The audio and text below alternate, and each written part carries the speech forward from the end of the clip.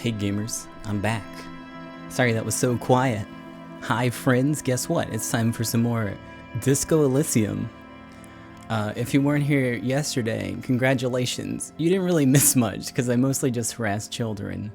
What happened? We're in a district of Revachol, I don't remember the name of it, investigating a crime that might have been perpetrated by the Union of the Harbor, who hung a man in back of a hostel cafeteria, and I haven't really investigated that part yet, but I've definitely bothered a lot of children.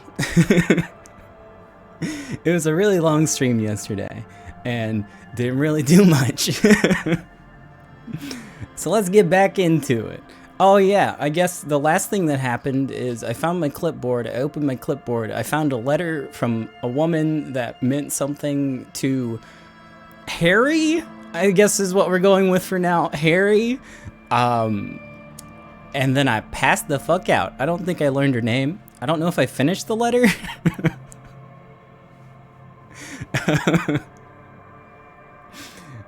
Dead bloated body seems to think I'm a Harry, so I believe him.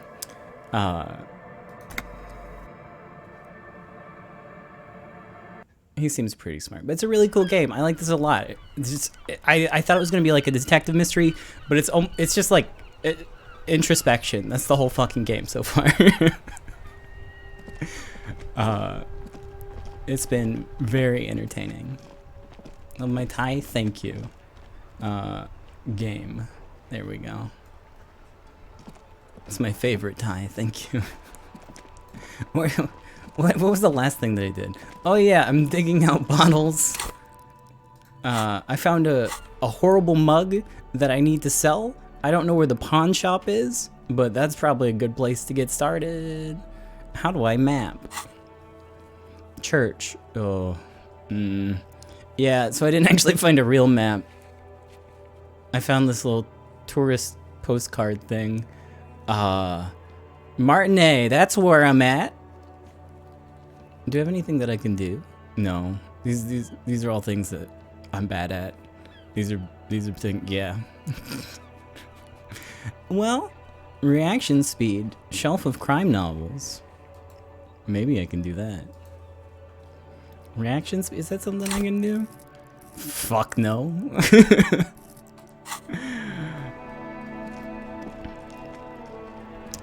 Lot of rich world building, like almost too much, so much so that I've absorbed very little of it. It reminds me of like a China medieval novel. And I'm just gonna let it wash over me and try not to worry about it too much. Roundabout north.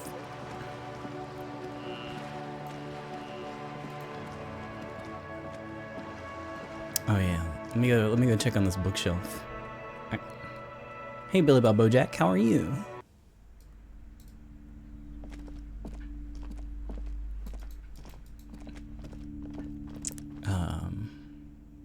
Shelves filled to the brim is this the with one? crime novels featuring the supposed. Who's Dick Mullen? Oh yeah, I can't do that. It's locked. Never mind. I'm never gonna get reaction speed. So right now I'm still trying to figure out how to get into the harbor.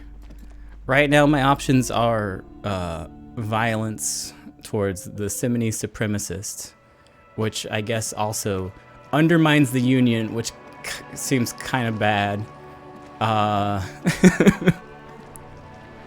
Not a lot of easy choices.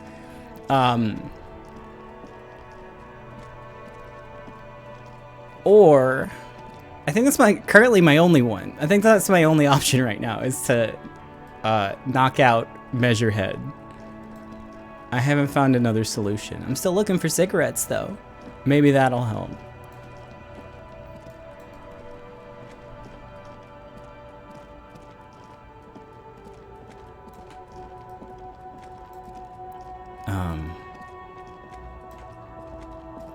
But I did make it to the title screen yesterday. It took about 5 hours. Let me go like as far west as I can.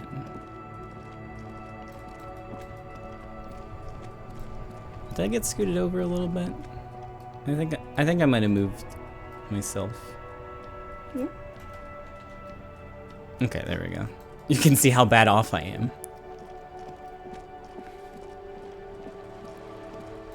Have we talked? Have you no shame? Whining about your back every time you bring out the measuring tape. René, you're a man with a fork in a world of soup. Please, let's just try to enjoy the game, alright? I'm trying to, but you keep breaking my concentration. You're old. I can see that. We're both old. Now stop grabbing your ass like it's a girl. These manly men are playing balls. This is a ball game. Grab a ball and play it.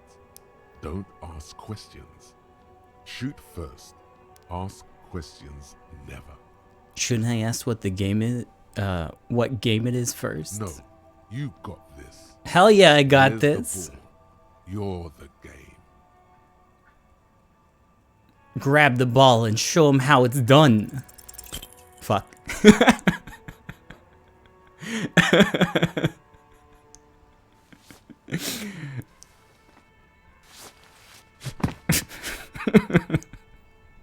This felt wrong. That's Wrong pretty like bad. touching your sister's breast. Oh, You threw your sister's breast.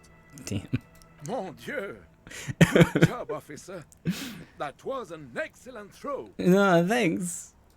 There are no two more harmful words an athlete can hear than good job. And this was downright embarrassing. Hold on. Why did it feel so wrong? Your muscle memory knew what to do and went for it.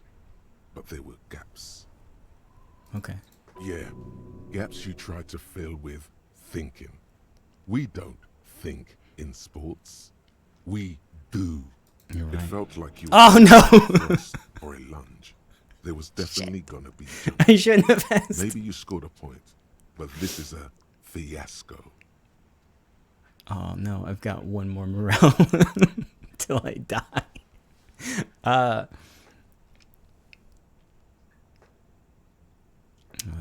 I thought something way more spectacular would happen. What are you talking about? You just executed a pretty much perfect pétanque throw. His tone is full of With admiration. a pinch of fear. How are you ever going to get the officer's shit off your nose, Gaston? Or even climb out of his ass? He shakes his head in extreme disdain.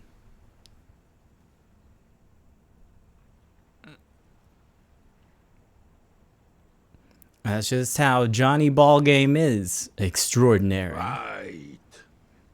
Was the demonstration it? Or do you still need something from us, officer? Yes, officer. What do we need from this gentleman? I'm not sure.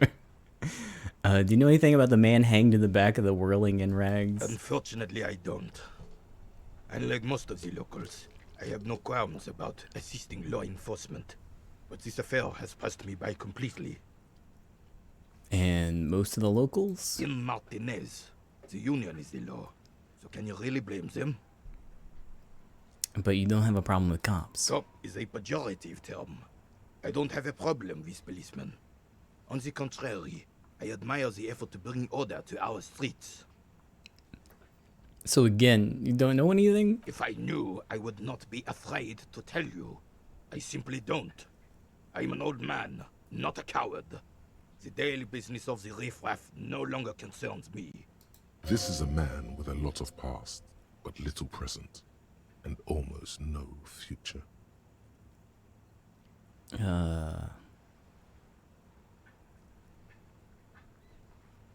You seem to be playing in a crater. Yes. The terrain here provides an interesting variety to a familiar game.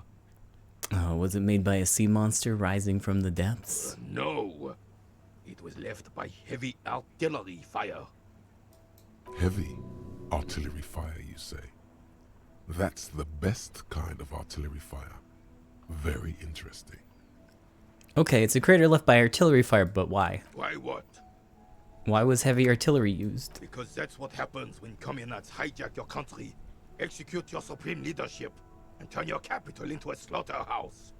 You use heavy ordnance to clean up your home. Wait, who are the communards again? Commies, communists, socialists, anarchists, call them what you like. They just chose the name to feel special. Senseless sentimentality. Did you use artillery fire against them? Sadly, no. It was the foreigners who brought them to their knees. We fought valiantly. Too valiantly. So valiantly we got licked. Should have fought dirty, like they did with their suicide sex cult propaganda and mad anarchist women strapped to shrapnel bombs. We didn't though, and we lacked caliber. God bless him, but the suzerain's cannons simply weren't big enough. Why shell them in here in Martinez? Because this place is a damn beachhead. Had to soften the commies up first. The beachhead? Yes. The military coordinated amphibious landing to take back Revachol. He finds your lack of historic knowledge troubling, a sign of mental deterioration in the preceding generations.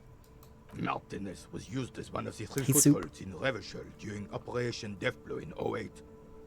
The other two are off in Stella Maris and the Delta. He points to the northeast. Nod thoughtfully and turn to look This northeast. here is Blood Ground, where coalition boots first made landfall and cleaned those rabid dogs out. Most likely, we're playing pétanque on their mangled corpses. Blood ground. You got old René going there. Like he isn't hungry enough already. Hold on. Wait. The coalition? Don't get me wrong, officer. I hate those foreign dogs, but the enemy of my enemy and all that. They're the lesser evil. That explains all the war damage. Damn right, son. They laid the fire of hell on the city before they stormed it. And it worked, too. There's a strange gleam in his He eyes. approves of this radical approach, knows it was necessary. The rest of the city got cleaned up, but Martinez they keep as a monument. スーパースパット64ジャストでサブスクリビド440万ズ This looks like a happy game. Yeah, it is. Thank you, Spud. A dark shadow runs across his face. Oh no, that was in the middle. Oops. Well, it's your own damn fault. You, we, the coalition, Revachol, whoever you want to blame, never finished the job. Officially, the party never surrendered. Of course, they still all influence. You don't even begin to truly understand the players at the table, let alone the specific circumstances surrounding the...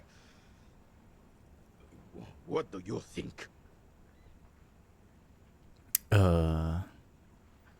Nothing. I don't think. I just do. I'm just so damn sorry it had to be the coalition.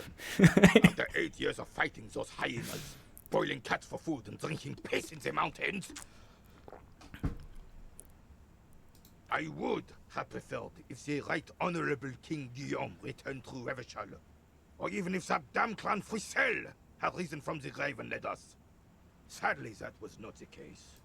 This royal failure weighs heavily on him. Instead, all that is just, holy, and beautiful in the world was wiped away, and now it's neon signs with toothpaste ads everywhere. Foreign influence peddling garbage and stupid music on the radio. This is just what the commies wanted. This was their plan all along. This is what they wanted to replace the role of the suzerain with.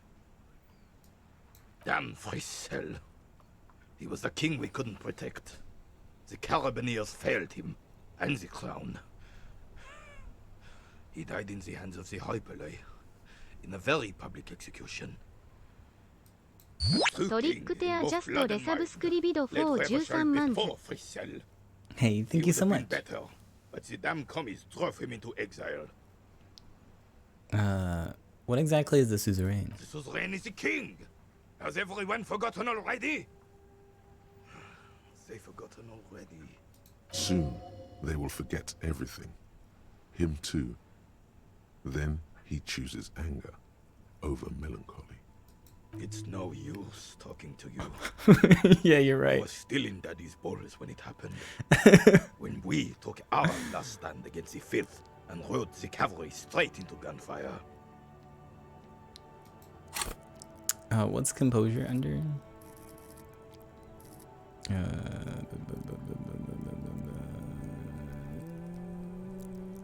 Oh, last one. Yeah. Sorry, that's not really my thing.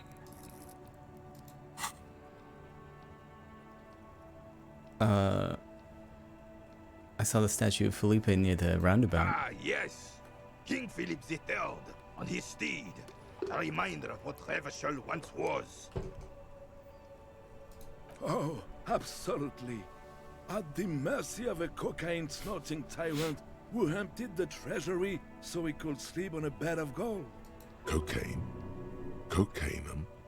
Sounds like our kind of king. And just imagine what kind of cocaine a king would have had. A superpower, feared and respected. A testament to what this country can be under the leadership of a true king. Someone who knows how to rule.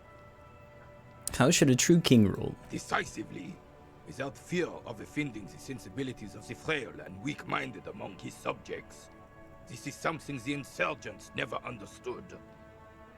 Seems to me like a leader should take care of his people before himself. Nation is only as strong as its leader.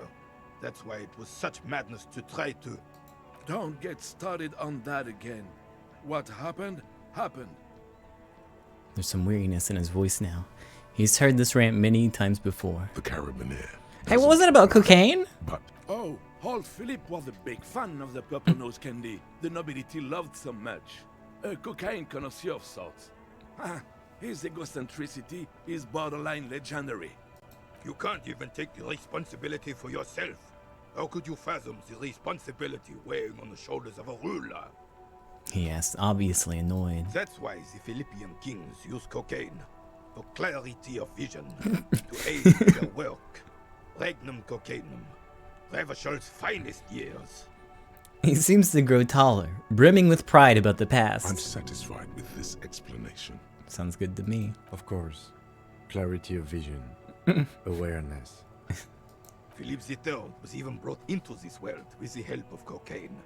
The court made him administer the dose to his mother when she was in labor. And it is well known that with the help of cocaine, only the purest, of course, he was able to connect with higher realms. Higher realms. Of course, it all makes sense.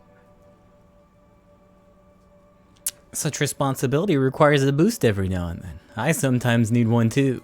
Please, officer, don't encourage him. You spare us the cocaine fairy tales. The RCM isn't interested in them. Yes, indeed. Aw, We're man. not here to investigate the drug trade of centuries past. Alright, let's talk about something Right. else. Yeah, I can't do that. Thanks for your time.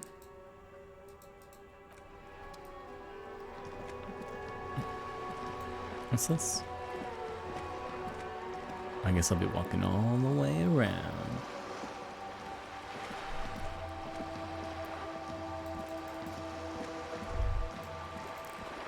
You hear the distant squall of seabirds.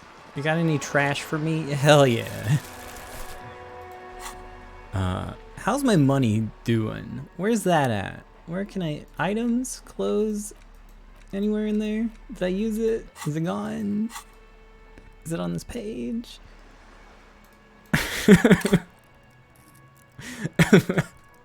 I'm not sure. Oh wait, there it is. That's it. The number was so small I didn't even recognize it as money.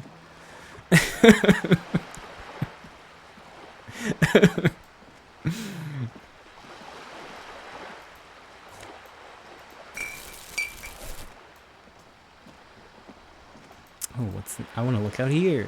Do I gotta pay for this? This coin Nope. operated viewer is Sorry. facing south. The instruction manual says to insert 25 centimes and pull the handle while looking inside. Then use the focus knob to zoom in if necessary. Ah, why not? Your money disappears into the coin slot. A clunk. the ring of metal. It's okay. That was only like 1/8 of my wealth. Pull the handle and look inside. The curtains on the display open. You lean in to catch the view. It's blurry, different blues and greens. In the middle of the shimmer stands a drab grey shape, like a ghost. Turn the knob to focus your vision. The lenses shift. The ghost sharpens into an islet in the bay. In the ruins, a man-made structure is visible, a half-sunken sea fort. Its concrete almost reconquered by nature. It looks as if it was abandoned quite some time ago. Nothing but a rotten tooth remains of the anti-aircraft tower. A lonely birch tree grows out of it. Its leaves ripped from it by the winter wind. Hang in there, little one. The little brave birch tree seems to wave back in the wind. There are ruins of some kind of a building over Really? there. I don't have the eyesight to make it out. And the lieutenant takes off his glasses and cleans them. Oh, okay. There goes 25 cents. Not sure what I expected. Oh, well. Enormous bowls. Worthy of a real man.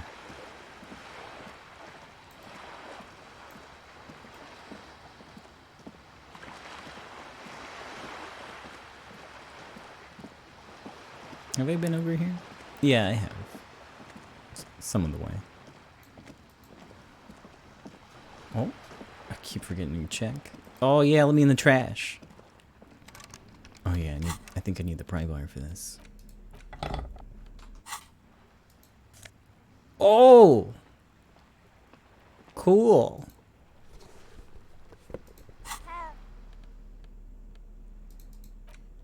What is that? Half light at one suggestion.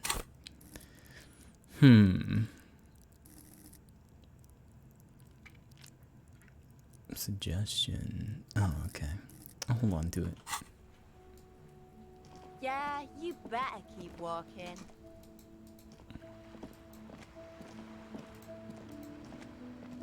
A sturdy metal door guards the southwest entrance to the apartment building.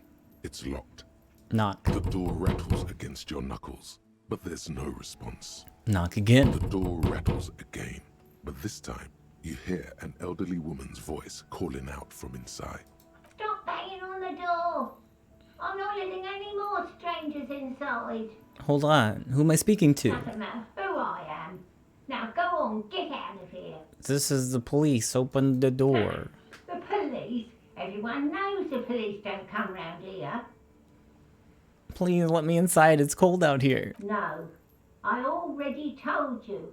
I won't be responsible for any more strangers getting into the building. Go check the backyard door. Maybe someone there will. She trails off, leaving the sentence unfinished. Kim, tell her we're real policemen. Madame, I assure you, we are real police officers. There is no reply. Oh, Just faint, sweeping sounds inside. okay.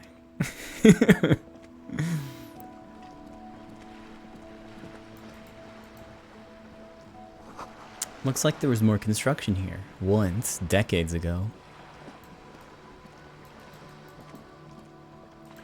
Oh, I think I'm on. The belly of this boat shines like it was recently painted.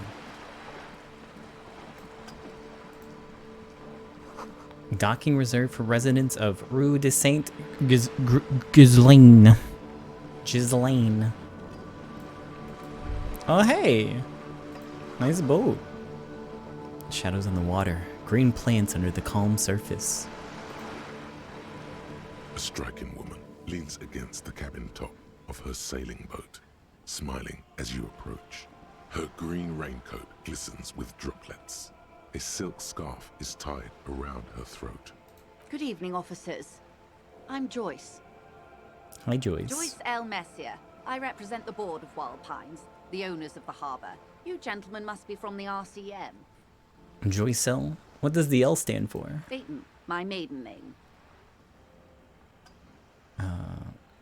What gave us away? Nothing, honestly. I've said it to every drunk in town, and you're the first one who's responded. Shake your hand. I'm glad to see you here. Her grip is tight and cold. I was dispatched to handle a strike, not a lynching. Anything I can do to assist the RCM in this matter, I will, gladly. You got any money? That is good to hear. I mean, look at that boat. You got money, right? I should let you know that he is recovering from an unusual medical episode. Very unusual. But There's a trace of irony in his voice. Mischief, even. The lieutenant is hatching some scheme. How interesting. I wish you a swift recovery. In the meanwhile, you have my full cooperation, and the full cooperation of the Wild Pines group. Oh no. Okay. It's hard to get a read on her precise disposition, but she appears helpful. Tell me about Wild Pines. What we do. I'm afraid I don't speak for Wild Pines as a whole. It's a giant undertaking. Okay, so what do they do? The Pines' core competency is logistics. Container shipping, freight, that sort of thing. See those airships there, blinking? Those are the shipping side of things. Okay. And that is the terminal. Another subdivision deals with energy, oil and gas exploration, offshore platforms. She enjoys talking about the company. It would not hurt to inquire more. Hey, how much money does Wild Pines have? I'm not at liberty to discuss the company balance sheet, but I can tell you that last year, the company booked more than 20 billion real in revenue. Oh, shit. A billion? Wow. 20 billion is a large number, but the conglomerate employs 72,000 people. They all need to be paid. Then there are capital improvements, interest payments. A wave hits the sloop. She grasps the mainstay for balance. A conglomerate the size of the Wild Pines is like a shark. If it stops moving, it will die. Then what becomes of those 72,000 families? It's a tremendous responsibility.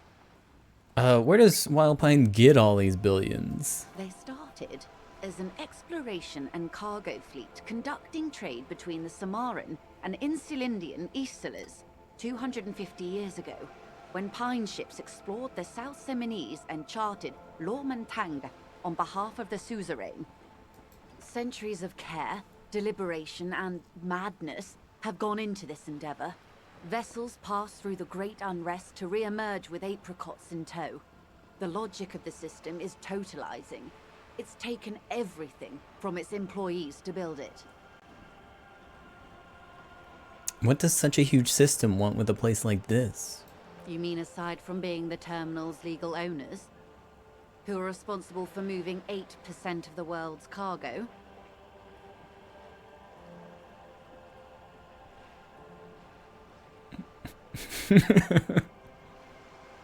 Hmm.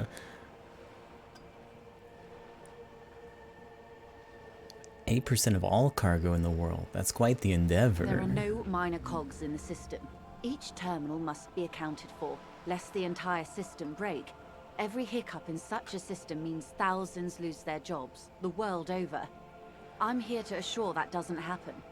With your help, hopefully, says her warm tone. You seem rich. Can I have some money? Is what you want to say. Oh. But it isn't that easy, is it? What? Why not? Look at that lady. Take a gander. Squint your eyes, bub. Okay. What nice fabrics. Why, yes. Tucked away under that sturdy green raincoat, almost rustic in its simplicity, a silk shirt and matching scarf around her gentle throat, while dull orange pearls hang from her earlobes, red from the cold. Her light green eyes scan you, full of knowledge and worry, wealth and all its possibilities. Okay, yes, so? Now look at you. Oh. You misery-clad simian, barely able to tie your own laces. Your armpits are lakes. A scythe of booze precedes you. Your hair sticks to your forehead, and your underwear feels uncomfortable. You're poor. Poor as balls. You can't ask this person for money. You're too...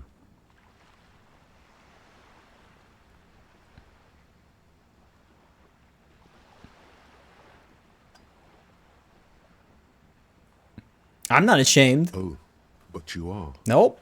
Too ashamed to ask this person for money. Too scared. Absolutely to look not. yourself in her eyes. Those half-precious stones of Erdenin. As I was saying, if there's any way I may be of assistance, please don't hesitate to ask.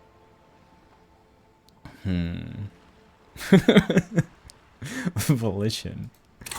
Money. Shit. I'll be back. What? You're on a boat. Why, yes I am. She looks at the deck under her feet. Green and white sails flutter overhead. Does she have a name? The boat? No. It is called Cordelati 19 because that's the type of sloop it is. Oh. The word "it" feels strange. Such a beautiful boat deserves a proper name. A breeze ripples through the sails and tugs at your hair. Below, the sleek, fish-like shape of the hull parts the water. Beneath that, a resounding darkness. You're reminded of something. Or someone. Cool, but your boat needs a name. Okay. How about Cordelati 19? Why? No. She taps on the side of the boat and makes a hollow sound. Because it was manufactured in Revachol East by a company called Cordelati, and its hull is 19 paces long.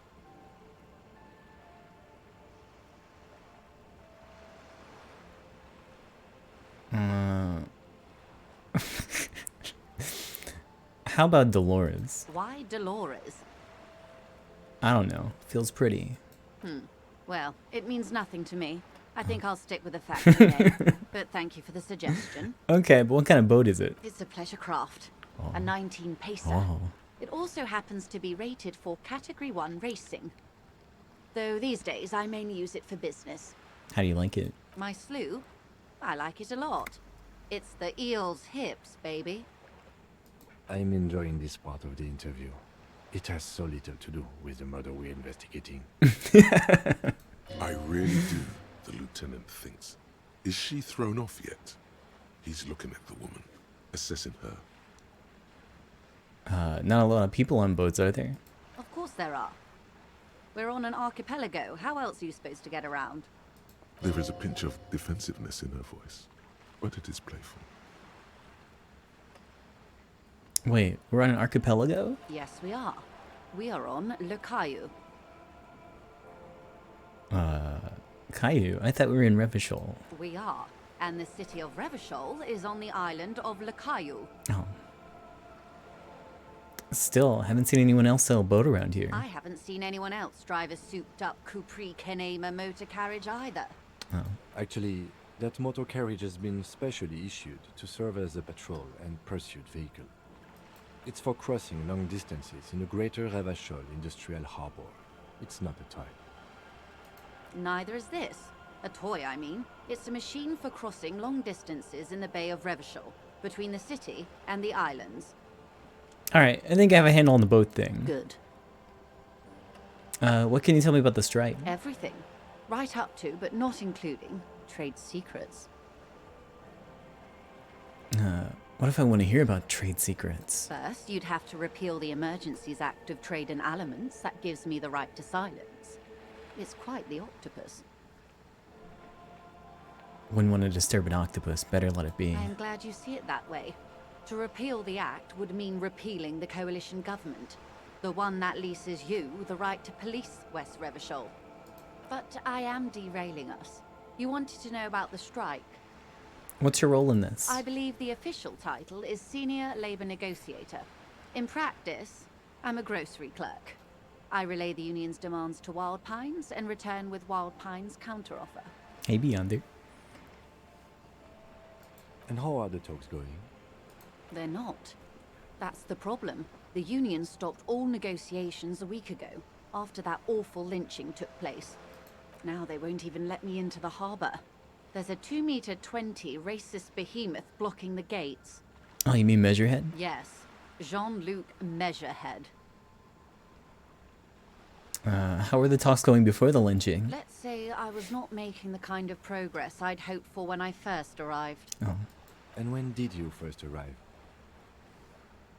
I arrived 3 weeks ago. Yes, in the middle of February. The bay was still partially frozen then. I prefer to do these things on site, like the RCM. But the strike began in December. He looks at his notes. I wasn't the original negotiator here. I took over after Mr. Gaumont hit a wall with Mr. Clare, the union boss. Mr. Clare refused to speak with Gaumont despite concessions he'd granted the union in prior negotiations. This isn't the first time the union has gone on strike. Heavens no. There have been 2 prior strikes. Both times the union won significant concessions, including overtime pay and a medical plan. This time their demands are more, I guess you could say, aggressive. What happened to this Gaumont? Mr. Clare told him to... how did he put it? She pauses to compose herself. Fuck off, midget. Gaumont is short of stature, you see. Okay then. Yes. Keep in mind, this is a negotiator Mr. Clare has worked with before, and who was more than fair with him and the union. What are their demands? There are leaflets everywhere, and banners. What did they say again? Oh yes. Every worker, a member of the board. Wait,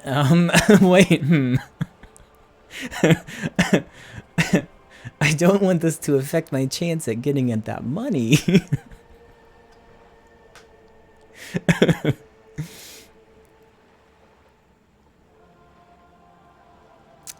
I don't know what to think about that. I'll compromise with that. They explained it.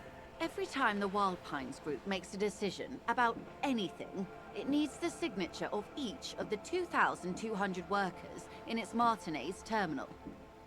Just so you understand, this is but one of 22 terminals owned by Wild Pines. Essentially, not only are they kings of the company, they are also kings of the 72,000 employees of Wild Pines Group.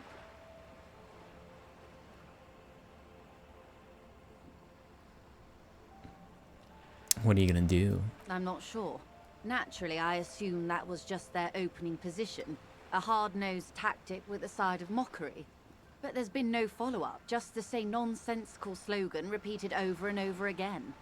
And now, people are getting lynched, I hear. Behind the whirling in rags. A disastrous situation if there ever was one.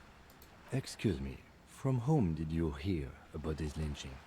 I first heard it from the bowyer at the gates. The one whose very name advertises his aversion to work.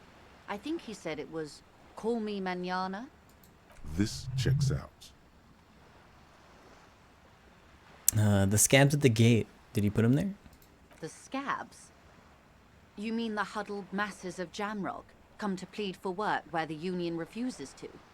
If they were organized by Wild Pines or its affiliates, then it would be a company secret.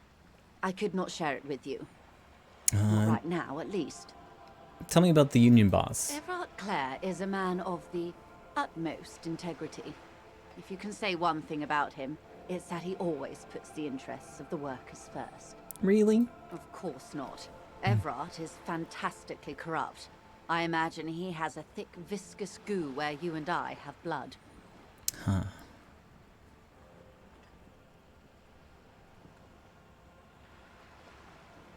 He is the most corrupt individual I have ever seen, and I deal with men like him for a living. If there is anyone more venal, more irredeemably nepotistic, then it's his twin brother, Edgar. Wait, there are 2 of him? Yes. Edgar looks exactly like his brother, except for that lazy eye. He also talks exactly like Everard does, and when one's term as foreman is up, the other takes over. It's how they circumvent the term limits, you see, with a funny little switcheroo. While in office, they've embezzled God knows how much of their workers' dues. What about the union itself? The Débardeurs Union was once a perfectly normal institution. 20 years ago, anyway.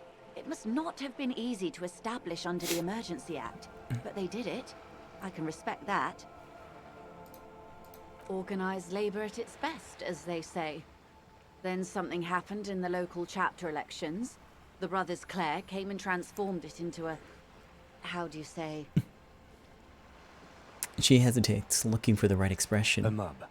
The debarders are a crime syndicate. Sad as it may be, I suspect we'll be forced to cooperate with them. Refreshingly honest, officer. The company has tried appeasing in the past, but I'm afraid our concessions have only emboldened Everard and his brother.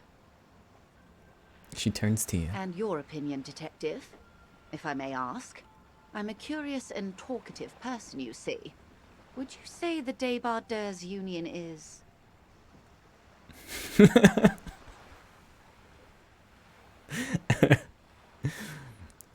You know, I guess I don't know enough. Why do you think so?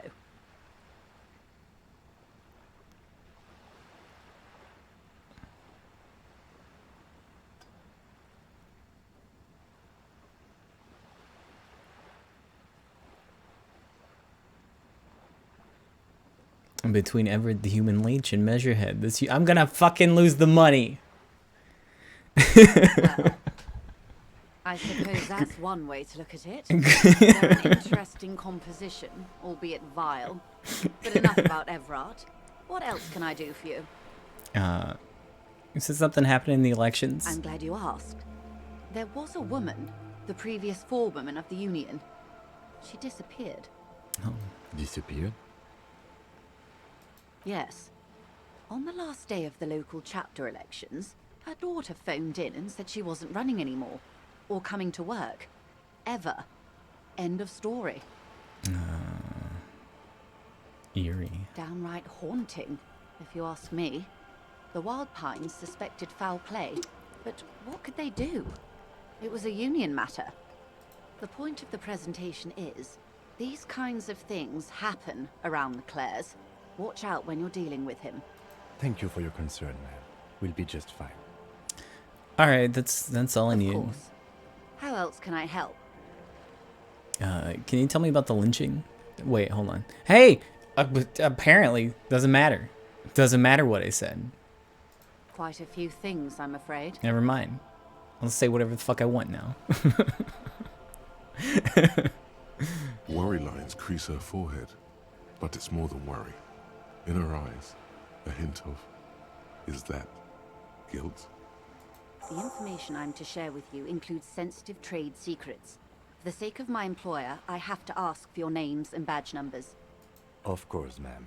We should have introduced ourselves. Oh no! I am Lieutenant Kitsuragi from Precinct 57. And this is my colleague from Precinct 41. I'm afraid he doesn't have his badge at the moment. I hope mine will suffice. How curious. Why is that, detective? Awkwardness washes over the conversation. The woman doesn't like this turn of events. Remember when my partner told you I recently suffered from an unusual medical episode? My lost badge is related to it. I see. So, are you saying you lost your badge during the course of this episode?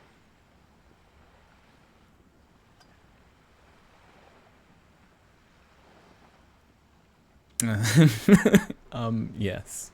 I can't hear you, darling. Speak up. It's possible. After a night of heavy drinking, I lost all memory of my life and the world. Oh dear.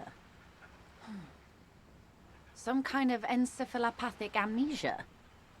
I don't even know how to respond. I do believe you, naive as that may sound.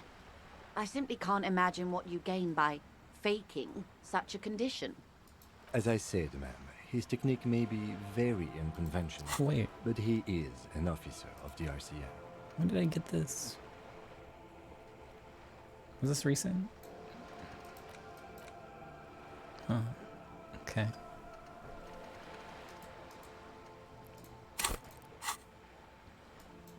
Can I internalize this one? It looks like I have slots.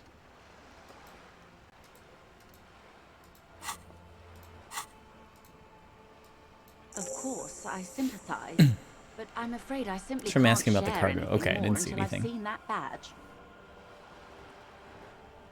Hang on. She's a professional negotiator.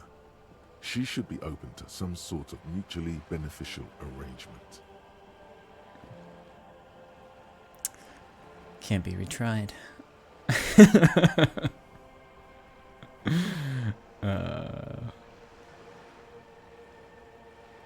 How do I negotiate my way out of this?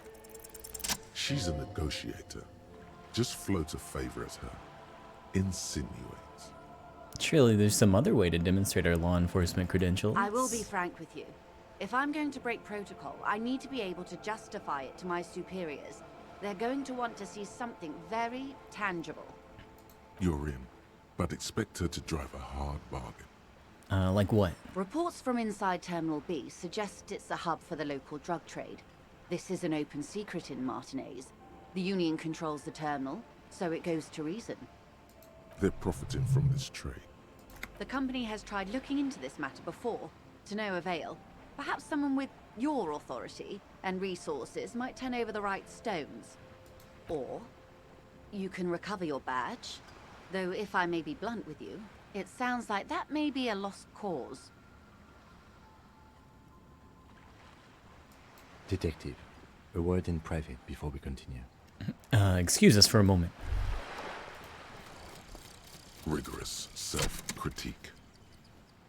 Cool. Here it is. Hard facts from the man you are. You once jerked off in the locker room and were caught. You held a young woman by the arm and kept her in your apartment for 20 minutes against her will. Oh. That's right. These are not flights of fancy.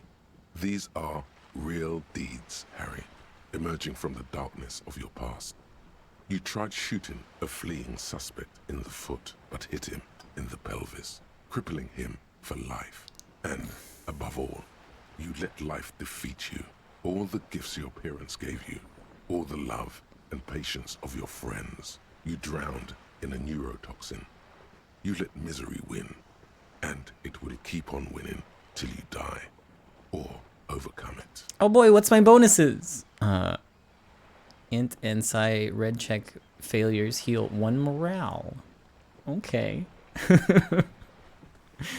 Well, I fail a lot of int checks. Check failures here heal 1 health. Learning cap for pain threshold raised to 6.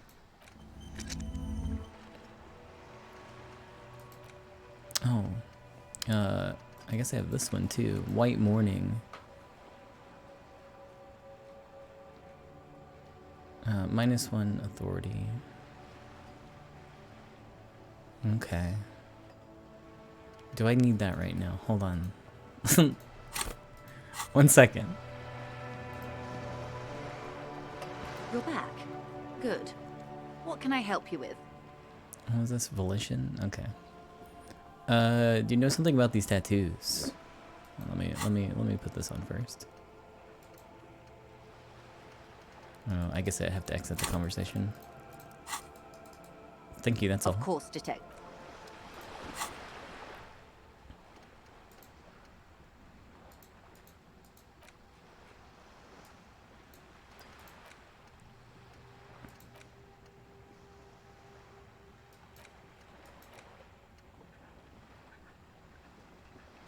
Race to 9. Visual calculus -2. Okay. Wait, do I not have unlock a new slot to research the thought? Oh. Does that also use the same skill points? Spend 1 skill point to unlock a new slot.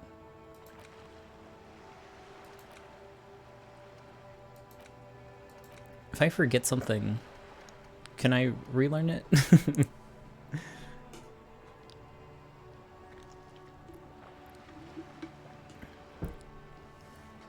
You cannot. Okay. Hold on, I'll just unlock a new slot for now and figure out what I'm going to do later. Let's do...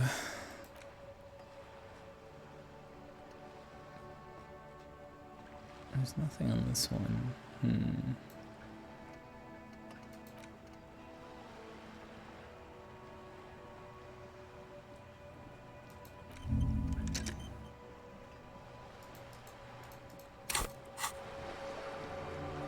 You're back. Good. What can I help you with? Do you know something about these tattoos? That's the man who was killed. I'm afraid this is a discussion for once we've cleared the lynching question. So you know something about the tattoos? Better not tie the fourth day to the backstay on this. I hope there is something else I can help you with. She wants to answer the question. Protocol keeps her from it. Okay, tell me about this. Oh wait, we're supposed to talk. Sorry, hold on. I'll leave this conversation. Thanks, that's all for now. Alright, what's up? Not going quite as I hoped it would, Detective. How do you hope it would go? Honestly, I was expecting you to use your unorthodox technique to keep her off balance and, you know, not volunteers to be her henchman. Really? I thought it was going so well. This woman is running circles around us. She might have known about your misplaced badge all along, or she's simply an adept improviser. Either way, we've played straight into her hands. He doesn't let it show, but there is a limit to how much the consequences of your unprofessional behavior can cost the investigation.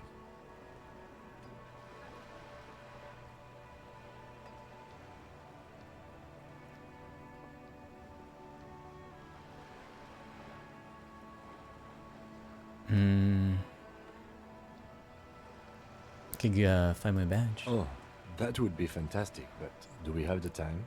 The world is large and your badge is 8 by 6 centimeters. You could request a new one from your station, but that would literally take months. I'm sorry for putting us in this situation. I'll handle it. I'm sure you will, Detective. Do you propose we don't investigate the drug trafficking? No. If there is reasonable suspicion, we must investigate. Otherwise, she could claim we are siding with the Union, or that we are on their take. We'd never hear the end of it. What I propose is, we ask her, then we investigate, briefly. But do not share the outcome of this investigation with her. We tell her it's done and demand for her information on the lynching. Okay. You're back. Good. What can I help you with? Okay, tell me about the drug trafficking. It's quite straightforward. Someone is using Terminal B to smuggle raw ingredients from the Samaran Isla into Revachol with the Union's blessing. Wild Pines has suspected it for years. Ingredients for what, ma'am? Meth and dextroamphetamine, GBL, and various synthetic psychedelics. Honestly, it might be quicker to say what you can't make from the stuff. Let me get this straight. The materials come from Samara to Revachol through the terminal? Yes. After they clear the terminal, we lose track. The actual production is taking place at various sites in and around Jamrock Quarter, north of here. Wild Pine seems to be well apprised of the local drug trade, ma'am. Do you mean to say the Union also produces the product? Sells drugs, I mean? We're in logistics. It's our business to know. And no. As far as the company knows, the Union does not produce it. They transport the ingredients for a cut. And you want us to investigate? Yes, but you won't get anything out of Evrat and the Dock Workers Union. Still, every chain has its weak link. What do you mean? The lorries. Someone needs to move the ingredients from the harbour into the city. Once they reach Jamrock, they're distributed to a network of local manufacturers well beyond our grasp. But in transit, they are vulnerable. What do you miss? I've been trying to shake down this lady for some big bucks for like the last 20 minutes. Perhaps you've noticed that a number of lorries are tangled in a traffic jam at the roundabout just now. Interview the drivers who are still hanging about. One of them might be waiting for a crucial shipment. Anything before that? I talked to some old guys playing with balls. I'll be explicit. If you find this driver, I will share company secrets with you.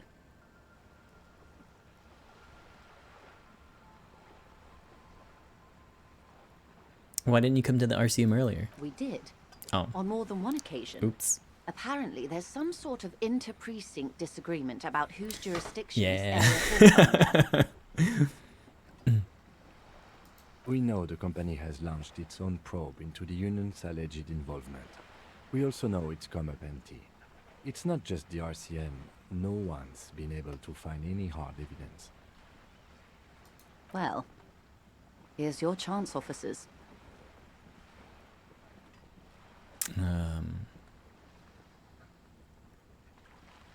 What proof do you have that the Union's involved? How do you think they're financing this strike? There are thousands of unpaid dock workers going strong for the 4th month straight. There was a shakedown of local businesses preceding the strike. Like my fun Many were tie, squeezed to thanks. bankruptcy. With all due respect to these desert cacti, the contents of a few cash registers cannot provide for 2,000 men. The local businesses can scarcely provide for themselves. So you think the strike's being funded with the with source ingredients for drugs? Precisely. Smuggled out of that very gate at night, most likely, then loaded onto lorries and driven to Jamrock. You simply need to find one driver who will open up to you. I've only got one driver I know Sounds of. like she tried looking into it herself, though she's clearly not the type your typical lorry man would confide in. It's no coincidence the lorries are stranded there like that, is it? No. We asked East Motor Track to raise the drawbridge. The road company is a partner of one of our subsidiaries. I've not been However- able to find magnesium. I've been digging through the trash. I've been picking up all the bottles I can find. I have not found another source of morale. I am just forever miserable right now. As soon as I can figure out how to fix it, I will.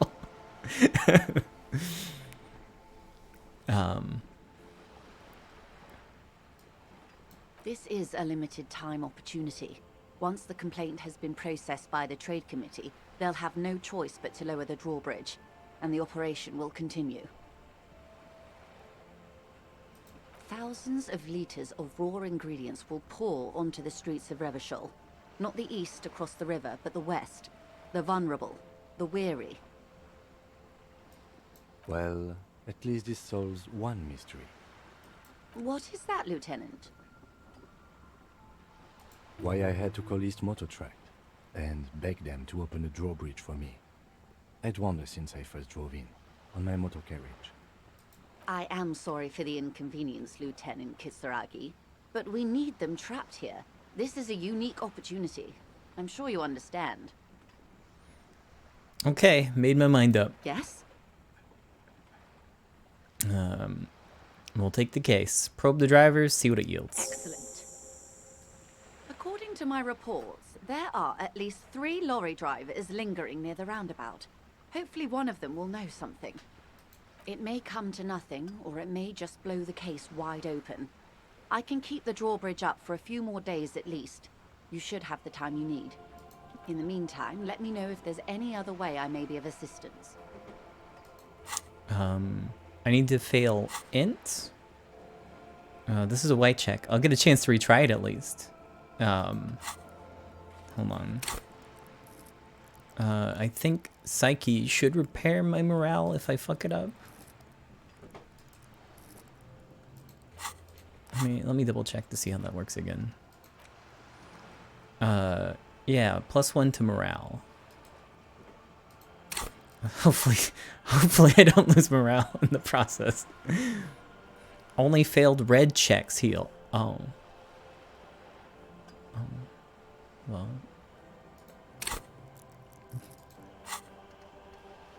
Oh yeah, yeah. It does very specifically say red check. That's all for now. Oh, I need my bag. There we go. Empathy, -2 authority, Inland Empire. Okay. Oh, hold on. I replaced the wrong hand. Good enough.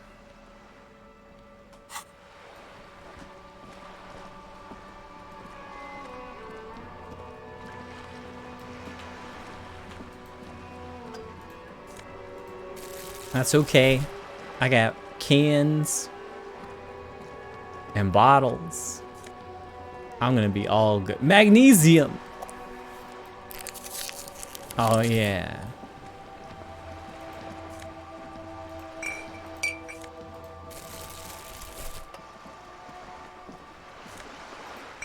I don't know how much magnesium is going to cost.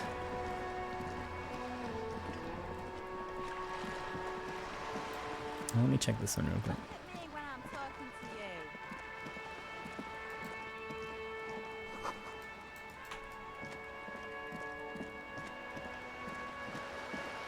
Nice tie, thanks.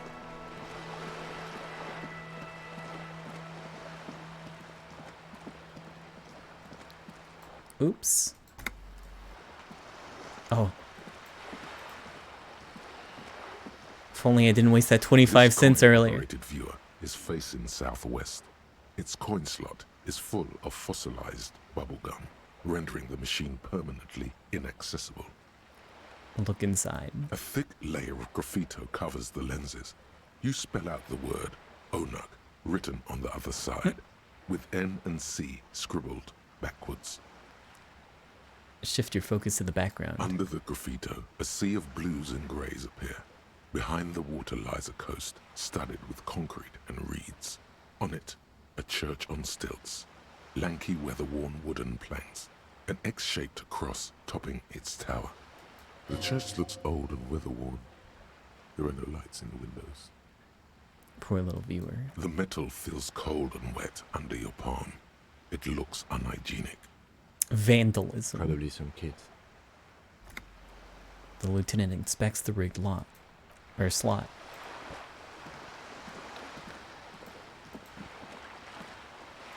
Get out of the way, I need the cans!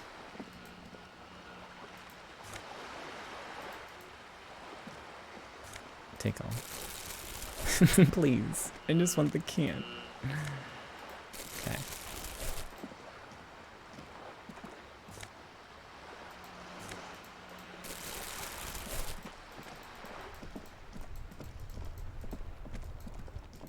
The worn and beaten wooden planks of the bench do not look overly comforting.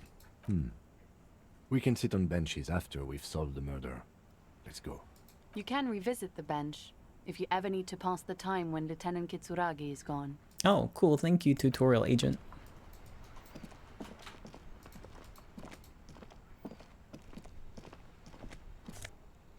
Yo, a double.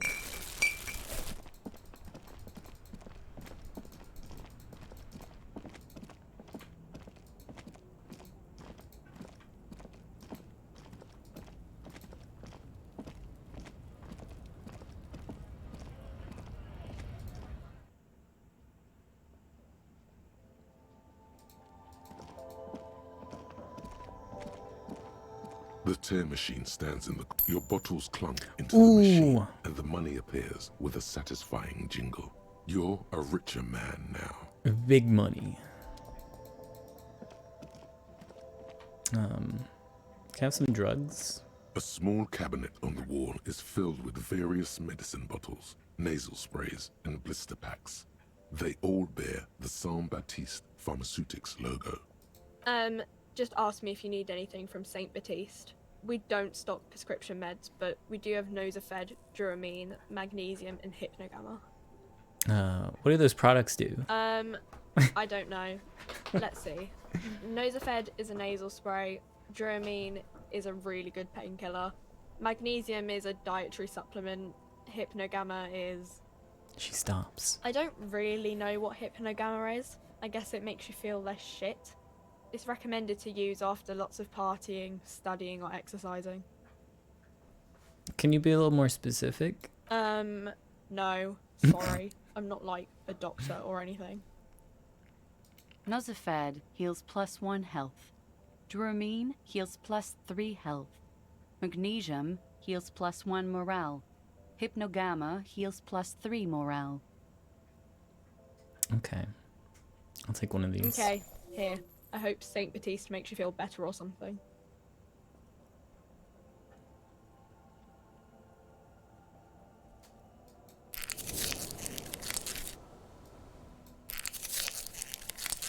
Okay. I'll leave a little room for those red checks when I feel him.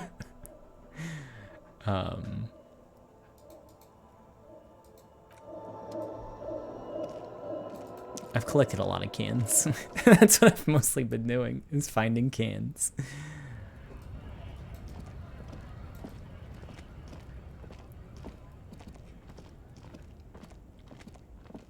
At the beginning, I picked sensitive of the 3 that were available.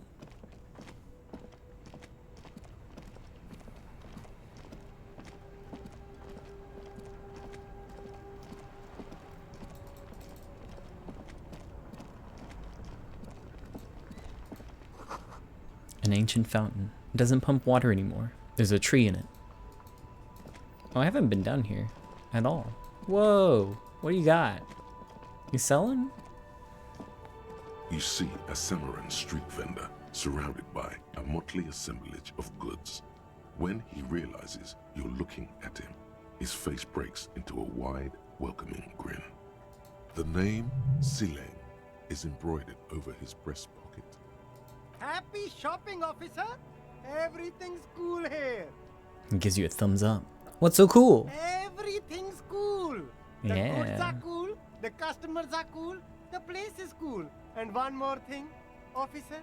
From out on the bay, a cool wind gathers. It sweeps into the city, tugging at the textiles hanging around the stand. Some distance away, the sound of a tin can clattering across the street can be heard. You're very cool. Whoa. Bang, bang, bang, bang! He makes both hands into finger pistols and fires a few finger bullets into the air. Really? You think I'm cool? Oh, yes! You got style. You got personal style. You know what you like. He surveys his consumerist kingdom with an air of satisfaction. You like premium menswear. Look around and browse. Everything looks cool on a guy like you. Take your time. Oh god, I hope I still have Don't be money. distracted by the flattery and funny man act. Questions. Oh. Just wait him to give me some money. That's pretty bad. What kind of stuff you selling? Only the coolest goods in Revachol. I've got sneakers, speakers, extremely comfy pants too. Try them on right here. No shame, only freedom. Where do you get those comfy pants? I'm an entrepreneur, officer. I've got sources, buyers, suppliers, distributors, manufacturers, wholesalers, all extremely cool and above board. Is there a discount for cool officers like me? No need for discounts at ceilings, officer. Everything's already on sale. Anything you want, 50% off. That's all then. Anything for you. Where are you from? Me? It's a boring story, officer. Who cares about the past? I'm all business now. All Revachol. Sounds good. Let's get back to business Very then. cool. I like your style, officer. Let me look around. Oh, you selling this can? Yoink! There are clothes inside. Cheap second-hand clothes, smelling of strangers' body odors. Don't be shy. These are premium class clothes. Good quality fabrics, best retro design. Save the economy with your style, officer. Okay. You find your hands deep in tattered and faded garments made from weird polyester blends that make your body itch and sweat in all the wrong places. Economical, but also trendy. Look first-hand, buy second-hand. Keep the economy moving. Composure is a motorix. Okay. Yeah, whatever. 58's pretty good. Yeah. I'm doing it! Something cold raises your hand. Synthetic and sleek. A windbreaker. Surf, it says, but also wind, summer, 100% waterproof, and sport. All in different typefaces. Hell yeah. This jacket is the apex of human evolution. The moment at which man became weatherproof. I'll take it. Practical, and yet it may deaden your senses to the world around you. Possibly because of the awful typeface. Good choice, officer. Oh. That is 40. And it's only 450 for you, sir. I'll leave it for now. Oh, it's pretty good. What's in my inventory that keeps flashing? Oh yeah, I need to find this pawn shop so I can get rid of this horrible mug.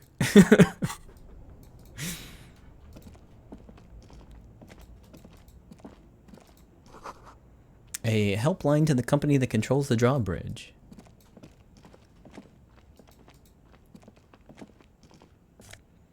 Oh. I'm not very good at stealing anyways.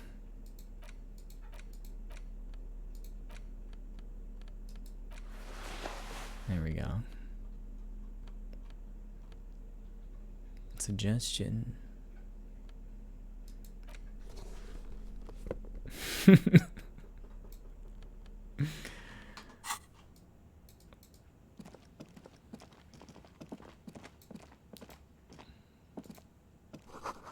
Water lock out of order until Wednesday, 7:15 a.m.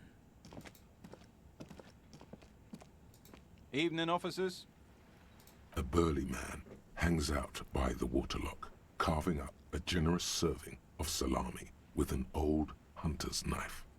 His eyes are fixed on a man stranded on the other side of the waterlock and on an enormous billboard that has fallen down into the canal between them. His posture is relaxed. Despite his powerful build and a knife in his hand, this man resorts to physical intimidation only infrequently, if at all. First things first, what are you doing here, man on the waterlock? My friend Barry the Butcher is stuck on the other side of the waterlock. I'm keeping him company and eating his salami. From the corner of your eye, you see a man in a yellow shirt and grey overalls waving at you from across the canal. He seems disappointed about the wreckage on the waterlock and the salami. Very good stuff. Anything I can do for you, officer? The man on the waterlock picks the skin off a slice of salami and takes a sizable bite. What caused this wreckage? I wasn't here to witness it, but those look like tire tracks on that sign. Weird, huh? Then again, plenty of daredevil drivers in Revachol. The words daredevil driver sound ominous to you. Too bad it also takes a year and a day to repair anything around here, especially a waterlock. The rest of the coast is closed off till then. Can I have some of that salami? Sure thing. He cuts off a slice of salami. Want some too, officer? He turns to the lieutenant. Why not? The lieutenant ponders the offer for a moment, then decides to go for it. He takes a slice of salami from the man and chews on it. Do you know what's further down the coast? Well, there's the fishing village, an abandoned fish market, a bizarro church. Not much use to the congregation, though. There always seems to be something wrong with it. Yeah, not really much else. Just bombed out ruins. Alright, bye. Oh, hold on. Can I touch this? I'm gonna care. A couple of indicator lights are missing from this control panel. Loose wires dangle from the now vacant holes. In the middle is a lever. Beneath it, a small metal plaque. Pull the lever up. You pull the lever all the way up until the metal clicks against the contact pins. You hear a soft clunk. Then, nothing happens. Push it harder. Wait, hold on. What? Push it harder. Nothing happens. A cold gust of wind blowing in from the sea interrupts the silence of the situation. The lieutenant hums to himself while staring at your activities. Release the lever. A spring brings the lever back to its original position. You still need to close the waterlock to get across the canal. Some other way. Wasn't there a sign over there saying functionality will be restored on Wednesday morning? Pull the lever again. You pull the lever all the way up until nothing happens. Okay. A spring brings the lever back. Wasn't there a sign? Oh, hey. Socio-economics. There it is. 0.000% of communism has been built. Evil, child-murdering billionaires still rule the world with a shit-eating grin. All he has managed to do is make himself sad. He is starting to suspect Krasmazov fucked him over personally with his socio-economic theory. It has, however, made him into a very smart boy with something like a university degree in truth. Instead of building communism, he now builds a precise model of this grotesque, duplicitous world. Alright, what does this do for me? Left-wing dialogue options give +4 experience. Okay. Visual calculus down and authority down.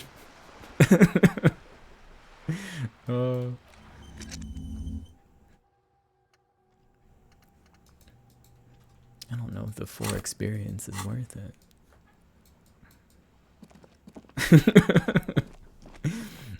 What's this?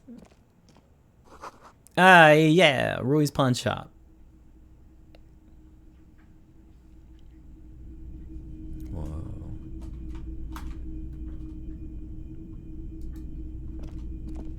It's not often that I see officers from the RCM in my pawn shop.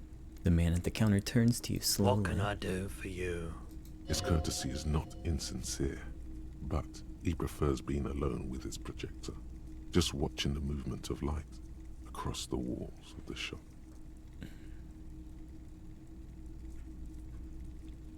Sorry, I feel like I'm interrupting you. Oh no, not at all. I guess I haven't had many customers lately, RCM or otherwise. Who are your customers usually?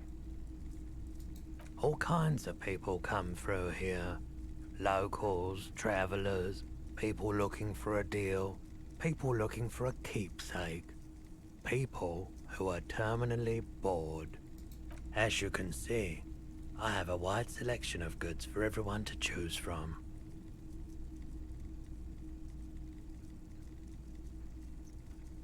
Quite the collection indeed. It keeps me entertained. His attention is drawn once more to the play of lights and shadow on the walls behind you. Entertained? He might be high. If he is, on what? Do I have anything that's fucking up my electrochemistry really bad?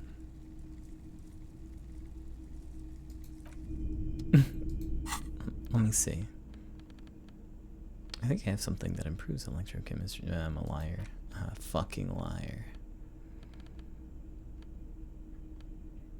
Hold on, I need to take off my pants. No, my pants are good. My pants are good. No, we're good. Hello again. How can I help you? I'll roll it. Okay. Fuck. He definitely is high. Whatever it is, you've probably done it, and many other things besides.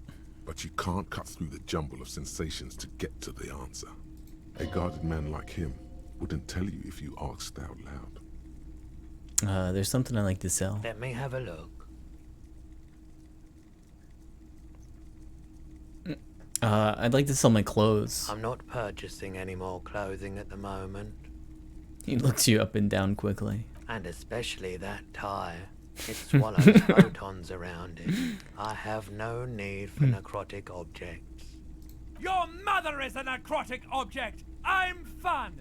Look at me sparking in the light of the projector! I have a fascinating photo of a corpse here. Oh, no. I don't like those kinds of objects. No sale. Do you know what these tattoos mean? Aphotic paths, counter-radiance networks, anti-magnetism. It's darkness. That's all I know. Sell me something lighter. I don't have anything to sell. Another time, perhaps.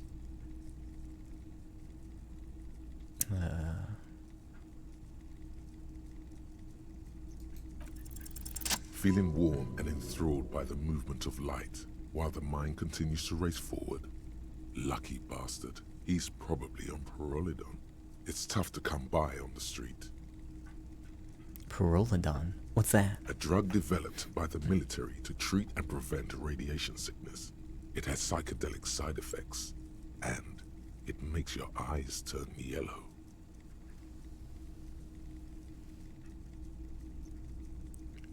Hey, so where does a man get Pyrrolidon these days? How would I know?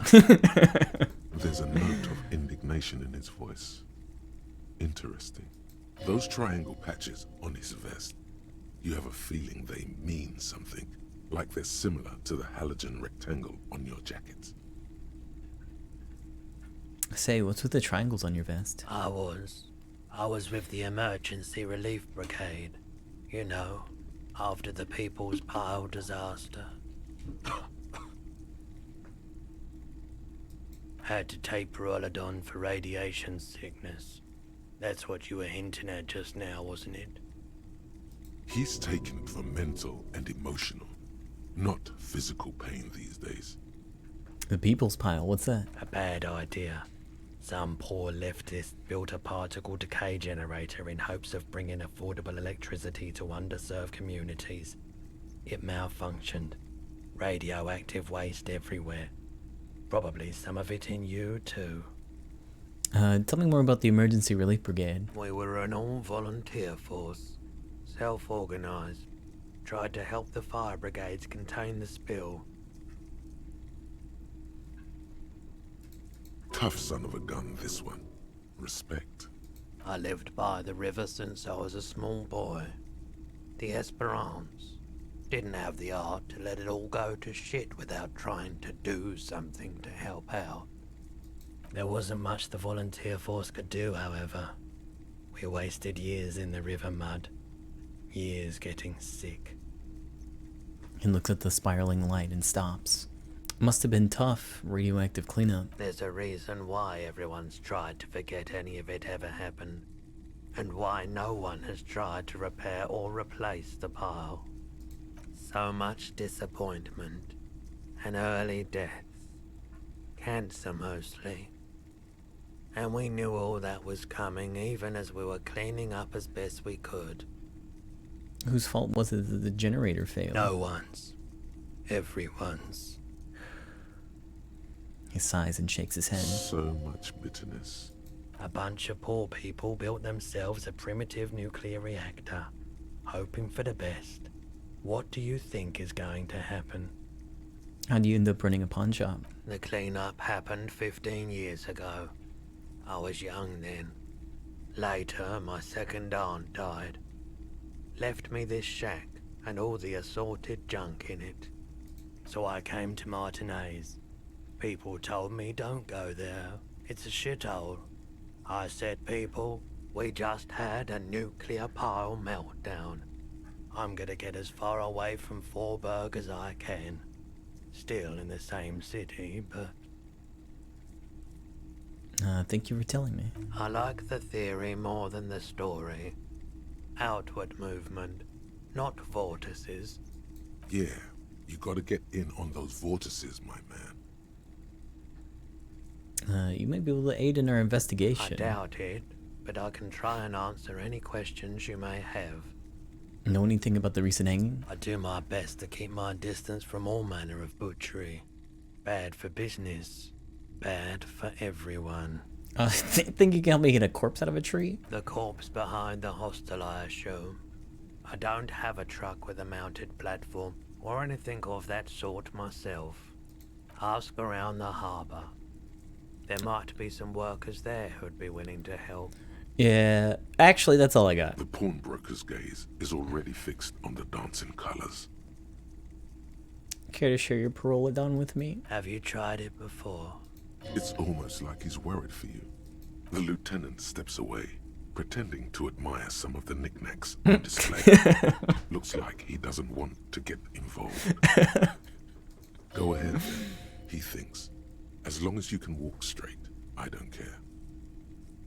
I have it, but don't worry, I can take it. If you say so. Here you go, man. He presents a large cap-shaped object on the palm of his hand. Very odd looking. Yes, darling. That's the coalition government ordained Perolidon.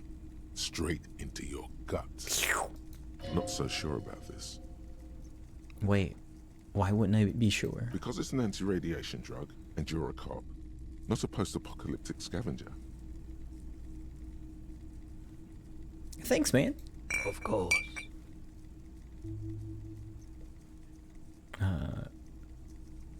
By the way, do you happen to have any guns, like the ones carried by officers in the citizens' militia? Someone else came here earlier today asking the same question. I promptly sold her the gun you pawned a couple days back. Ah, shoot. The lieutenant shifts from one foot to another, alert. Wait, I sold you my gun? You... With Kim here too? That just sounded really, really bad. You were adamant about getting rid of it, officer. Said you were undeserving of a service weapon of the Revachol Citizens Militia. And I don't like keeping guns around the shop for long. Off-the-charts photon emissions. The unhealthy kind. He's not telling you the whole story. It seems he's trying to spare you. Hit me with it all. I feel like there's something you're not telling me. You weren't quiet yourself, officer. What was I like? You were very distraught. You said the gun was a threat to your life and that you can't trust yourself with it tonight. And that you need the money. Oh. When I said that I don't normally buy firearms, you put the gun barrel in your mouth and sort of sucked on it. Yeah. Then I agreed to take it. You sucked on a gun? Good. Very normal.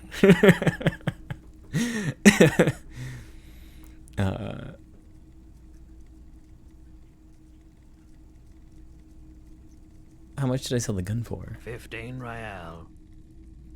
That's it. The lieutenant looks from you to Roy, and then back to you. It's clear that he hopes this tableau might still turn out to be a bad dream. It's not, though. This has got to be the most. Wow. There's pity there, too. In case you didn't notice. Sorry you had to see me in that state. We don't have to talk about it any further. No apologies necessary, officer. Was the buyer a policeman too? She didn't seem like a policeman, although she kept referring to herself as a pig, which was odd.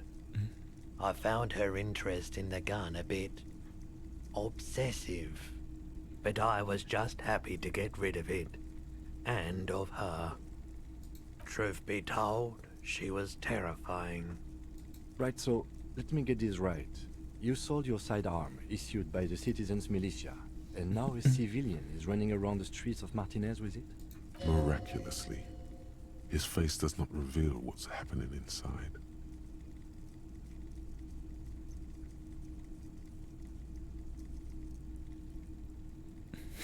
I'm sorry I sold my gun.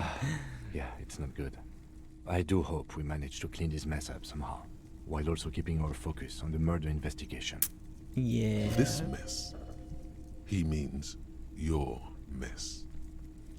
Any idea where I can find this buyer? My apologies, officer, but I have no idea where she was coming from or where she went. A needle in a haystack. There is nothing you can do about it now. You'll just have to hope you luck upon her somehow. Well, at least I know how I lost my sidearm. Let's talk about something else. Of course. Do I have anything else to talk about in here? No. Okay. Sure, man. Got any cool clothes? Mostly military wear with a few more eccentric fashions thrown in. The boomboxes on the shelf look well loved and well traveled. Chipped, dented, they stare at you with the unblinking eyes of their tape reels. Stand on the tips of your toes to see more. One especially catches your eye. Deep gold and amber plastic with a big old handle on top. A classic boombox that says Stereo 8 approved. This is you. Golden orange. A sunset suite. Just make sure it works before you buy it.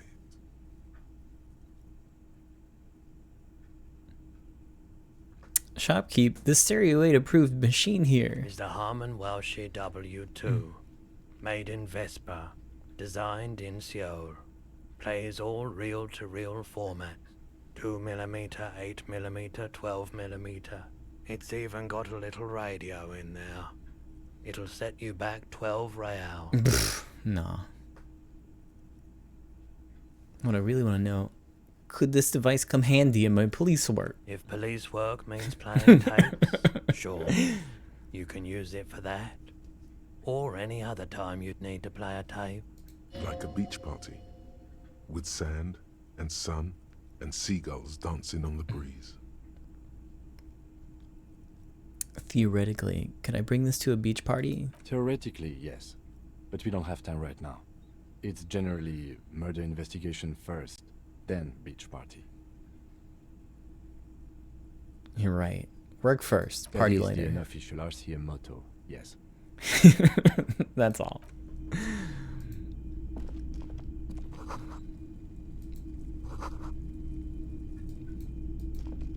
So I can't get rid of my mug, is what you're telling me. I just have to live with this racist mug in my inventory now. I thought I could sell it. Oh, well. Shoot. It's just a racist mug. What's there to read here? Not much. Look at all that content. Oh boy, here we go. What are you going to say about a broken, tossed away mug that you dug out of the garbage?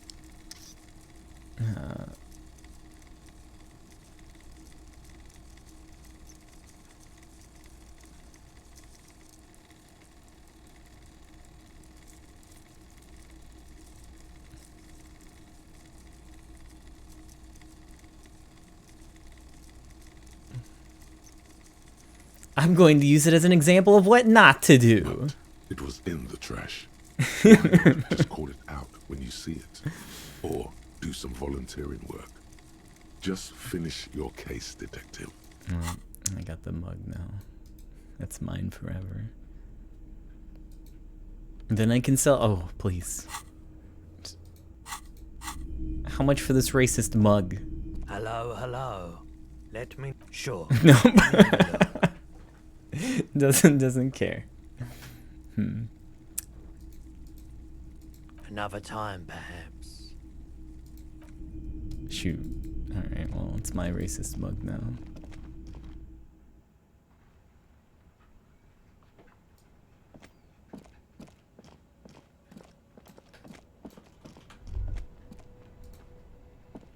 Oh, hey. Junk. For me.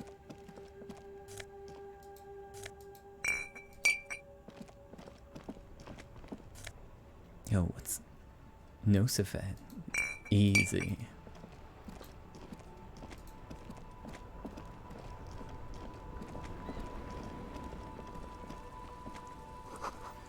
Tire tracks leading onto the roof. The slush and rain are have almost washed them off.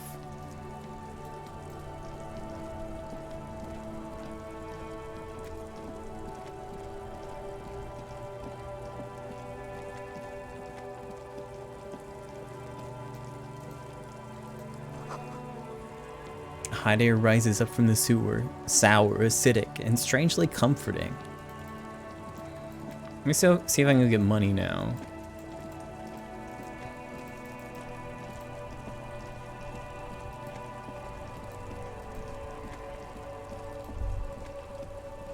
All around you, rain falls on the great city of Revachol.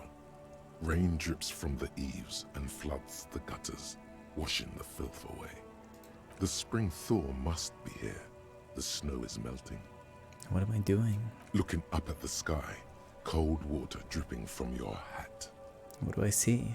Grey sky like great battleships, clouds colliding with one another. Rain falls down on the world. How does it feel? Humid. Your coat shields you from the rain while the city shivers around you. What's in the west? Sheets of rain over the water. A flight of stairs leading into the ocean. Wave after wave washing the coast of Martinaise, with its motorboats and gently swaying reeds. The ruins of a half-sunken sea fort crumble on an inlet beyond the Bay of Revachol. Ghosts rise into the sky.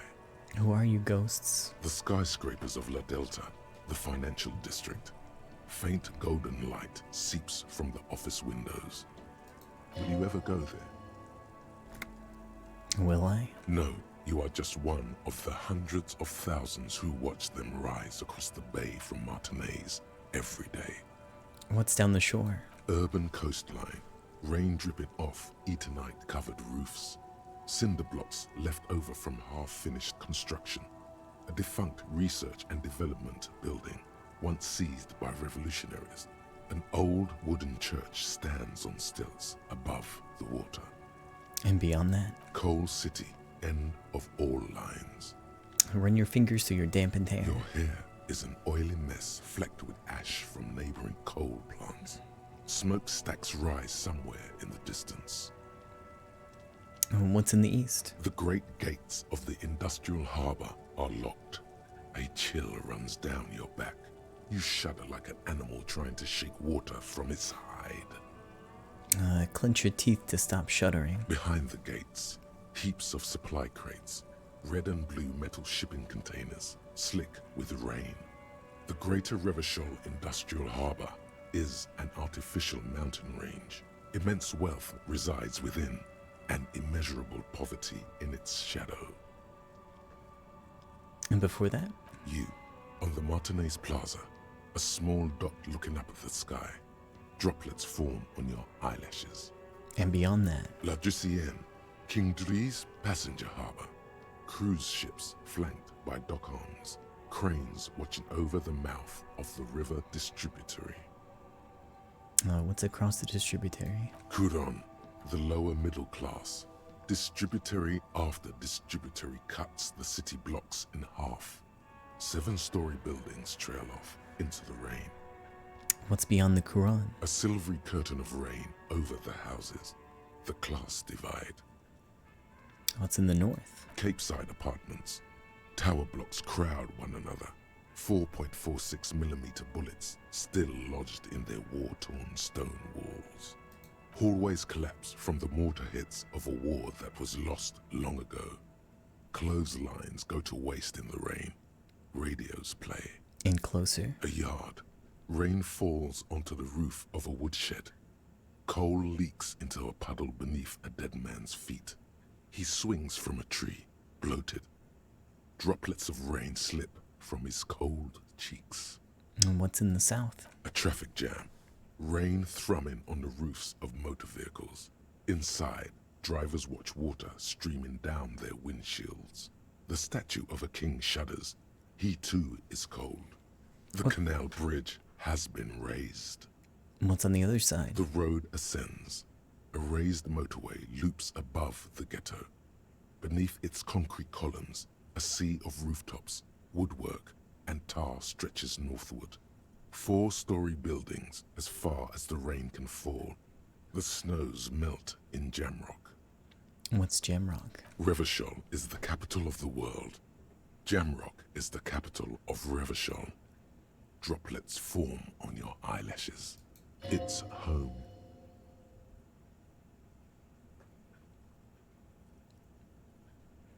Why am I not there? To be in Martinez, where no one goes, at the runoff point of a long-forgotten canal, in the whitest part of town, in the shadow of the day the revolution fell. What am I doing here? Standing in the rain, looking north, where Jamrock Rock City stretches inland. Where the hood at? Have a brother in the cut. Where the hood at? Shudder, look for further. In the rain-swept distance, above the rooftops of Jamrock, a repurposed silk mill stands perched above the motorway exit. Precinct 41 hunches in the rain. Your vision blurs. You wipe your face with your hand. The rain stings your eyes, making you look up and blink.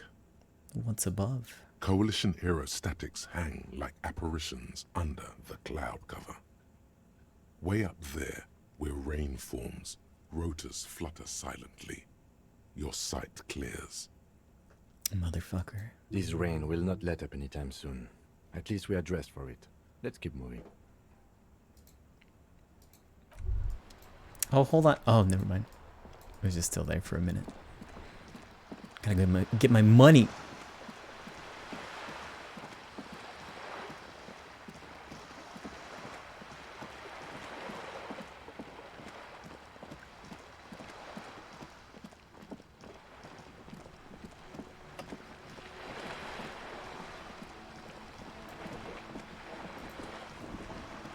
You're back. Good. Oh, hell yeah. Can I have some money? Voila, you're doing it. Yeah. Really put your back into it. Yell it from the top of your lungs. Help me, I'm poor. I need money to keep living. Money. Sorry, I couldn't hear you. The wind is a bit strong. Could you repeat that? I need money. How much money? I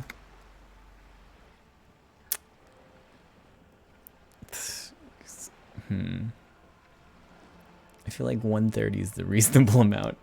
That's likely. But I could dream. Or dream real big. 130. That's a good sum. Not too small, not fantastically large. She reaches into her raincoat and pulls out a zip bag. In it, you see paper notes arranged like black gills. She removes a few notes and hands them to you. The paper is cold and oily to the touch. Whoa, whoa. Did you see how easy that was? Ask her for more. Toot toot, train to Moneytown. Can I have some more? This may seem like odd behavior for a police officer, man, but it's a perfectly common side effect of his... He squints at you. Unusual medical episode. It's all right, Lieutenant. What? I really did bring as little cash with me as possible to avoid attention. So here you are. The last bit of filthy lucre I can share. So, I hope I didn't just bribe you, officer. It may not be technically illegal under the Emergency Act, but still. Funny that you're worried about this and not your ruthless exploitation of the entire human race. Got the money already. That donations are permitted under the Emergency Act, and seeming as it may be, as long as they are properly logged with the precinct. Which he most certainly will do. Now, how else can I help the RCM today, besides supplementing its salaries? That's all. Later, idiot. The long con, it worked. What? The streets will flow red once more. A great torrent rushing down Rue de Esperance. You wait and see. Do you have my gun? The girl stares at the sailboat by the pier. The streets will not flow red with anything. Who are you? I'm Cindy the fucking Skull. What else do you want to know? Date of birth, blood type, the last time I was tested for Hep C.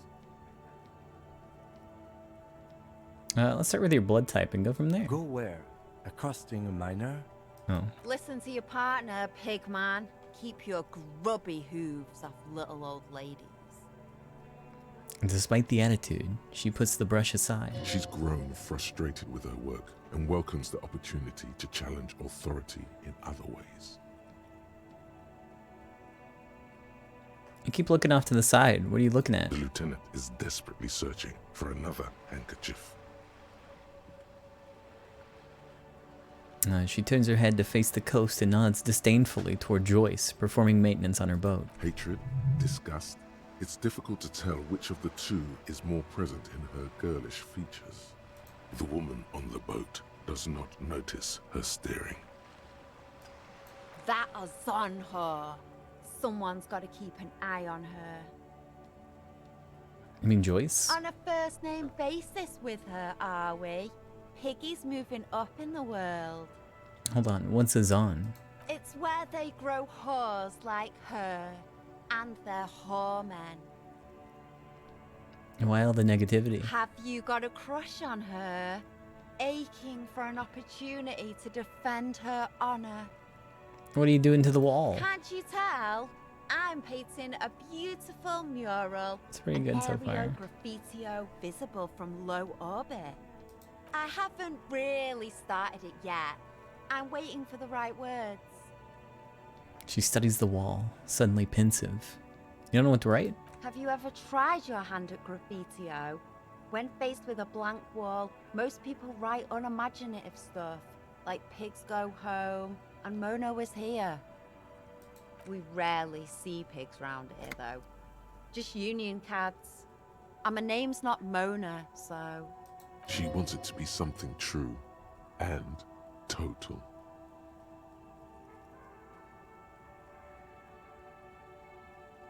Why are you so committed to defacing the building? This place is severely lacking in havoc. Not even the occasional trash can fire to break up the tedium. I thought I'd mix it up, you know. Summon the forces of crime and social chaos with a world-sized invitation. I have an opinion on this. Want to hear it? Yeah? I love public art. Thanks. I'm sure the inspiration will come to me now that I have an official RCM stamp of approval. All right. You've lessened her desire to deface the building. Oh.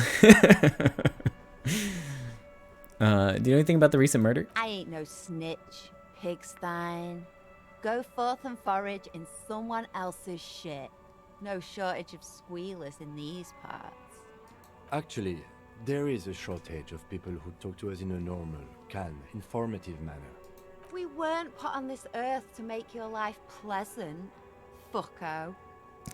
Catch you later, Cindy. Watch your back, ungulate. You've got eyes on you. Now, I could go pay my debts.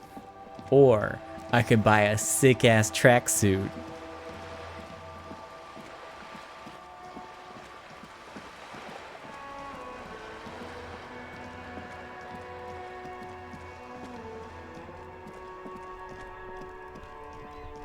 I'll go pay my debts. I'm sure there's more cans out there. Whoa. Hello again, sweetie. Okay, gotta go. Oh, I don't have the tape. Can I talk to anyone here? This guy. It's all about money, you know? That sugary black rum stain on the counter makes you teary-eyed with joy. It's almost touching how syrupy and sticky it is. How long have you been up already? An hour? Sweet Lord, a whole hour.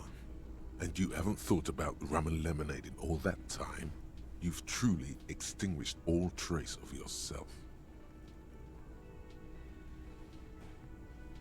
Actually, should I be thinking about this? Looks like drinking hasn't turned out too well for me.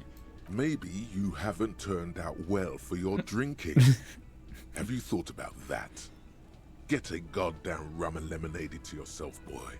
Or better yet, lick that stain off the counter. Don't lick it. What happened, man? You used to be cool. Go get your boring normal person drink. It would go well with those cigarettes. That's a great combination. I'm still working on it. Hey, what about this one? No, not anymore. Can I wake you up yet? The worker is Nope.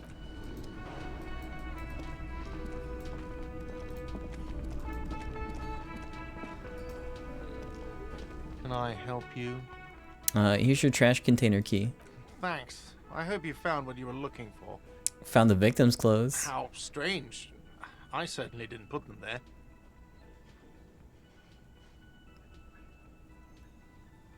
Could someone on your staff have put them there? Sylvie had the keys before I got here, and I can vouch for her. I can vouch for all my staff. None of us would tamper with the crime scene. Who else has keys to the trash container? The trash collection service? CS Municipal. I don't see why they would put anything in the trash, though. Ah, Yeah. the elusive CS Municipal. I doubt we'll be able to track down who was sent here last and when. This will have to be one of those little threads that solves itself down the road. On Clinton Street, near the Boogie Street Diamond, a small truck rattles down an alleyway. It stops by a rusted trash container. Two men, their faces rough and swollen, jump out. They look at the container, despondently. CSM is written on their backs. Thank you anyway. Maybe you don't remember putting them there. Maybe you were sleepwalking or in a fugue state. I think fugue states are more your forte, officer. Thanks, that's all. Yes. So about the money I owe. Yes. Have you got it? Yeah, I got it. How much do I owe you again? A lot. Ah. A lot. For the room, drinks, and broken window, 130 real. I have your money. Well? Here, sorry for the trouble. Great. Thank you, officer. That's all I wanted. Payment for services rendered.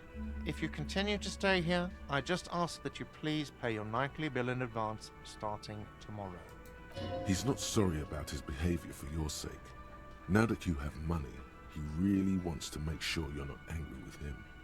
I'll unlock the electronic lock to your room. All the doors lock automatically at 9 p.m. Please pay for each night in advance starting tomorrow. 20 real per night. I'll take a room here too. He opens up his wallet. Of course. Always happy to have officers from the RCM as guests. Anything else I can do for you?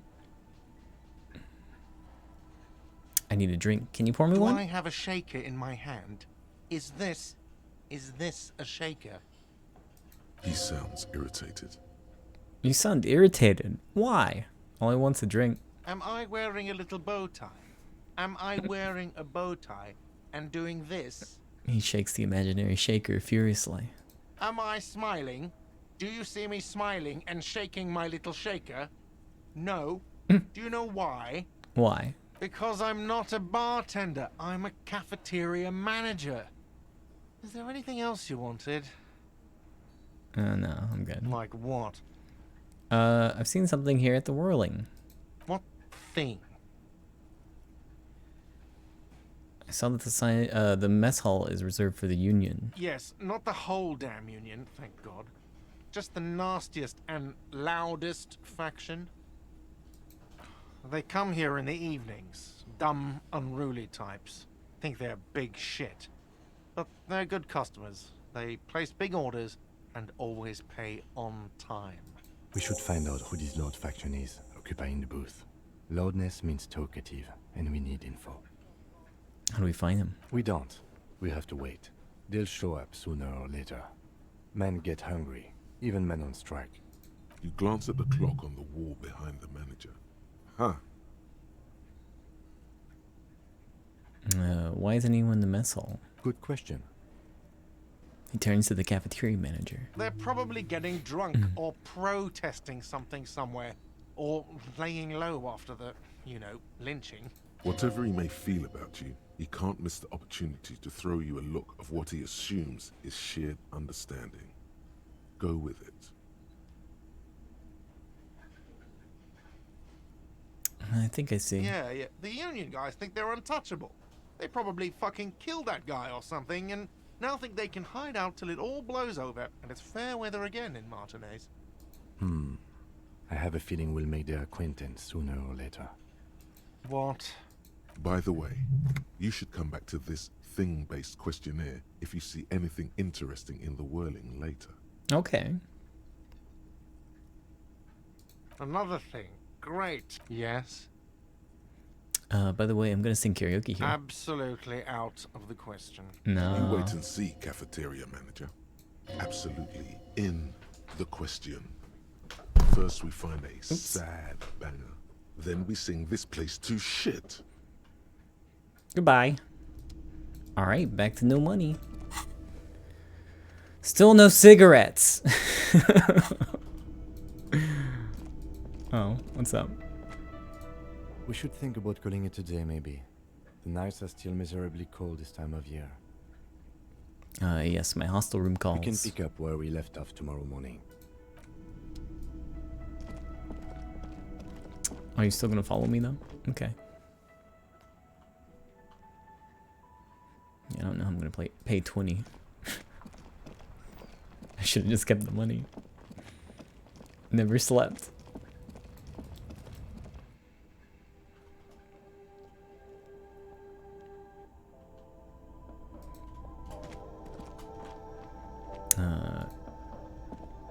A colorful display of cigarettes and alcohol bottles line the shop wall. In that dark green glass. All in vain. The great flowing river of warmth, wine, alcohol, beer, alcohol, love, alcohol.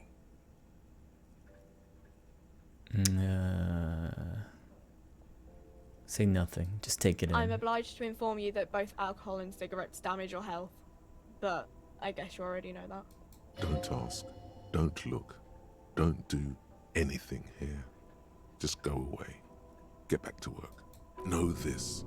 You will never finish your alcohol quest if you don't buy beautiful alcohol. Well, I mean, I gotta finish my alcohol quest if I want to.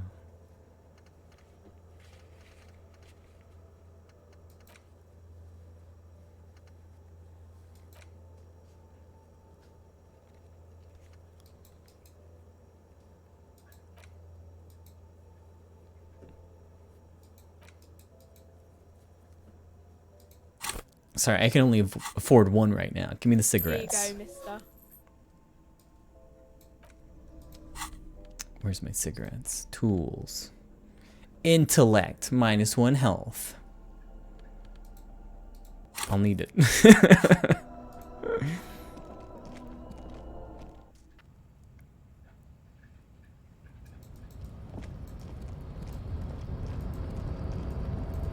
Oh wait, are they here right now?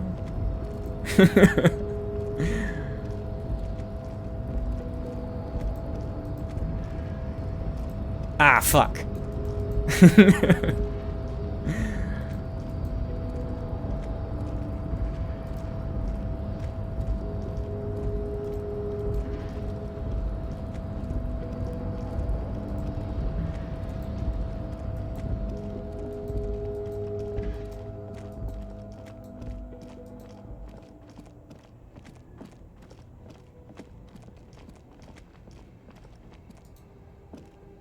Okay, sleepy time, I guess.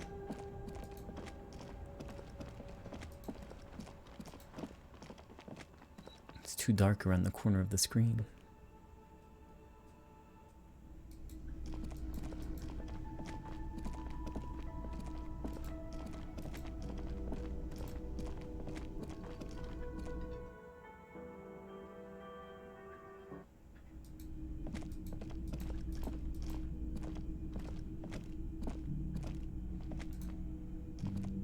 Yes? Oh, sorry. This is the door to the room you redecorated. Good night, Lieutenant. Just a moment. We should talk about our progress on the investigation. Let's go out to the balcony. Oh, alright. So I gotta kiss my homie goodnight. Hi, Mel. The air My day's been outside okay. is brisk. The lieutenant is silent for a moment. He listens to the traffic hum. Then, Now then, we should talk about the investigation. But I also feel you're a bit hazy on the RCM. Our role here, our rights, our jurisdiction, basically. I didn't know you smoked, Kim. I have a cigarette every night when I go over my notes. It's something of a ritual. oh man, he looks so devastatingly cool with that cigarette. I think I'm gonna have one too. You're cold, detective. Again, I only have exactly one every night. How do you get so cool, Kim? You mean this? This isn't cool. It's an unnecessary trial of will and unhealthy. Keeping the habit within the parameters he's given himself takes a lot of focus. It would be easier to simply quit. Right on, the debrief. Yes. It's been a long and eventful day. How do you think today went? Well, we inspected the victim's body, so that's good. It was not easily approachable in that state, but we did it. Our inspection could have been more thorough, as it always can, but we have some leads we can follow up on. The body is still hanging from that tree, which is unfortunate. And there's still much to do at the crime scene. He is not particularly satisfied with your progress, but he doesn't want you to feel completely discouraged. Probably out of fear that you'll just give up and keep drinking.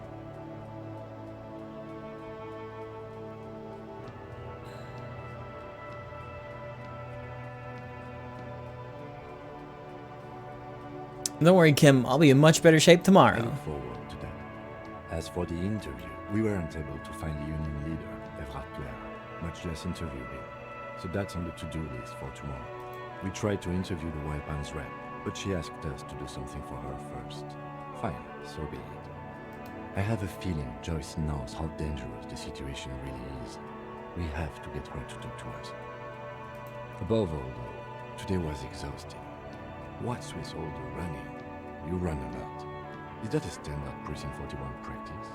I have a really good theory about why you're running so fast, son. Just you wait until we get up tomorrow.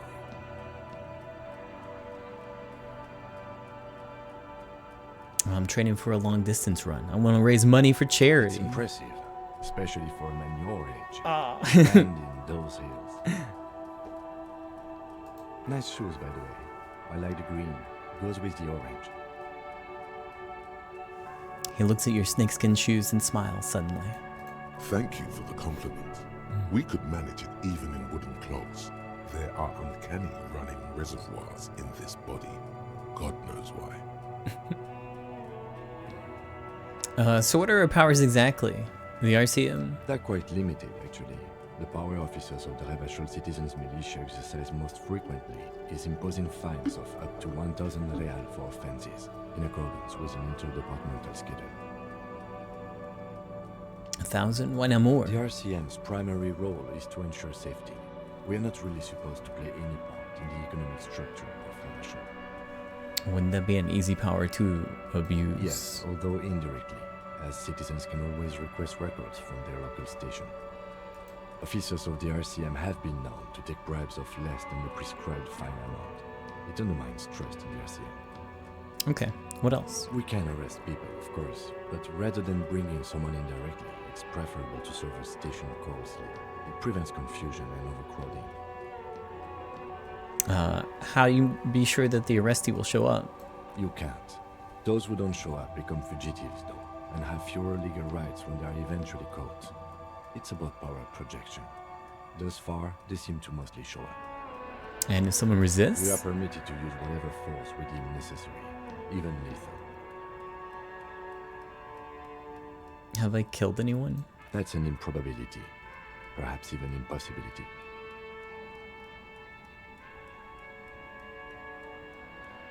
I don't know if I really want to know. Precinct 41 is known for a higher than average rate of police violence. What happens to the people we convict? We don't convict. We arrest and send them to coalition government courts in Couron and La Delta. The prosecution works off our testimonies and records, which is why it's paramount to keep them. He taps on his coat pocket where he keeps his notes.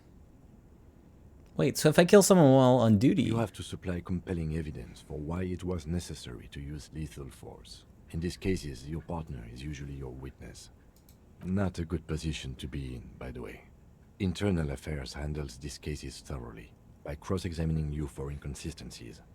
It is hard to cover for anyone, which is for the best. Have you ever killed anyone, Kim? Yes. The last time was 4 years ago. He says it matter-of-factly and moves on. There is a slight physical revulsion in him while saying that, but he's worked through it in the intervening years. And who makes all these rules? The coalition government, and the moral intern more broadly. The RCM was formed by the coalition government to restore order in the international zone after the revolution. So we did. Now we attempt to maintain that order. No more, no less. His gaze is absently fixed on a window below that just went dark. Or perhaps it is better to say we were allowed to form. It's a point of contention whether the citizens of Revachol or the coalition government founded the RCM. Let's say it was the citizens of Revachol. Be sentimental if you like. Either way, the moral intern leases us the right to keep the peace in this city, and they will take it away if we misuse it. The moral intern? The Moralist International are the world's largest political organization. You know who they are. They have been running this place after the revolution failed. If I didn't know, how would you describe them? They're a union of center-left and center-right parties across the Real Belt. Our coalition government is just one of its many projects. They also run the ICP, EPIS, most intergovernmental organizations in the world. What do they believe in? What do they believe in? They are Dolorians. They believe they continue the humanist project set forth by Her Innocence Dolores Day 4 centuries ago. Others say they are just technocrats. What's their symbol? Interesting question. It's a blue forget-me-not. Their motto is love, compassion, self-discipline. I think you can gauge what they want you to think of them from that. Something ominous. Something even a little feminine, but in a strict manner. Who was Dolores Day? A historic figure? The author of the modern age? You will have to look elsewhere for opinions. The subject of humanism is too abstract for me. For you, she is something painful, though it's hard to say why. What do you think of them? The moral intern are a fact. I try not to have opinions on facts until they change. And it doesn't look like that's about to happen. It is more than that. There's some kind of affection in him. You like the moral intern? Yes, I did, when I was younger. In my 20s, I considered myself a moralist. A blue forget-me-not, a piece of the sky. They're not all that bad. But the years have changed that. I don't know what I believe in now. No, I believe in the RCM. That's enough for me. I have an opinion on the moral intern. Do you?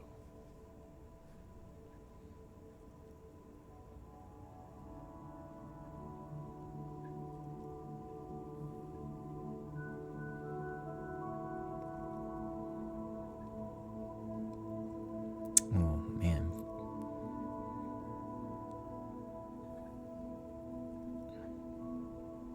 They've done an awful job here. We are in what is called the twilight of international law. The laws we claim to enforce come from the MI. Without them, we are simply vigilantes. Actually, vigilantes are okay with me. Then you will adore Martinez. For many of these people, the Union especially, vigilantes is precisely what we are. Personally, I don't enjoy it much. He looks at the roundabout. The lights of the orphan district are reflected in his glasses.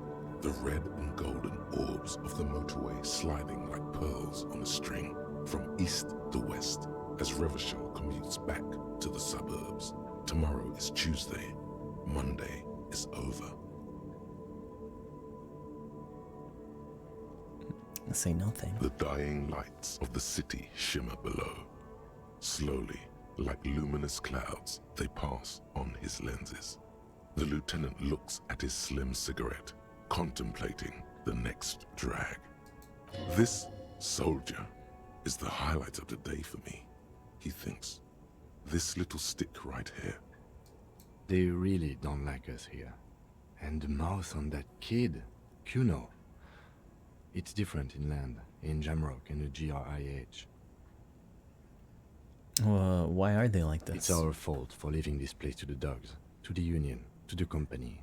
Not daring to come here more often. It's like I told you, this place is an orphan, fallen between the cracks.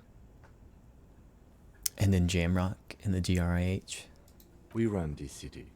West of the river is RCM land. He looks at the dark silhouette of an equestrian monument cutting into the night sky. It's incredibly hard. Human beings are... But we are in control, and it's worth it. The organization works. Our systems work. If they didn't, the city would disintegrate. I hope our investigation will improve the situation here. Me too. But I wouldn't count on any drastic changes in our lifetimes. Thank you for this. Yeah, it's getting very cold now. Let's go.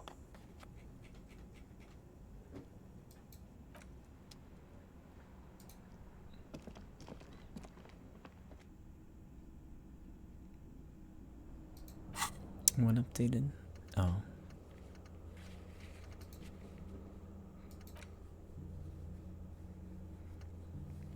Oh, I guess I was supposed to ask him. There's so many little things to do.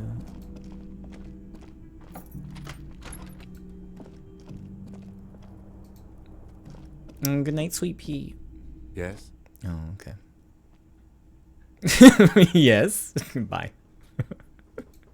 Never mind.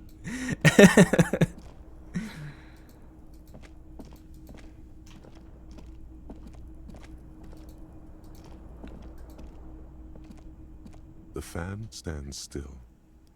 Pull on the light bulb. The lights are off again. Pull on the fan. The switch must be broken because nothing happens. The air in the room is starting to feel like vaporized urine. Oh. All right, time for bed.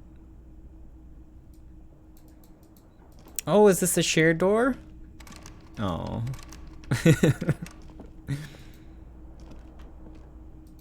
The bed is cold and not particularly inviting, but it's yours. The sheets look awful. The option to go to sleep becomes available every night after 9 p.m. No time to rest yet. I wonder if there's still stuff I can do. Who needs sleep?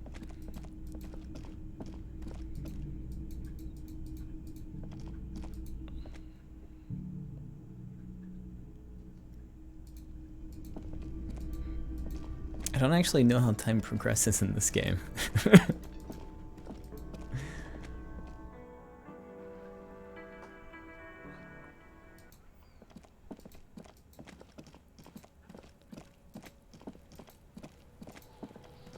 Hey. Fuck does Kuno care? I want to discuss the body again. The fuck about it? There are contusions all over his body. Did you do that? Fuck are you talking about? What is this contusion shit? He says you're stupid, Kuno. They want to make you stupid again. Contusion's like a bruise. Oh, did Kuno make your shit sniffing harder? Obstruction of shit sniffing? This is Kuno's kingdom. Kuno fucking rules here. Where's the rest of his armor? Kuno doesn't give a shit about the armor. How come? Kuno's fuck gimp's got one big thing wrong with him. He's a fucking mutant. A mutant? Look at him. Fucking growth hormone shit. He's a giant. The armor's too big for any man. Kuno doesn't give a shit about that freak armor. Kuno threw that shit away. Oh, come on. He's just pretending that he doesn't care because he's too small for the armor. You're just too small for the armor. Get the fuck out of here trying to fuck on me with that midget shit. Kuno's 12. He's huge. He squints at you. What are you? Fucking 80. When Kuno's 80, Kuno can fit 4 of you in Kuno. Fuck out of here. Trying to fuck on Kuno. Fuck out of here. What do you mean you threw it away? Kuno tried to get the helmet on. It was too big. He performs a kickoff on the imaginary helmet. Kuno kicked that shit in the sea, rugby style. That shit means nothing to Kuno. You threw it in the sea? Yeah, that shit means nothing to Kuno. Kuno doesn't give a shit about material shit. Kuno's a fucking monk. You wanna fuck on someone about that armor? Go fuck the mustached union fuck. The jolly troubadour shit at the gate. What do you mean troubadour? Yeah, cock and boot. You know that jolly union cow fucker? Came around talking about cows or some shit. Came around pretending like he cares about cows. So yeah, he's the one you want to talk to. He's fucking crazy about that armor shit. Coming here pretending like he likes cows. Trying to catch a peep at Kuno's armor. Go to the gate. Ask him yourself. Yes, this troubadour has it. You can feel it. Let's talk about something You're else. testing Kuno's patience. Get lost. Empathy 8. Back down for... Ah, I fucked up.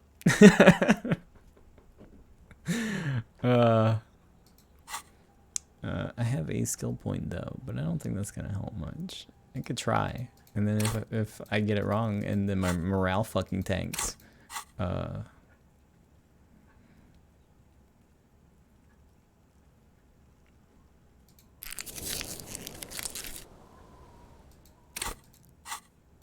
Kuno doesn't... Fuck does Kuno care? 58. It's not Kuno. Oh! It's Kuno S.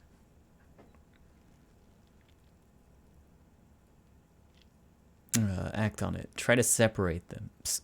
Kuno. Psst. Fuck you whispering about? He's whispering too. He's going with it. But watch what happens. Fuck you whispering about. If Kuno wants to whisper, he's gonna fucking whisper, okay? Let's whisper, pig. This is it. You've got him. But be careful. You can still fuck this up.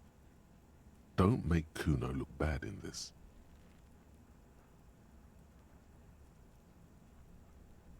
I'm glad she's out of her hair. She's fucked up. She's not fucked up.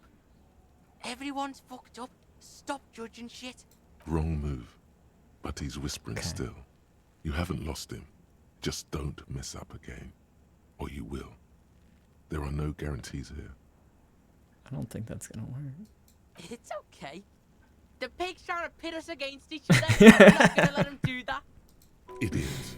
You bungled it up. I bungled it up. That's it. You let him off the line. That was a bad, manipulative thing to say. You should understand. I got you this far. I couldn't get you all the way. Try to fuck my Kuno! Try to fuck my Kuno away! Me and Kuno are tight. We ride for life. A chill comes over you, the wind from the boulevard south, lashing you. I can do it again though, right? For trying. He's on your crime scene. Oh no. Bossing you around. And he's been time too. This is where he hangs out. You have to get more out of him.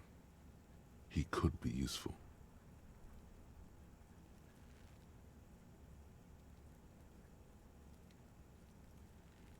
Yeah, I don't think any of these are good options. Kuno, listen, I know this boundary pushing thing's new to you, but it's old news for us grown-ups. Get your snout out of Kuno's ass. Kuno knows how hard Kuno pushes it. Kuno pushes it hard level. You should give up, Popo, or the Kun will keep fucking it out of you. Are you okay, Kuno? She looks worried. The coon has her confused. That went wrong. He took it as a compliment.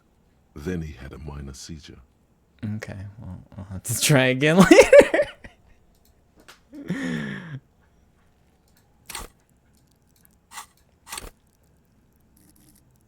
I don't want to put any more points in empathy. Fuck it. Oh, revert. I fucked up. Wrong one. There we go.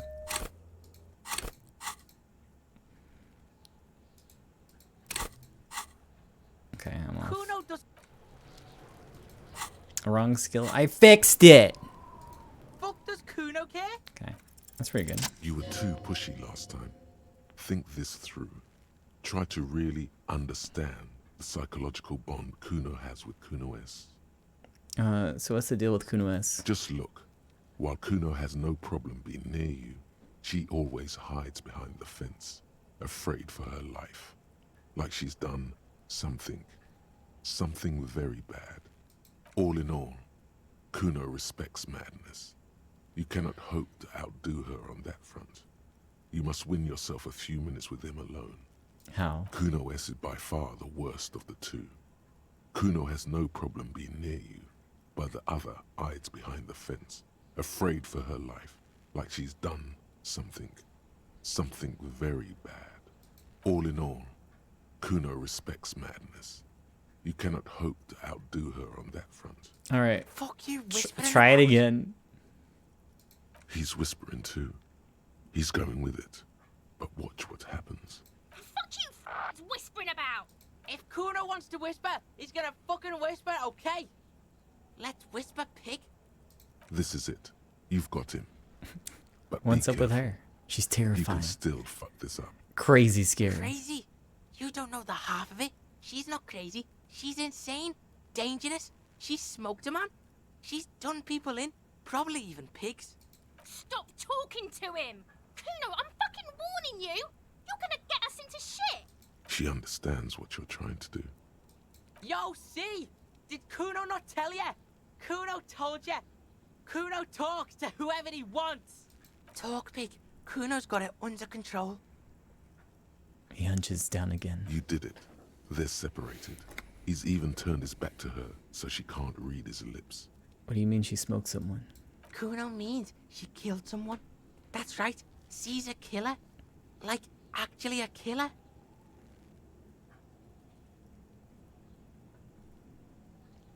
Really? Isn't she too small to overpower someone? Are you getting this? You think I'm fucking telling you a joke here? How hard do you think it is to kill a fat ass? Sweet talking, then nice. She's probably killed a pig too. I mean, I'm pretty sure she has. Okay, how many cops has she killed then? Forget Kuno said that. Kuno was just shitting. Kuno was just running his mouth. Kuno's stupid like that. He feels eyes in the back of his head and stops. The creature peers at you both from over the fence. The creature. There is something searching in her eyes. Do you think she has anything to do with the dead man? Yeah, she would have liked to fuck him up, but she didn't. Kuno wasn't around, and C was with Kuno. Where were you? Look, Kuno's gonna put you at ease. We didn't do it. You said she's insane? Yeah, she's psycho. None of that kiddie psycho, cat burning shit. She does the real deal. What's the real deal? Snuff radio shit. Believe me, pig, you don't want to know. What's the language she uses? Fuck knows. She says it's the song of her people or some shit. What people? Crazy people. The fucking Nakis. I don't know. Some things are too awful to dwell on. The Nakis and Runkaris might be some kind of defense mechanism. She your sister? Fuck no, she's not my sister. She's just a stray who got in. Like a mad dog or some shit. Stray? Yeah, she was just there. Hey, how's it going?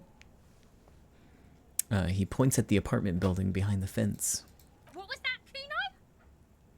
The little one twists her neck, looking at the building.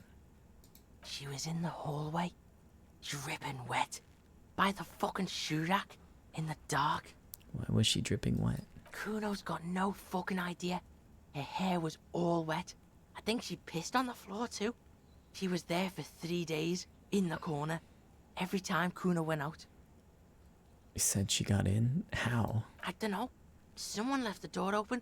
Kuno comes home and she's sleeping under the desk, under the pile of clothes, like a dog. What about your parents? Kuno's dad doesn't give a shit. Doesn't even see her there. Or thinks it's fucking Kuno. Shit's all on Kuno. Kuno, Kuno-S, two of a kind. Oh, why is she called Kuno S then? Because she fucking looks like Kuno. You don't know her name? No one knows her name. Kuno told you, this shit was psycho killer. How you dealing with all this? How's Kuno dealing? Kuno's dealing just fine. He doesn't need you fucking with any of it. C doesn't either. Kuno's got this shit under control.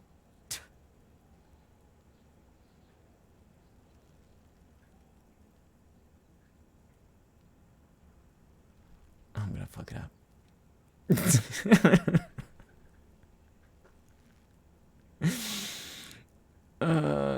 She needs professional help. Listen. C is Kuno's go-to. Kuno's protecting her. You fuck with C, you fuck with Kuno. You threaten her. You threaten to take her away. This is what it all comes down to. He needs you to take him seriously now. I'm going to kill you. I'll run when you put the cuffs on her. Sneak up on you later and fuck you up. You understand? The boy looks you in the eye, black pupils trying to focus. Understood, Kuno. All right. Now we can do business. He's breathing heavily. That took something out of him. Business? Yeah? What do you want? Kuno can hook you up with... He starts no longer whispering. Don't hook him up with shit, Kuno. See? Relax. He respects the Kuno. Kuno made him respect the Kuno. You respect the Kuno, you get all kinds of shit. Kuno's gonna get you hooked on illegal narcotics if you run a little errand for the Kuno. Get you hooked, pig. Get his hook in you. Then Kuno gonna get you hooking for more. Cash in big style. Pig hooker. And shit, you can even fuck back in Kuno's kingdom. That fucking pile of eternite. It's a secret door, okay? Just pull it up and you can fuck into Kuno's shack. He concludes the invitation with a benevolent nod.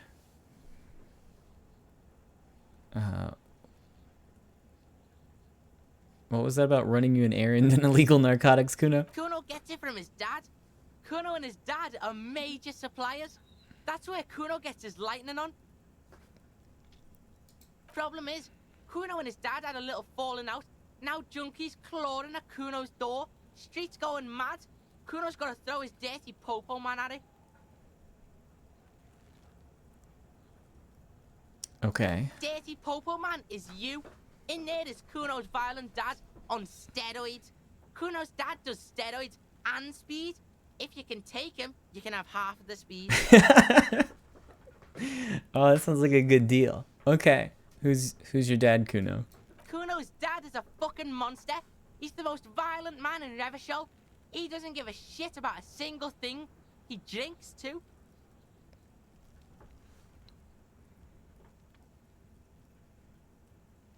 How much material are we talking about? Like half. Half of what? A baggie, but like in this vial. That's not very much material at all. Fuck you talking about half a G? This shit is giant grade A shit. So clean you can barely see it.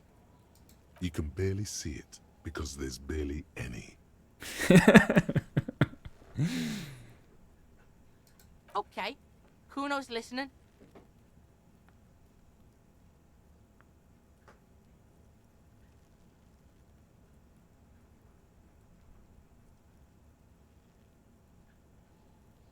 A lie. Using speed.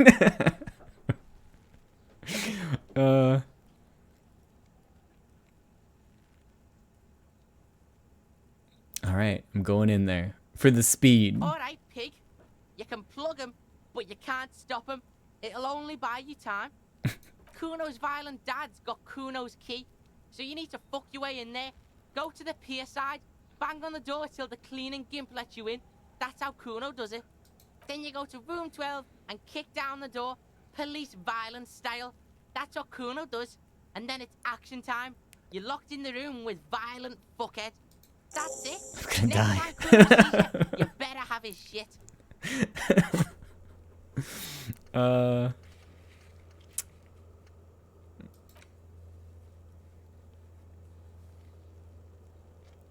man, this is really not great. Okay, done.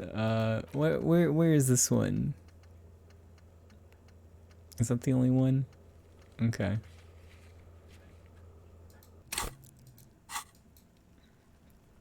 More questions about the crime scene. The kingdom of Kuno. The fuck do you want with it? The dead man's clothes were in the trash container. How'd they get there? Yeah, Kuno doesn't know shit about that. That shit is beneath Kuno. I need to know. It could be a lead in the investigation. Listen. Kuno doesn't care about this small-time shit. Just listen. Kuno saw what you did there, dumpster diving. Sad shit. Kuno could hook you up with some sweet rags. Shit like Kuno's wearing. Your size, good price. 500 real.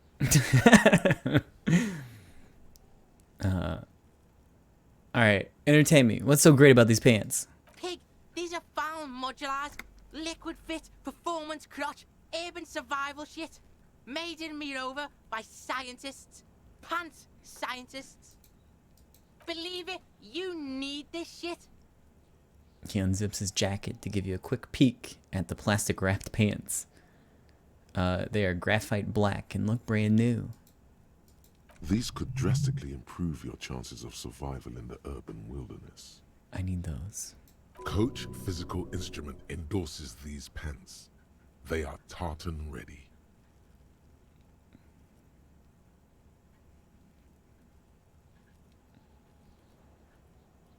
Alright, I might be interested in the pants. Alright, Pico. Shit's rolling. Don't do business with the pig, Kuno. He's gonna steal all your money, Kuno. As you can see, Kuno and C don't trust you. Can't do business without trust. There's more to his distrust than being a pig. He feels threatened by something obscure in you. What that is, however, remains a puzzle for now. There was also a mug in the trash. The fuck? A mug in the trash? Is this about the fucking clothes again?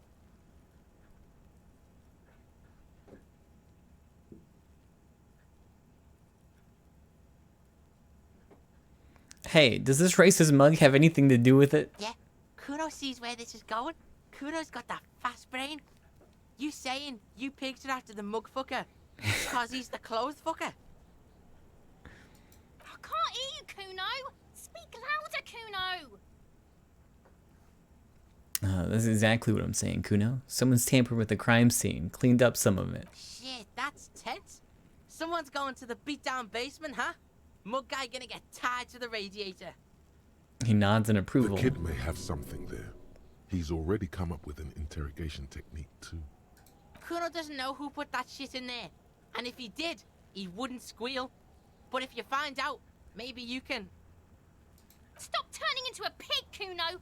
They're trying to get you hooked on the snitching! Get away from my Kuno. Yeah? Get your bacon shit away! Kuno doesn't like to be seen with the popo. Get your shit done and out of Kuno's face. Alright. Yeah, whatever. Kuno doesn't give Oh, 15 for the pants? Oh. Okay, I'm off. Kuno doesn't fucking care. Man, I lost all my money. I'm paying my stupid debts. I could have just saved it.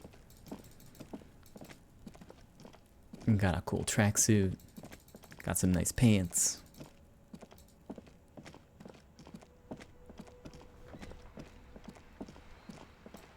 Now I gotta go beat up Kuno's dad. Which is unlikely. Hold on, I gotta check my gear.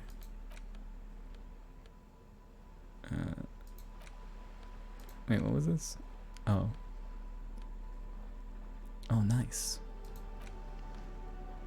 Interfacing. No, I got all my ass-kicking gear on. Is there anything physical instrument? Good there. Yeah, okay, cool. I'm gonna die.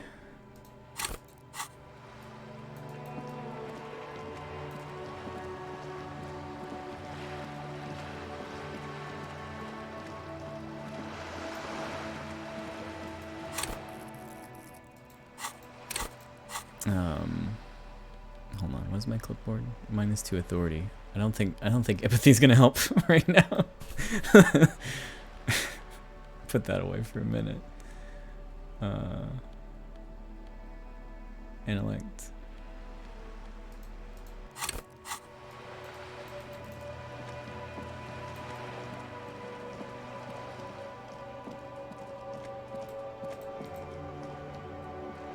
A sturdy metal door. The door rattles again, but this time you hear an elderly woman. Stop banging on the door! I'm not letting any more strangers inside. This is the police. Open the door. The police? Everyone knows the police. Ah, joking. I already told you. I won't be responsible for any more strangers getting into the building.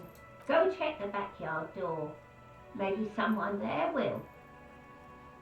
The door rattles. Stop banging on the door! I'm not letting any more strangers inside. No. Go check the backyard. Okay. How do I get back there?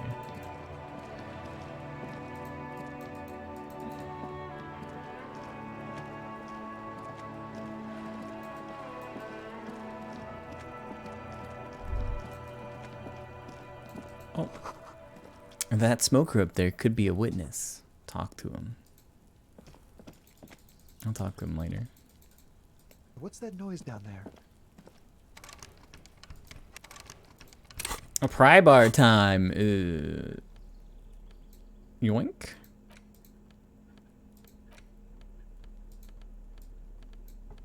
There we go. Oh, maybe it's not pry bar time. It's been a week and now they show up? You see a young man on a balcony nursing a cigarette.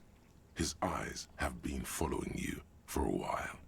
Not looking for any trouble, officer. He says in a quiet voice, despite the cold, his shirt hangs unbuttoned on his frame. Why are you whispering? Just want to know what's going on here. I don't want to be seen talking to the gendarmerie if that's okay. I just want to finish my cigarette. It's the god of cigarettes and youth. Ask him if he's got anything to spare. Hey, can I have a cigarette? Apologies, but this is my last one. Ah, shoot. The god himself has denied you absolution. Can you just, like, toss that one down? I'm not sure that's a good idea. Shut up and throw. I'm not throwing anything. There's no way you'd catch that cigarette anyway. Yes, really.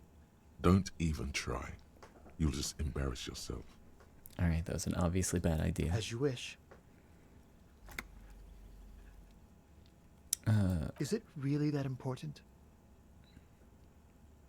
Like a nervous cat, he keeps stealing looks at the neighboring windows. All right, but make it quick. Once I finish this cigarette, I have to run. I need to get inside the apartment building. Help you?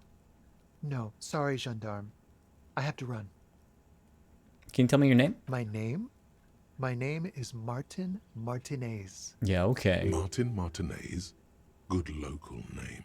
Let's go with that. Looks like you got a good view of the Whirling's backyard.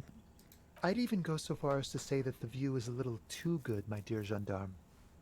Do you have an estimate of when the body will be taken away? I'm working on it. Thank you. What did you do last Sunday? Oh. You already asked me that, didn't you? Did I? No, not you. Some more muscular type. When was that? Last week? I don't know. Look. He looks around the courtyard again. Snow blankets the old patio chairs and dead house plants, and all the neighboring windows are black. You still haven't answered my questions. What were you doing last Sunday?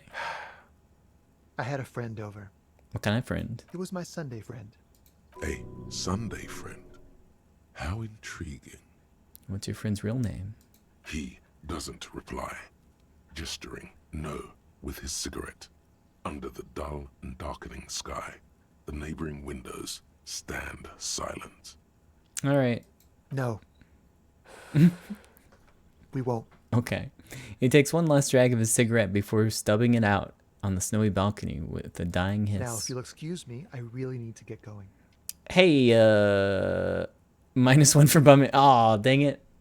That's 92. Pretty, it's a red check too. All right. Hey, how about you don't go? This isn't the place or time for questions. Who knows who might be watching from the distance, hidden behind the curtains. Hey, listen. I'm just trying to make things okay again. Can we meet somewhere again somewhere else? For a moment, the man on the balcony seems almost vulnerable. Something moves in the depths of his feline eyes. Compassion and a hint of understanding. There's snow gathering on his hair and on his shoulders. A speckle of white against the purple that hangs loose on his slender frame. I am sorry, but I really don't have the information you're looking for. His voice is soft and deliberate. With a flick of his wrist, he sends the cigarette butt sailing over the rail. But, hold on. What's that? For a split second, his hand lingers, as though gesturing towards a stone placed right next to the front door. It's a sign. Good luck with the investigation. He walks away.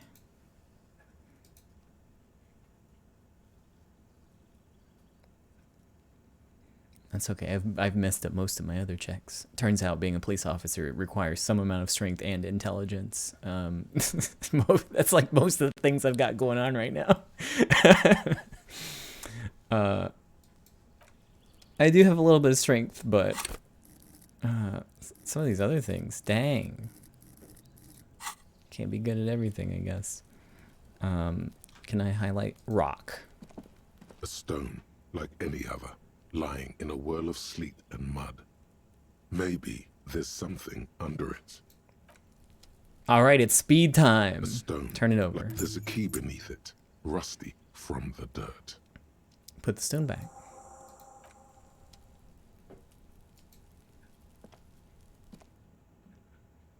All right, let me get him. I got my little gloves on, ready for battle. Yo, what's that? Flip up glasses, the auditor. +1 logic, -1 authority. Yoink! This box is filled with cleaning chemicals. Smells of laundry detergent. Eviction notices and missing pets are plastered on top of each other. An old shoe rack. Boots, sneakers, and old slippers. A shabby door hangs oddly on its hinges, secured to the doorframe with a safety chain. An unpaid energy bill is attached, threatening to cut off the electricity. It's addressed to Mr. Unedited. Your heartbeat quickens, palms go sweaty. The siren amphetamine is singing you her song. Hold on. Interfacing.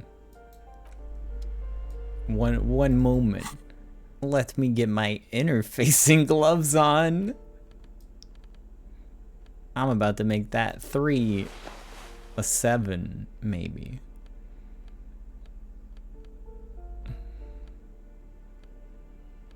Okay, it's all positive interfacing right now, I guess. Okay. Let's check again. A shabby door hangs on it didn't even move. Secured to the doorframe with a safety chain. An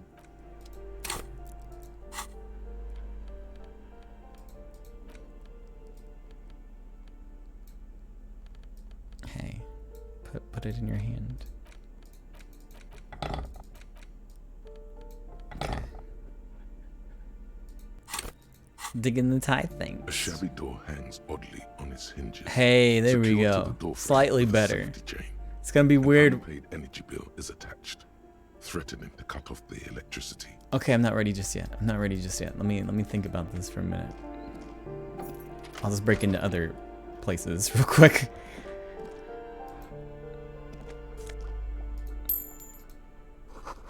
These shower curtains are covered in some sort of slime. Love it.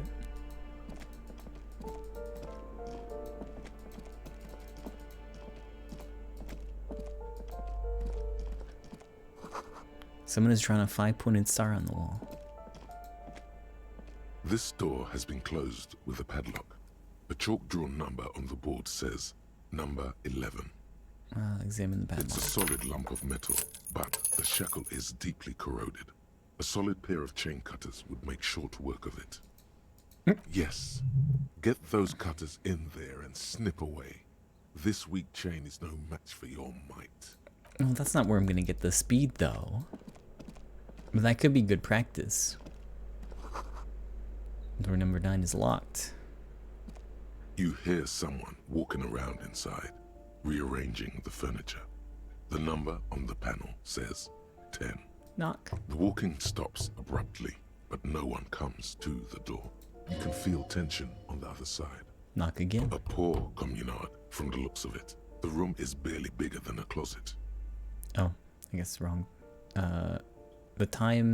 This time the steps come closer. Who is this? Demands a female voice, wary and tense. This is the police. Open up. Do I have to open the door? You hear the clacking of heels again as the other side walks right up to the door. Her tone is now getting a defensive edge. Do you have a warrant? I'm not obligated to open the door if you don't have a warrant. I'll knock again. A poor communard. Oh, okay. Never mind. Permanate. Their mailbox is overflowing. Hey, I got in. What are you gonna do? Give me a moment. An elderly woman is leaning on her broom, her knuckles white as bone. She seems to be having difficulty breathing. The cold never does any good for my bronchitis. She sneezes into a dirty handkerchief. This woman's health is failing her. There's not much to do. Not in this damp. You alright? Should I call a doctor? I'm fine. Fine. Don't you worry about me. She starts coughing, red spots appearing on her cheeks. You're still worried. It's very worrying. Now, what do you want from me, policeman? Who are you? I'm no one. Just an old woman who cleans these hallways. Do you live here? If you can call it living. I have a little room upstairs right next to the coal room. It's barely bigger than a closet. But I don't complain, no. I have my bed and my aching bones to keep me company. And that's all I need from this world. And all she gets, too. The coastal wind beats down hard on the coal room door outside. Splashes of waves make the balcony slippery. I'm looking for Martin Martinet. Oh, you'll find plenty of Martins here. Don't you worry. What do you mean? I wasn't joking. Pea-brain. Someone played a trick on you. Martin Martinez is a name for anyone who comes from Martinez, like Jim Jamrock or Raoul Ravachol. Oops. You really didn't get the joke there. How about a young male in his mid-20s, dark hair, skinny build, a smoker on the balcony? Yes, yes. I know who you mean. The scrawny boy who's always smoking like the devil, right? She looks at the other end of the hallway. Somewhere in the building, a child starts crying. You hear a radio tuned to a talk show and someone taking a shower. What's he in trouble for? No trouble. Just want to talk to him. You know where he lives? Talk?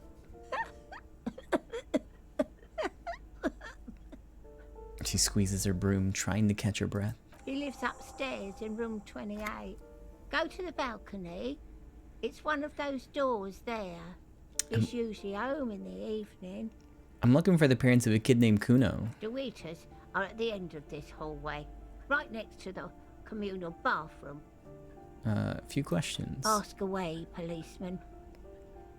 One of the residents is one of the residents on vacation. Their mailbox overflowing. People come and go. I don't keep an eye on everyone. Who lives in number 10? No one lives there. It's been empty for months. But I talked to someone through the door. Impossible. I would know if someone had moved in there. She pauses, eyeing the hallway. Maybe it's those countercultural people again. Breaking into a house like it's a public space. You're a policeman. Be good and take a look, will you? Sure, I'll go see what I can find. Great. Young people. They're worse than rats. You know, always littering the hallways with trinkets and empty beer cans. Who lives behind the padlocked door? Oh, that one is a scientist. A future scholar. Suddenly, the old lady's face is beaming. I think he studies astrology at the community college. Education's good. I always tell them to study. Astrology? Something to do with all those stars around his door. He asked me to leave his drawings up on the wall. Are you sure you don't mean astronomy? That's what I said. Astrology. Tell me about Uno. I don't want to talk about Deweeters. The cleaning lady mutters. She starts digging for something in her pockets. Why not? Addicts. All of them. And sometimes I hear them screaming. She winces. They don't like me cleaning behind their door. Think I'm listening in on their fights. I saw some unpaid utility bills. Aren't they going to be thrown out? No one likes them in this building. It's only because of the kids they haven't been thrown out. I don't like talking about those people. What can you tell me about Cindy? The artiste? Nothing I can do about her, I'm afraid. She ruins the walls faster than I can clean them. Still... She leans on her broom. She leaves an old lady to her business. More than I can say for others. That's all. She mumbles some kind of a response, then hacks something into her handkerchief. Thanks. I'm off.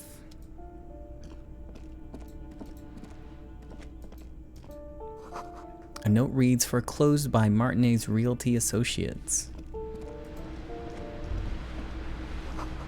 Waves crashing in the darkness. A shift in temperature. The air chills around you.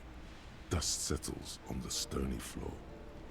Rub your sides for warmth. A former architect stands before a slice of window, a room plan in her hand. A cold wave has made the air in the building stand still and frozen, with temperatures falling down to minus 20 degrees Celsius. Her face is red from the cold. She's breathing on her fingers, clasping the plan. Traces of sadness are visible in her expression. The plan? Faint pencil lines on paper depict the same place, but a missing eastern wall connects the room with the neighboring apartment. Ideas for arranging the furniture have been jotted down. Look around for yourself. It's clean and empty, with new tapestry embellishing the walls. A standard HB graphite pencil has fallen off a three-legged stool in the middle of the room.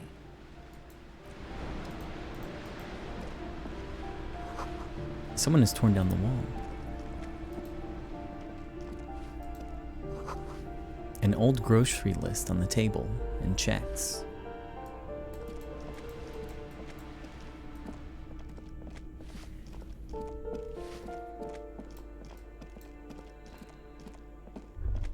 Oh. That isn't just a five-pointed star. It's an inverted white pentagram cradled in a wreath of antlers. The iconography of communism, in other words. Inspect the symbol closer. The star and antlers was developed in the 6th decade of the last century and quickly adopted by Mazov and the communards during the revolution. Even today, half a century after, the star and antlers retains the ability to evoke hope, disappointment, and fear in equal measure. Why is the star upside down? To symbolize the toppling of the old order. Also, some social democrats were already using it. What's with the antlers? The wreath of antlers represents a natural crown. It was about building a society that could exist in accord with the natural world, and at the same time, above it. Why white? Because white is the color of peace. What does it evoke in me? Gone. Gone is the glory of hope. Only the scribblings of impoverished students remain in dirty hallways. Oh, thanks. That's okay. I got drugs. I probably don't want to lower my health right now if I'm going to fight Uno. So, you know, I'll just eat it for now. This door has been closed with a padlock. A chalk drawn number on the board That's says a white check. Number I'll try 11. it. The shackle snaps. Yeah, like a I'm twig, in. And the lock falls to the floor with a little thud. It should be possible to enter now. Just doing cop things. A flamboyant poster of a white star. A plaster cast bust depicts a middle-aged man with impressive sideburns. The name on the plinth reads Kraz Mazov. Who's Kraz Mazov? Situated between a poster of a white star and a photo of revolutionaries posing with their guns. This can't be coincidence. There can only be one explanation. Kraz Mazov is a communard. Yes, Kraz Mazov, nom de guerre, was an economist and a theoretical historian. He was a leading figure in the Grad side of the turn-of-the-century revolution, where he headed the 9-day government. Mazov is considered the father of scientific communism, Mazovian thought, or Mazovianism. Father Mazov, the hero of the working class. A warm feeling fills you as you look into Mazov's marble eyes. The hallway behind the door is empty. No one else heard your courageous salute. A communard lives in this room. A poor communard, from the looks of it. The room is barely bigger than the closet. Sorry about your padlock. Oh well. Photos of revolutionaries posing with guns. Books of critical theory on the monstrosity of capital and such. Hey, do you need this? Do you need this single bullet? Yo! Wink. I'm just borrowing it.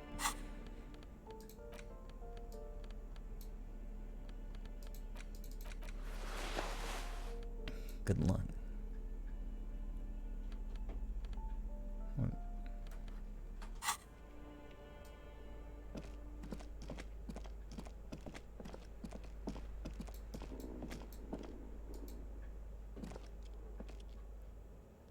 Okay. Here I go, fucking things up.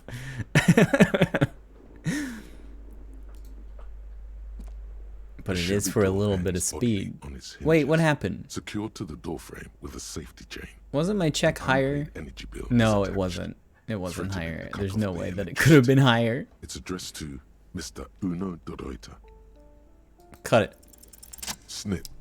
The cutter goes through them like dead leaves. The links fall to the ground on the other side of the door.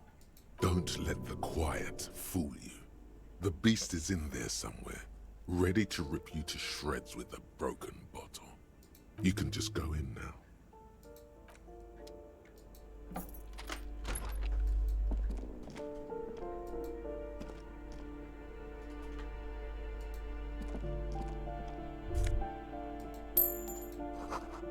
Revolutionaries love to pose with their guns. A phone book lies open on the table, covering a stack of utility bills. Right next to it, in plain sight, sits a small bottle of amphetamine, conveniently equipped with a straw. Take the speed from the table. You pocket the bottle as if it were the most natural thing in the world. Don't wait. Celebrate. Blast that shit right here. Take inventory of it once this boring table shit is done. Blast it before you face the beast. Deruita. You're going to need the encouragement. You're right. I'm gonna... Speed bottle. Motorix. Okay. -1 morale. I'll hold off for now. Glossy erotica covers the wall, wrinkled from moisture.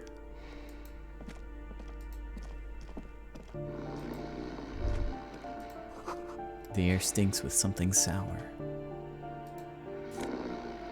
Oh, those are my jorts now.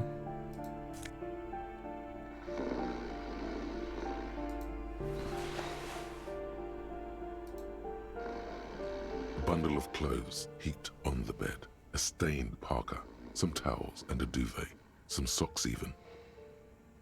Nothing to see here. Hold on, composure. That's what I need right now. Oh damn, they're not jorts.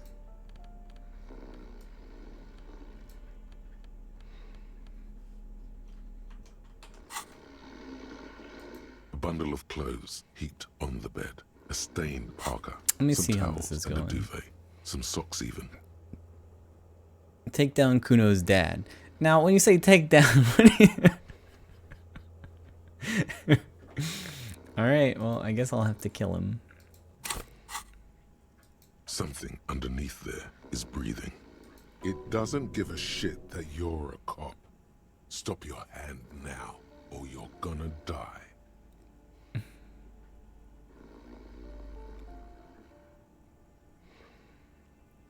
Equip the crowbar. I don't know if that's gonna It's help. not too late.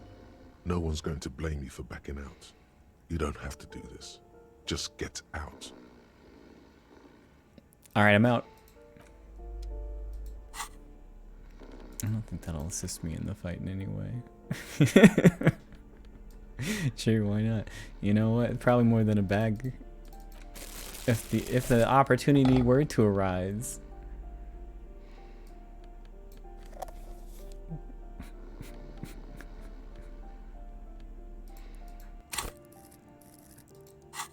Hey. A bundle of clothes heaped on the bed, a stained parka, some towels and a duvet, some socks even. Something, and it doesn't give a shit. It's not too late. No one's going to blame you for Keep backing out. extending your hand. Your hand touches a greasy duvet covered in cigarette burns and ketchup stains. You hear a growl. There is something alive underneath it. Pull the blanket off. You see a 60-year-old, fat, red-headed man passed out from large amounts of alcohol and God knows what else. The smell of shit rises from his mouth. You don't have to take him down. He's already down.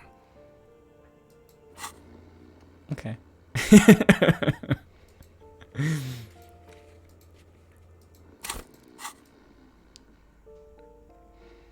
Whisper, I took your amphetamine, old man.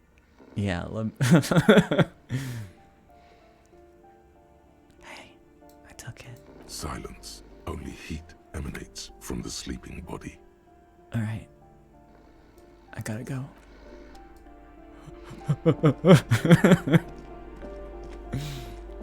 Yeah, I got him.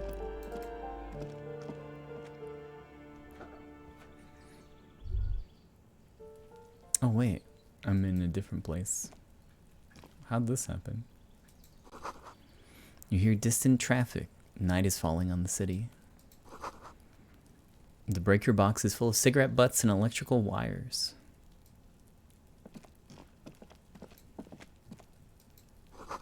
Just a door. Nothing for you here right now. Oh yeah, that's my can.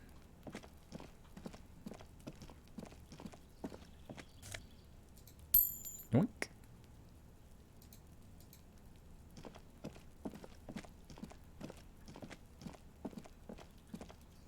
This door is made of metal and appears to be reinforced. Someone here really values their security. Number 28. This is where the cleaning lady said the smoker on the balcony lives. Knock. No one answers. Looks like he isn't home. You should come back tomorrow evening, after 2100. Okay, I'll try to remember that.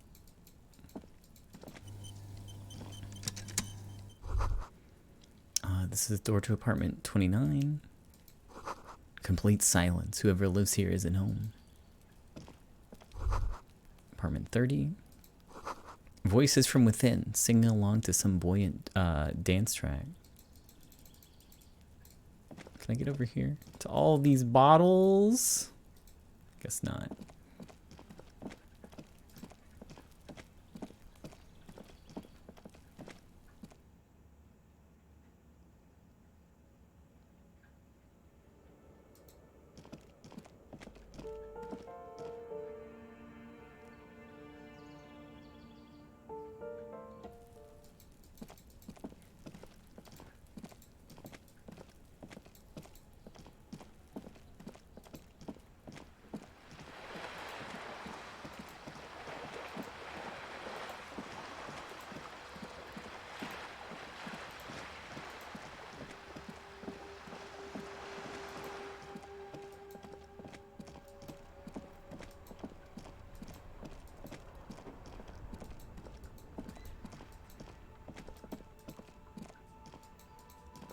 Alright, time to go enjoy my kilo of speed.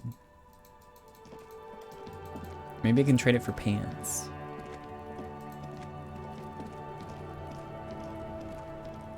Fuck does Kuno care? I took care of the drug situation. Alright, so you got Kuno's kilo. Here is how we do it. First, you give Kuno Kuno's kilo, then Kuno gives you half back. That's how we split it. It's the best way, street way.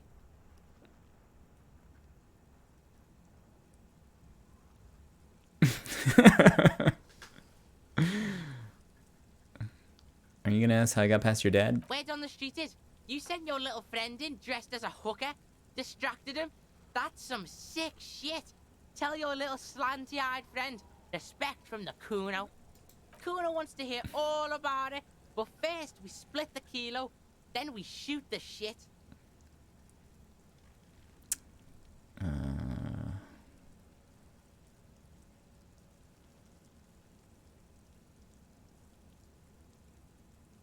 Can I sell the drugs? I'm gonna keep it. Alright. Kuno knew you'd try that sneaky pig shit on him. Tell him, Kuno. Kuno's got brains. This shit doesn't surprise Kuno. So Kuno's gonna give you one more chance. Know this, pig. Shit is major. Major fucking choice, pig. Kuno won't take this shit lightly. The pieces are moving, pig.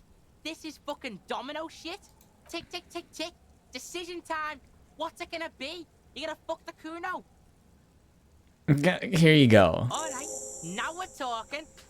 Whoa, that's heavy. He waves the minuscule bottle around, then slips it into his coat pocket. There you go. More than half in there. Kuno's fucking honorable like that. Now tell me, how the fuck are you still alive, pig? Kuno, I met your dad. Yeah, you do some sambo shit, sneak in.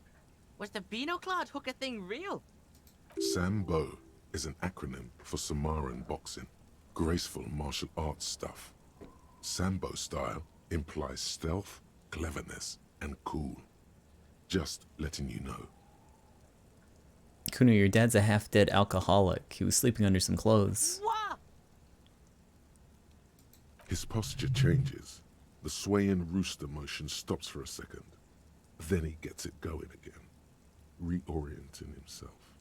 Fuck right. Kuno's dad was sleeping like a bum. Kuno told ya. Kuno's dad doesn't give a shit about anything. Fucking breaking and entering shit. That's nothing to Kuno's dad. You got lucky, pig. Kuno knew this. Kuno's fucking violent fiend dad's been drinking hard lately. Kuno knew you have a way in. Narrow window. Kuno window.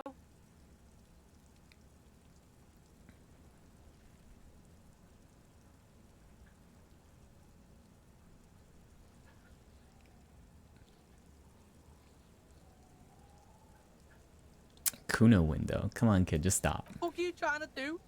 Get the Kuno to stop. Kuno's just getting it on. His tone wavers. A small lump forming in his throat. Keep your ass together, Kuno. Whatever scary thing he might have been, now he's nothing. Yeah, Kuno's dad is fucking nothing. Fucking coma shit, stroke shit. Kuno's dad is so fucking violent. He's had a stroke many times. Shit. Kuno's gonna have one too. Gonna be just like Kuno's dad. Speed shit, crime shit, fucking on the bed. Kuno's gonna go out like Kuno's dad. Revachol West style. Stop saying all this sad shit, Kuno. The whisper comes smaller than usual. There's a touch of grief in there. Fuck are you talking, sad? Kuno's got hard shit, death shit, nothing shit.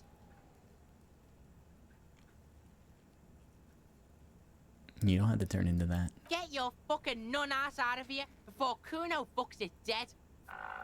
You think 'cause you brought Kuno 1 gram of speed, you're friends now? Turn into... Kuno ain't turning into shit. Kuno is that shit. If he doesn't stop soon, he's going to collapse from exhaustion. He's red all over. Kuno won! Oh, you won, Kuno! The relief is palpable. The little hat jumps up and down behind the fence. He did not win. There is a crack in there now, and it's spreading across the face of his certainty. I looked around in there. It's not the easy life you've got going on in that apartment. The fuck do you know about Kuno's life? Kuno's got plans. Get the fuck out of here. Yeah, we got plans. 6 meters underground, below piping from before the war, the collapsed remains of the Martinez storm drain system. There are 2 stolen flashlights with piles of batteries next to them, beside 2 bedrolls, in the dark and opening into the lower tunnels. There were a lot of unpaid utility bills there. Fuck right there were. Fucking 3 years or some shit.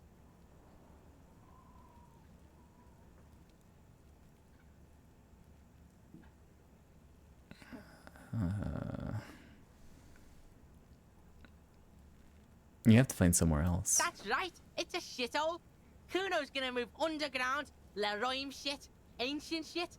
Kuno's gonna live in a fucking catacomb. Oof. Yeah, in a tomb, Kuno. Okay, let's conclude this business. Yeah, pig. This shit is done. Now get the fuck out of Kuno's face. Kuno needs to drop the bomb. Alright, see ya. Kuno doesn't fucking care. Damn, I thought I could trade my speed for the pants. Oh well. Well, now I got some speed. It still has the same amount of uses, so I guess it's fine.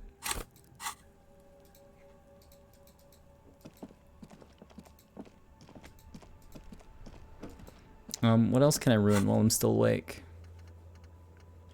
I don't think the guy's out there for the armor stuff. I can go look real quick.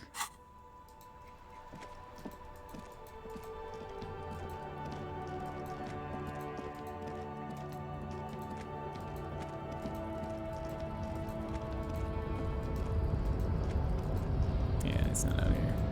I don't think he moves up there either.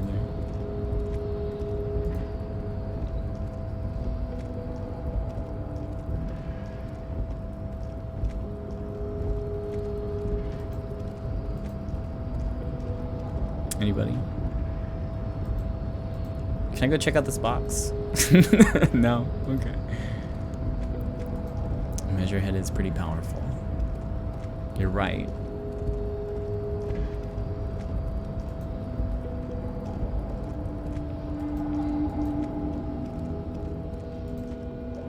Oh yeah, the coins respawned. I'll take them. Hmm?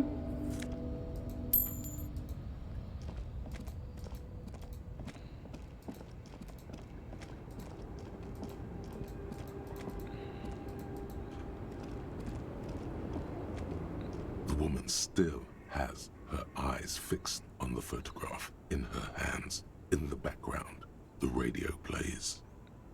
Well, he's not here to stop me now. Snap your fingers in front of her face. Where am I? Who are you? Like a magician recalling a subject from hypnosis, you've jolted her back to reality. The smile on her face has disappeared, replaced by the wary aspect of a cornered beast. Are you alright, ma'am? You were out. Never mind. I remember now. I'm still stuck in that traffic jam in the 50s. She added with contempt. Where else would you be then? Back in Methka, during the time of the revolution. The sidewalks and cafes are filled with young people. I was on my way to see a new Boyadero picture starring Gabriel Buenguerro. Until you came along, that is.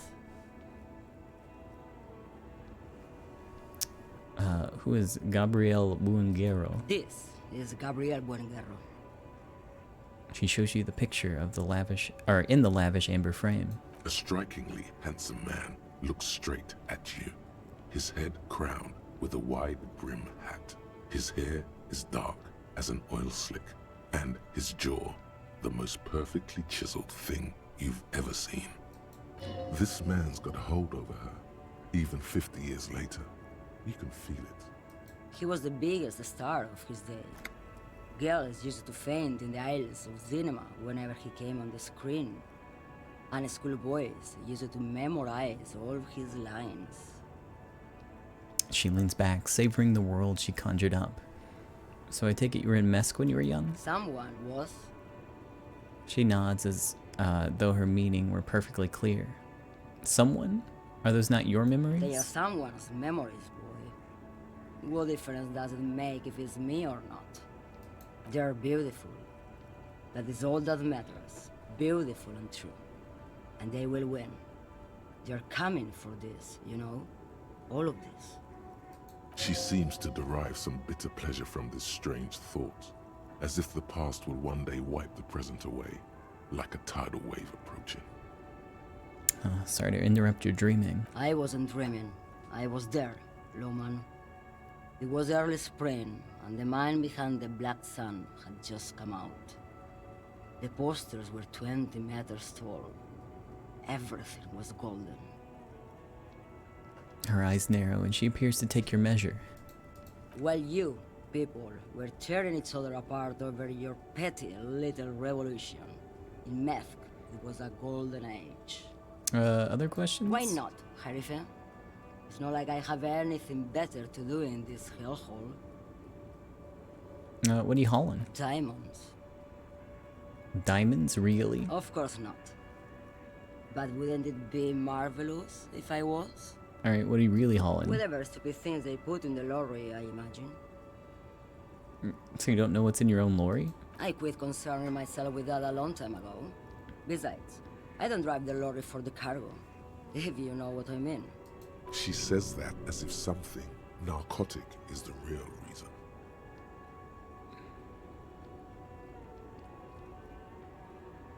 Wait, you get high off driving a lorry? Oh, it's so much more than a high where I go, Harife.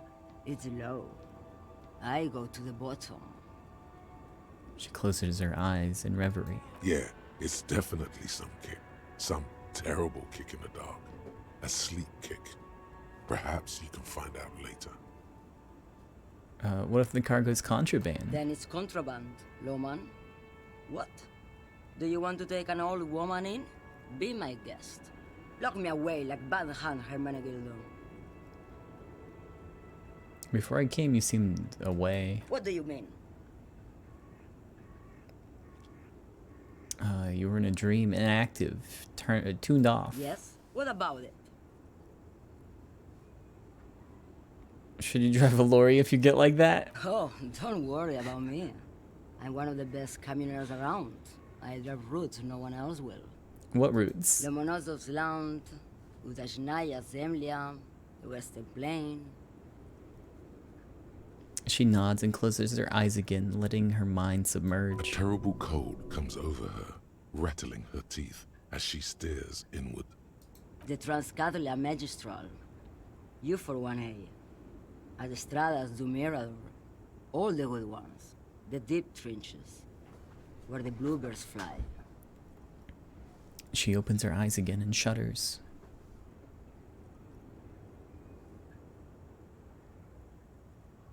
I'm something of an expert in blacking out. You should take better care of yourself. You're right, Lawman. I'm the one who should take my health more seriously. Thank you for looking out for me. A correct appraisal. You're quite shabby. Is that all you woke me up to say? You look like a woman who knows a thing or two about drugs. What do I need drugs for, Lawman? What I see, what I feel. The great adversary. No drugs can compare. The adversary? Yes. There is a protagonista and an adversario. I am on the side of the adversary. There's no coming back from that hole. I don't like the sound of any of that. Sounds like a horrible drug. The worst one of them all. Where could I get my hands on an experience like that? If you don't know, She flicks her wrist in a gesture of casual dismissal. Oh.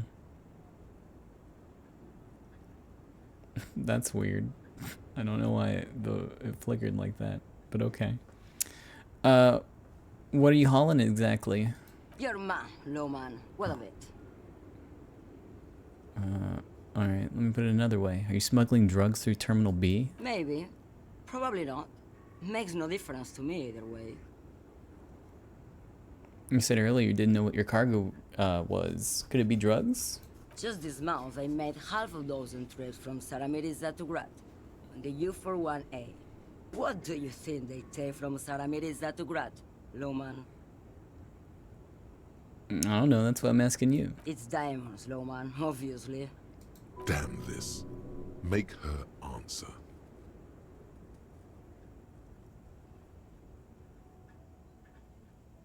If you had to guess, who do you think would be smuggling drugs around here? Easy. It's the skinny man who thinks he's a poet. Never trust a poet.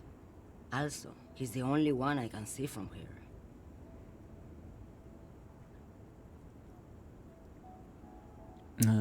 I didn't ask about diamonds, did I? I don't care about that. Diamonds are good for you, Lawman. You should try them sometime. Make yourself pretty like Eva de Zoras.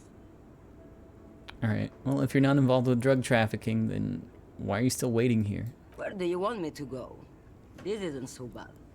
I can listen to music, or the seagulls. Look at all the colors and the futures of this world. It's a good palate cleanser, this jamboree. Or I can just relax and let my mind carry me back where it will, to the Great Plains. Of course not. To truly understand the Boyadero, you need to listen to On the Western Plain. What's that? It's an old ballad about a young girl who falls in love with a daring boyadero. He promises to marry her as soon as he returns from the Western Plain. I'm guessing that doesn't happen. Of course not.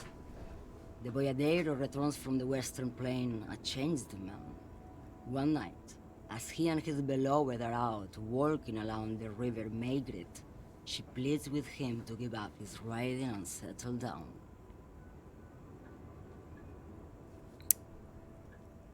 I think I see where this is going. So the boyadero strangles his beloved and throws her body in the Maigret. Then he rides off, because the Western Plain is calling to him. Okay, that's not where I thought it was going. You have to understand. A true boyadeiro needs a whole horizon to himself. He can't be tied down by man or woman. His beloved was selfish. She didn't know what it meant to love a boyadeiro. What if to truly love a boyadero is to float lifeless downstream? Thank you for now. Yes, go. Enough jamboree.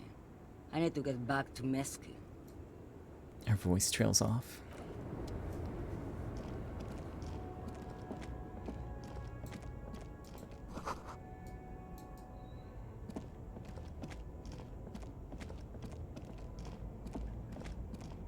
If I could just get like a few more dollars. A few more reals.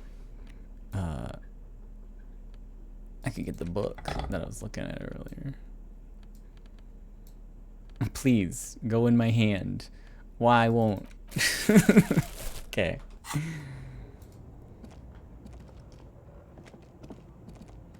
should probably go to sleep. I don't think there's much else I can do. Track down your badge, yeah. Clothes in the trash.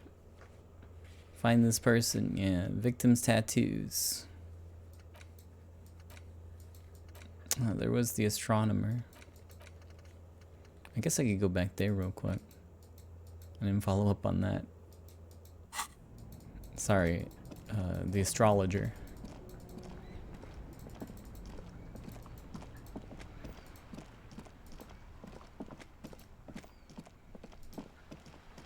Oh no, I gotta go back this way.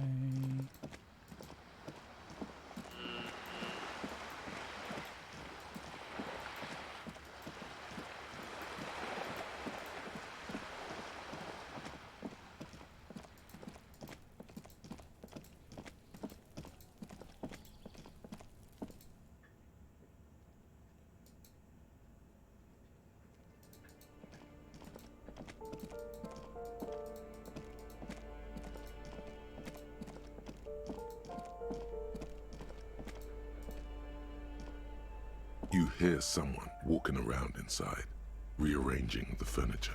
This the apartment number on the panel says 10. This apartment's supposed to be empty. Did you break in here? Excuse me? Of course not. Scare them. Suspected of some big crime. There's no sweet talking your way in there. Be official.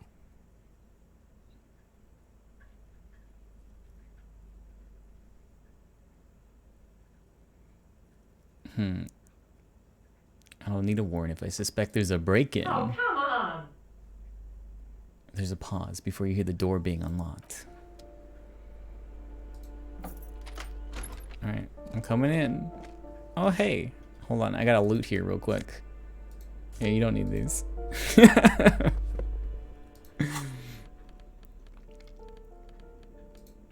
see. Indirect modes of taxation. Huh.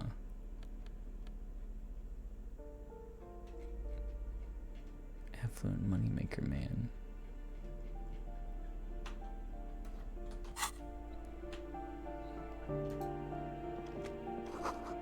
Looks like a fine mattress.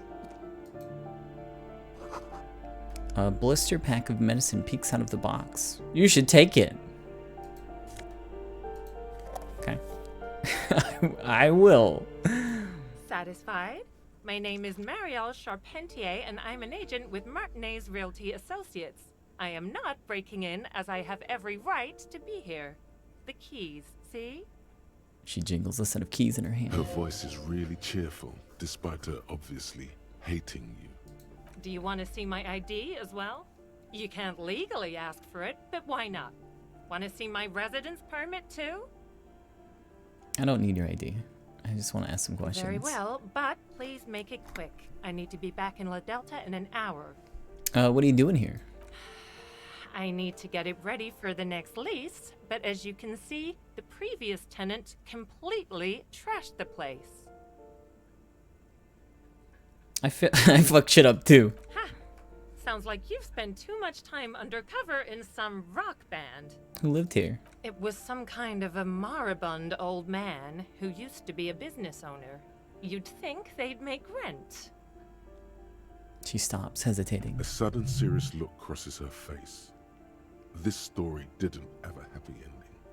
But that was months ago. Anyway, was there anything you wanted, or is that it? I'm in a hurry. Isn't it a bit late to be working? It is.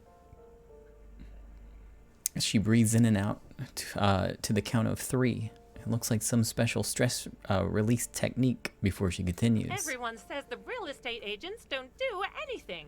But here I am in the middle of the night cleaning up someone's crash pad. So the sooner we get this over with, the better.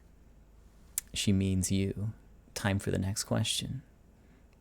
Who lived in the foreclosed apartment down the hallway? Oh, that's another huge mess. The former tenant owes us 3 months of rent. 3.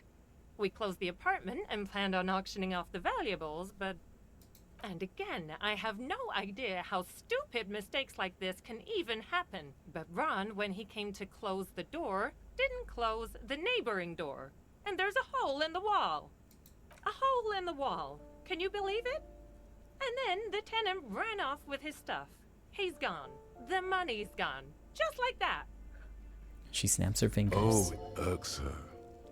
The incompetence. My money also disappeared, I think. Well, it does not disappear from my hands. No, I don't let it. So what happened with the wall? Don't ask me what happened with the wall. I have no idea how we're going to find the time or resources to fix it. Both apartments are now unrentable. Both. She's still shaking her head, manicured hands now crossed over the chest. That's all. Of course.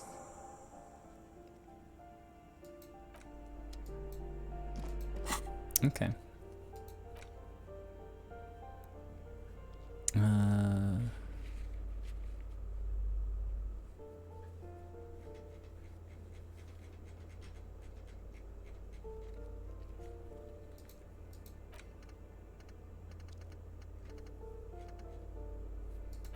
I'll report back to the cleaning lady. I'll do that.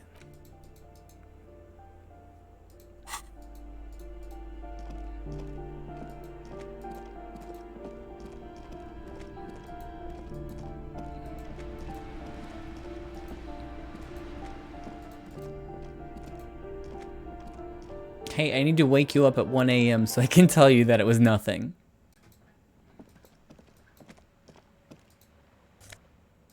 Oink.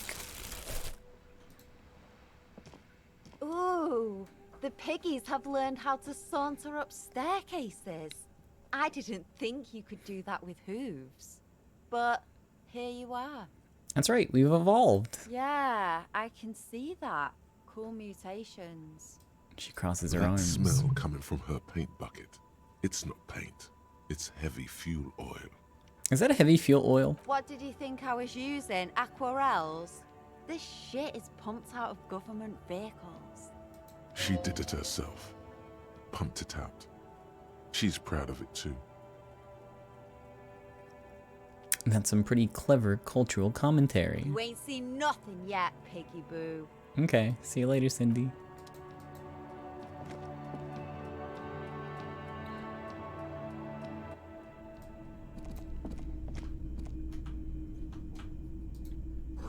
Someone's been sleeping here recently. Enough coal to last for several winters. Smells of chemicals. Yo, there's some pants in here. Electrochemistry. I've already got electrochemistry pants though. Oh wait. That's something I can force open.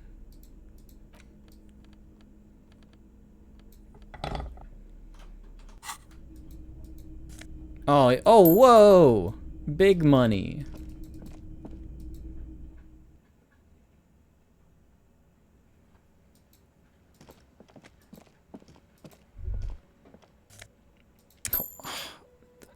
This is where they've been hiding it all. Above tarps flap in the wind. Forgotten hammers and nails rust. The door's locked. You can't get in. Oh, I don't know where she's at then.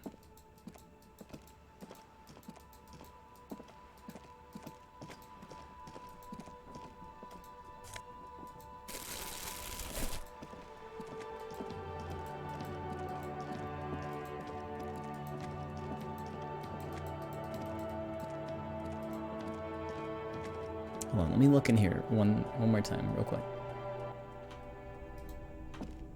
Okay, no.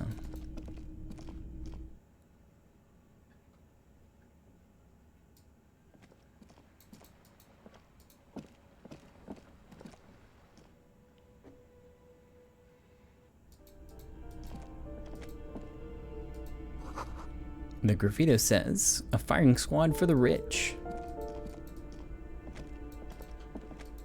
Oh. Oh. Yoink.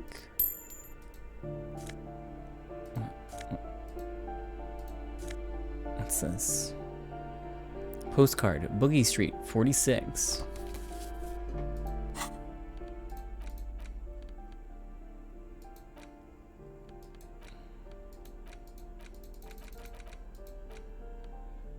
Okay. A crumpled up postcard depicts an open air market in Boogie Street 5 years ago. A vendor smiles as dead roosters line his stalls, hung by their feet from a canopy. Red blood flows onto the muddy street, blurry shadows of people's past.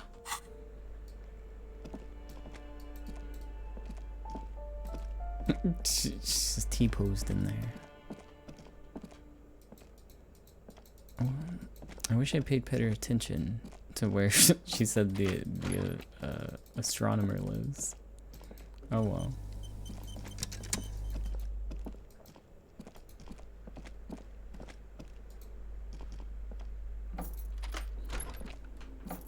Just want to peek in real quick. Okay. Nothing of interest left.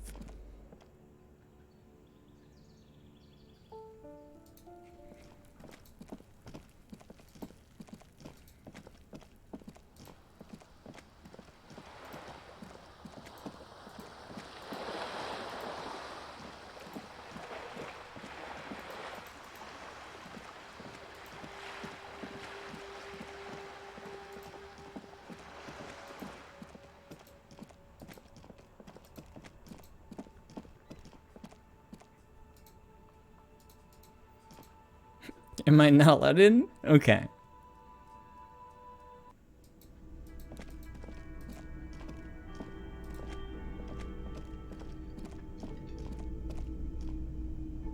Gotta spend money to make money. Whoa. I've been spending all kinds of money.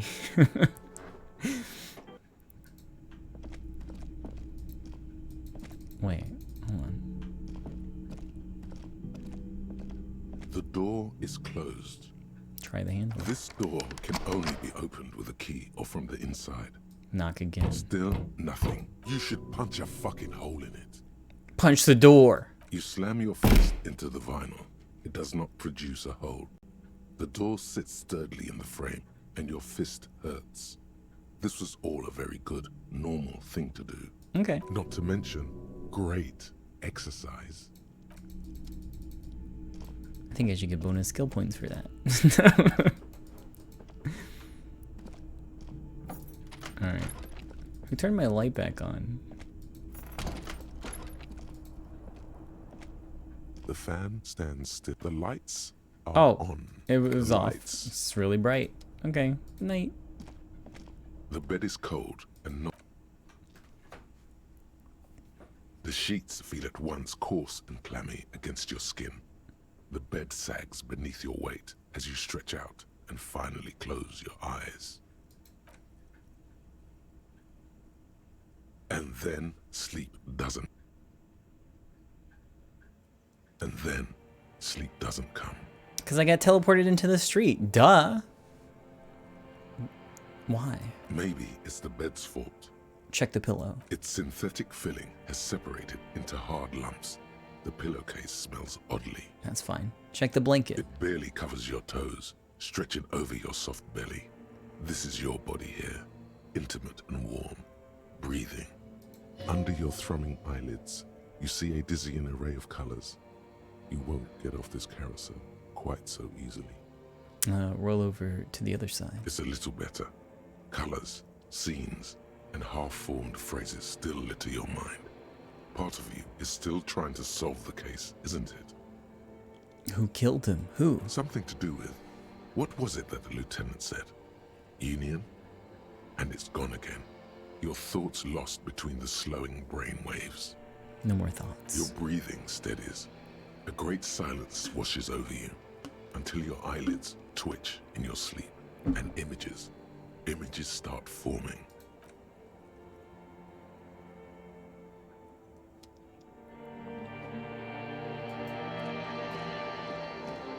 That's pretty goopy out here.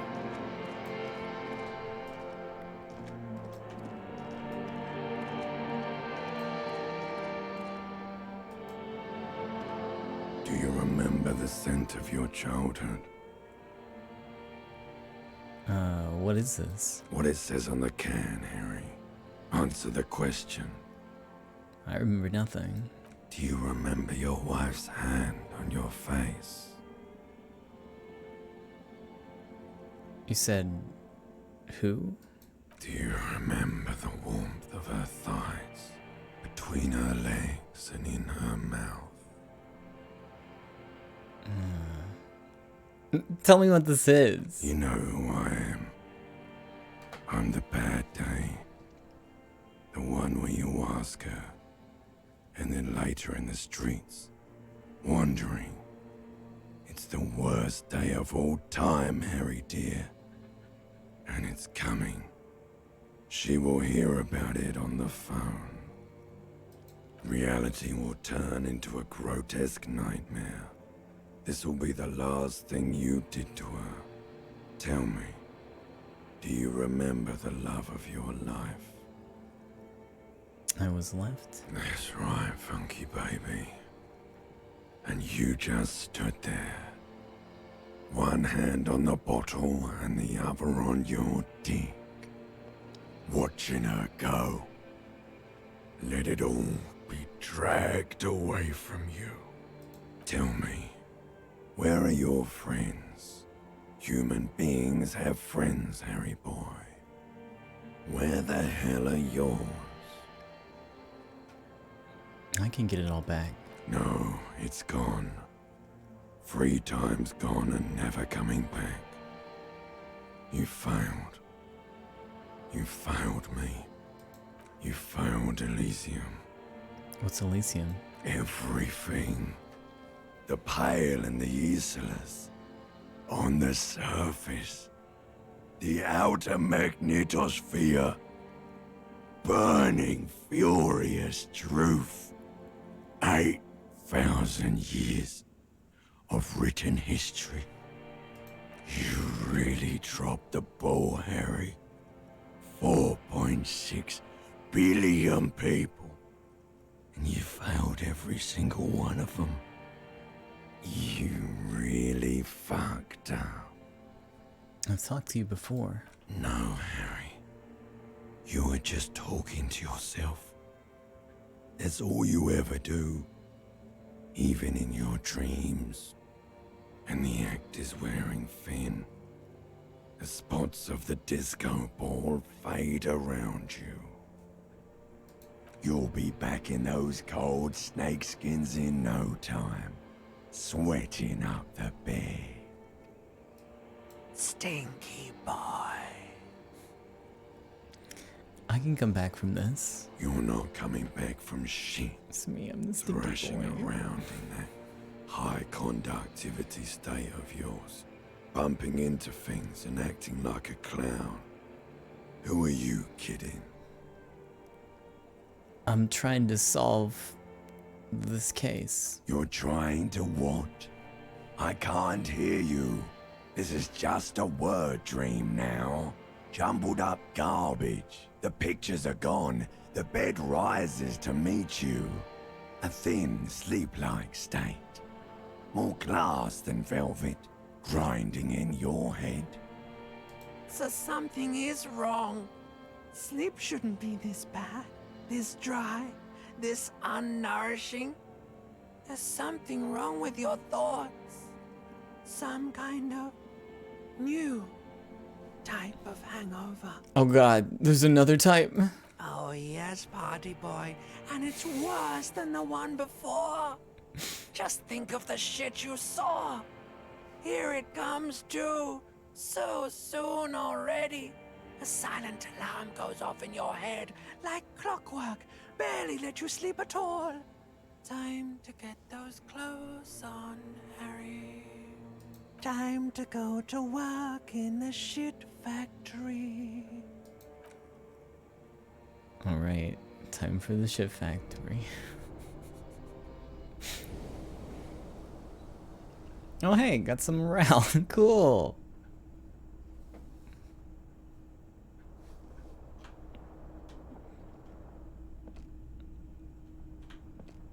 Yeah, what about that model over there? Good going, buddy.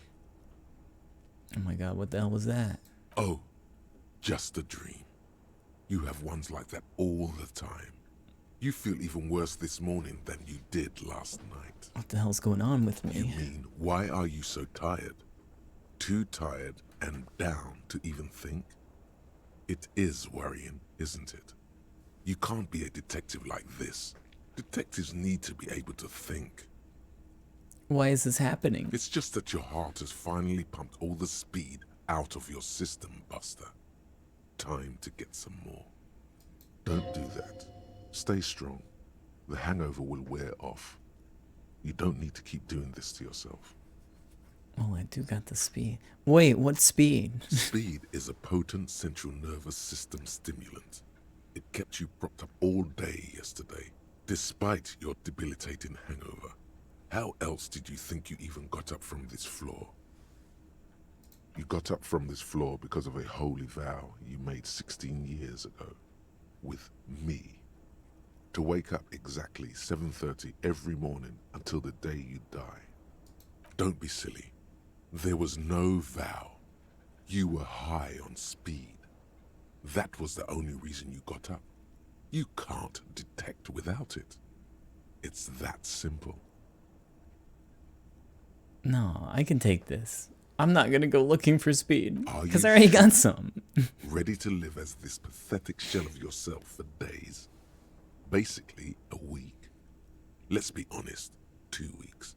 Maybe 3. You won't make it. Half the town will be dead by then. You will be fired. That's a lie. I can do this without the speed. Half the town won't be dead. Suit yourself, slow, sad shell man. See how you do without your spark. It's okay if I change my mind. I've got some right here. Right? It's still here. Yeah, it's still here. Yeah. Oh man, I almost got another skill point. Oops. Has this been running the whole time? A mirror hangs on the bathroom wall. In it, your face, adorned with the expression. Use your chain cutters to fix the faucet. I don't think that's gonna work. Hold on. Do I got alternatives here? Nope. That's it. I think I should do it. See if I can fix it. Hail Mary. A mirror hangs Let's on the go. bathroom wall. In it, your face, adorned with the expression. Your hands, however skillful, can't manage this task on their own. You should get your chain cutters out. Oh, okay. I thought it showed me the option because it would just contextually use it, but I need to get my chain cutters out first. Alright, time to fix it. Okay. Hold on.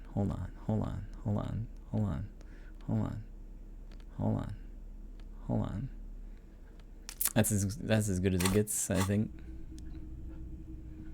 Oh, I'm gonna owe so much more. A mirror hangs on the bathroom wall. In it, your face, adorned with the expression. What a roll. The chain cutters slip out of your hands as you attempt to twist the faucet into place. Well, you know one thing for sure. You've probably never been a plumber. Attempt to stop the expression from happening.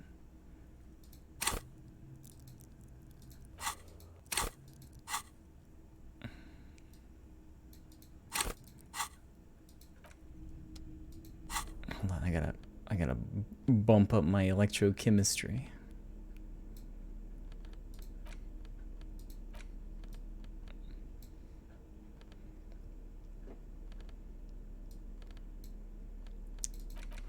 so touchy. These pants fuck. Okay.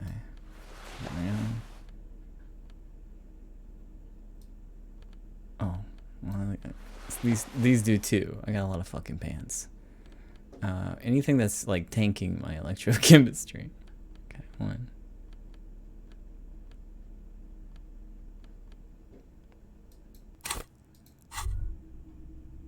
The pockets of these new jeans are perfect for sticking your hand into.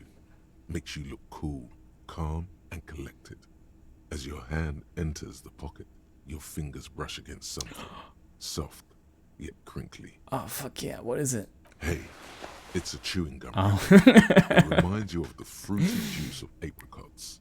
You should inspect it closer if you have time. Something about the wrapper's texture is familiar. Not familiar in a good way, you might say. There's pain in there somewhere. Yeah. Alright. Give me the pain. Let's go. There it is again. The scent of apricots with a touch of cinnamon. Smells like the end of some distant summer. The surface of another planet. Or some ancient temple. Ancient temple? Yes. From the height of antiquity. A long, long time ago. Millennia ago.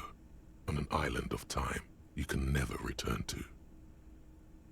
In the summer. The sun sets into the sea, but the water does not boil.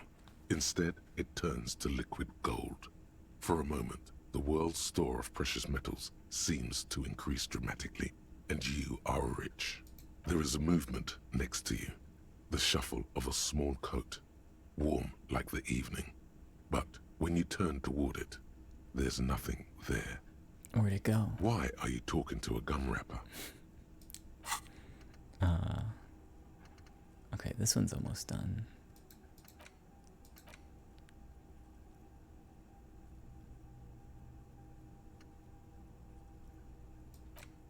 What's my...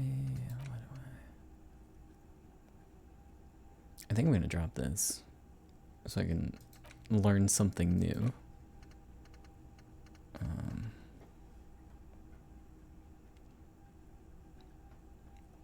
I don't think that +4 is worth it.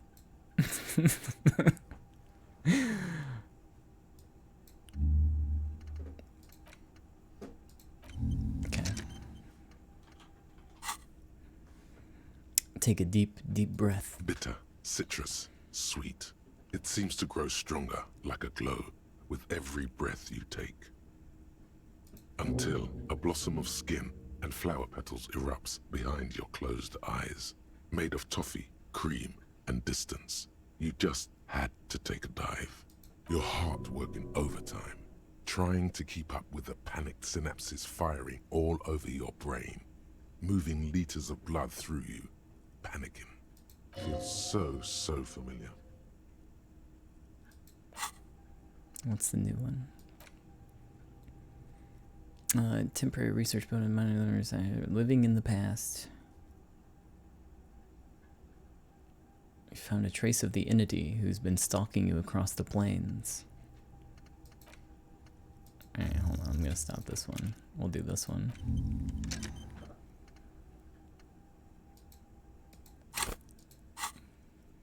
Hey, how's it going? Okay, cool. Didn't seem to affect my morale, so that's nice. A little bonus.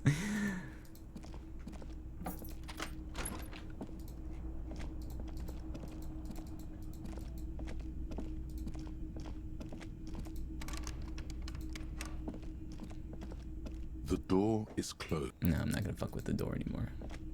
I fuck with that door too much. Oh, yo.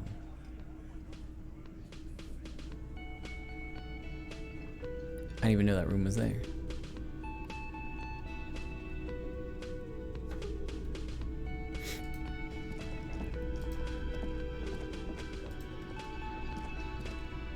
Morning. Sorry for standing in your wheelchair. Looks like we can get to work at once. The Union muscle turned up. They look rowdy. We should talk to them. What do you mean rowdy? I mean ungovernable. Martinez isn't exactly enthusiastic about the RCM being here. They prefer to be policed by the Union. These men here, men who drink beer for breakfast, there's talk of an armed wing of the Union called the Hardy Boys, who are responsible for state policing. I think it's them.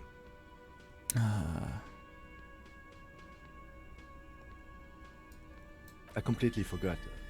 Sorry, I had a rough night's sleep. It's them by the looks of it. Loud and nasty, just like the manager said. One loose thread less to worry about, and one big problem to replace it. Why do we need to talk to him? Everything points to the Dock Workers Union. The belt used for hanging him, the circumstances in Martinez, my preliminary information, which may, of course, all be wrong. But we still need to talk to them, and it won't be easy. There's so many. Should we call for reinforcements? That would just escalate tensions. No captain would sign off on it.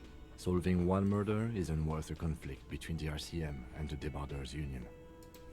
In fact, even the death of 2 detectives might not warrant an all-out war.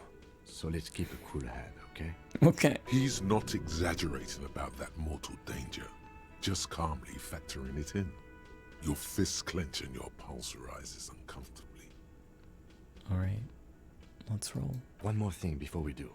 We don't have to talk to them immediately. We can walk right past them, continue with our business. Good. A power move. Purposefully concentrate on something else first. They're in no hurry to leave. They think they own the place. Anyway, I leave that choice to you. Whatever you decide is fine by me.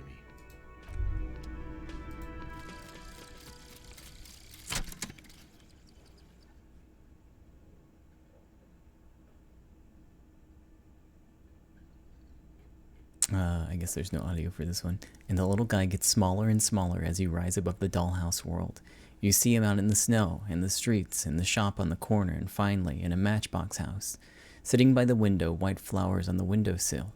You can smell them up from here. It's awful. A white morning, a modern death, divorce or something similar. All you can do is put more distance between you and him, make him smaller, make him less you. Oh, hell yeah. 20% zoom out distance. All motoric skill learning caps raised by 1. Could be worse. There's no downsides, I guess. I can zoom out more. Great. I'm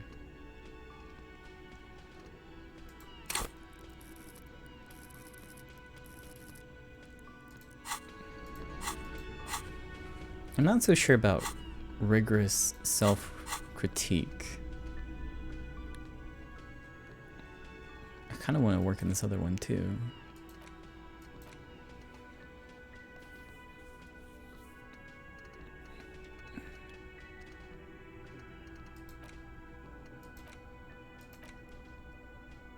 I still have kind of a money problem.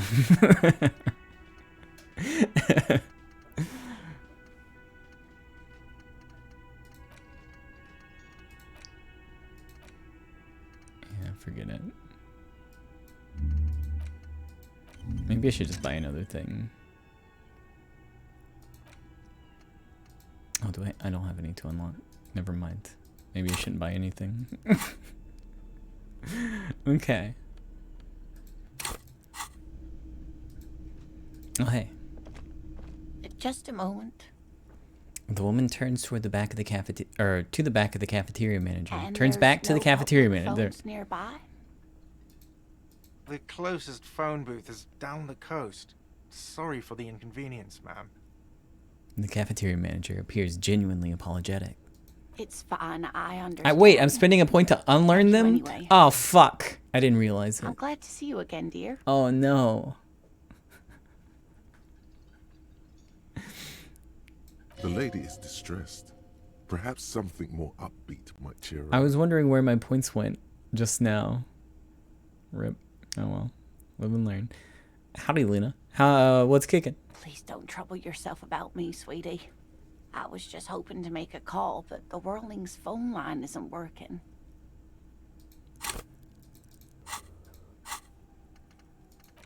Oh, yeah. I guess there is a little thing there to forget it. I've never went there to try to forget something and it'd be grayed out. faint smile tells you she appreciates the effort, but at the moment her mind is on more serious matters. The union office probably has a phone, but I can't really get there. Or to the phone booth down the coast. And Gary's phone is dead too. Wait, what's wrong with the phone line? The manager was vague about it. Why do you need to use the phone? To let the young woman who's house sitting for us know that we may be delayed. Morel, my husband, and our friend Gary were supposed to get back by Monday night. But they're still missing, and I haven't heard from them. I was also hoping she'd heard from Morel. You hear that? Someone's missing. There could be foul play afoot. I love missing person cases. That's right. Now skip the foreplay. Time to dive into the dark alleys.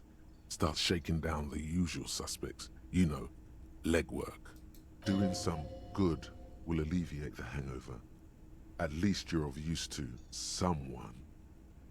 Alright, I'll bite. Has your husband gone missing before? That's just it. This isn't like him at all. He always plans his expeditions so carefully. It's really weird too, because I'm like gambling on these to see if they suck. So, yeah,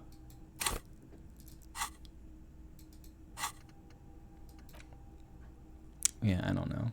It's really weird.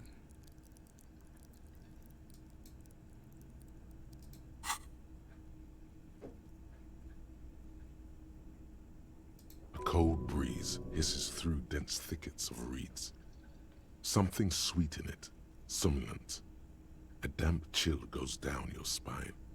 When you look around, you're still in the whirling in rags. But you have more important things to worry about. Yeah, just look at the wiki.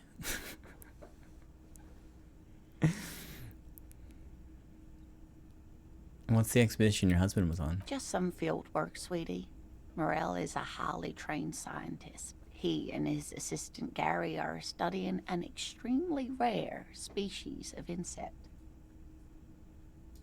But they should have returned Like you said, by I didn't now. listen to you. Just going down the coast across the water lock to set a few Did you say traps. something? He said they'd be back on Monday. Oh, I was supposed to wait for the little chat him? person in my video game to tell me. Oh, I get it. Okay. The water lock, that was broken. Could this be it? Wait, who's this Gary person? Oh, sweetie, it's nothing like that. Gary's as loyal as they come. I trust him with my husband's life any day. The water lock on the other side of the coast is broken. They're probably just stuck over there. Oh my. What happened to the water lock?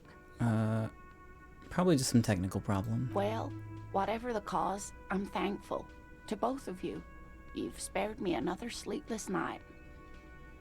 You're welcome, ma'am. I hate to ask, but if your investigation Big takes whatever. you to the other side of the coast, please do keep an eye out for my husband.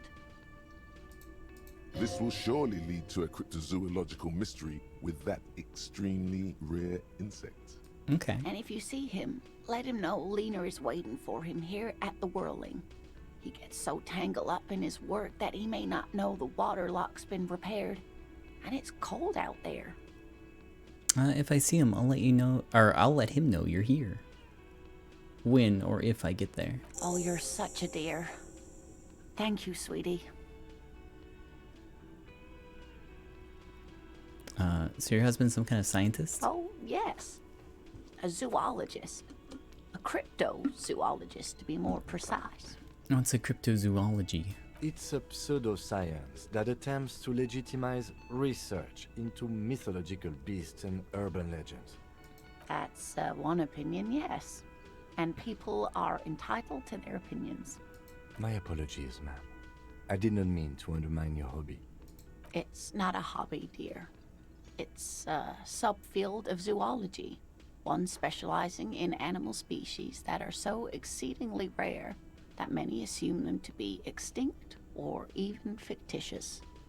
Searching for such species called cryptids is difficult and often thankless, and frankly, many scientists are too lazy to do it. Universities these days are rarely interested in supporting real research. She's completely internalized her husband's struggles. They are her own. Tell me more about Moral. Oh dear, I'm not sure where to begin. What does he look like? Well, his expression is slightly grumpy, but his eyes are always bright and curious, like a small boy's. And his palms are quite coarse from all the field work, but he's quite gentle. It's always a challenge to describe the person you know best in the world.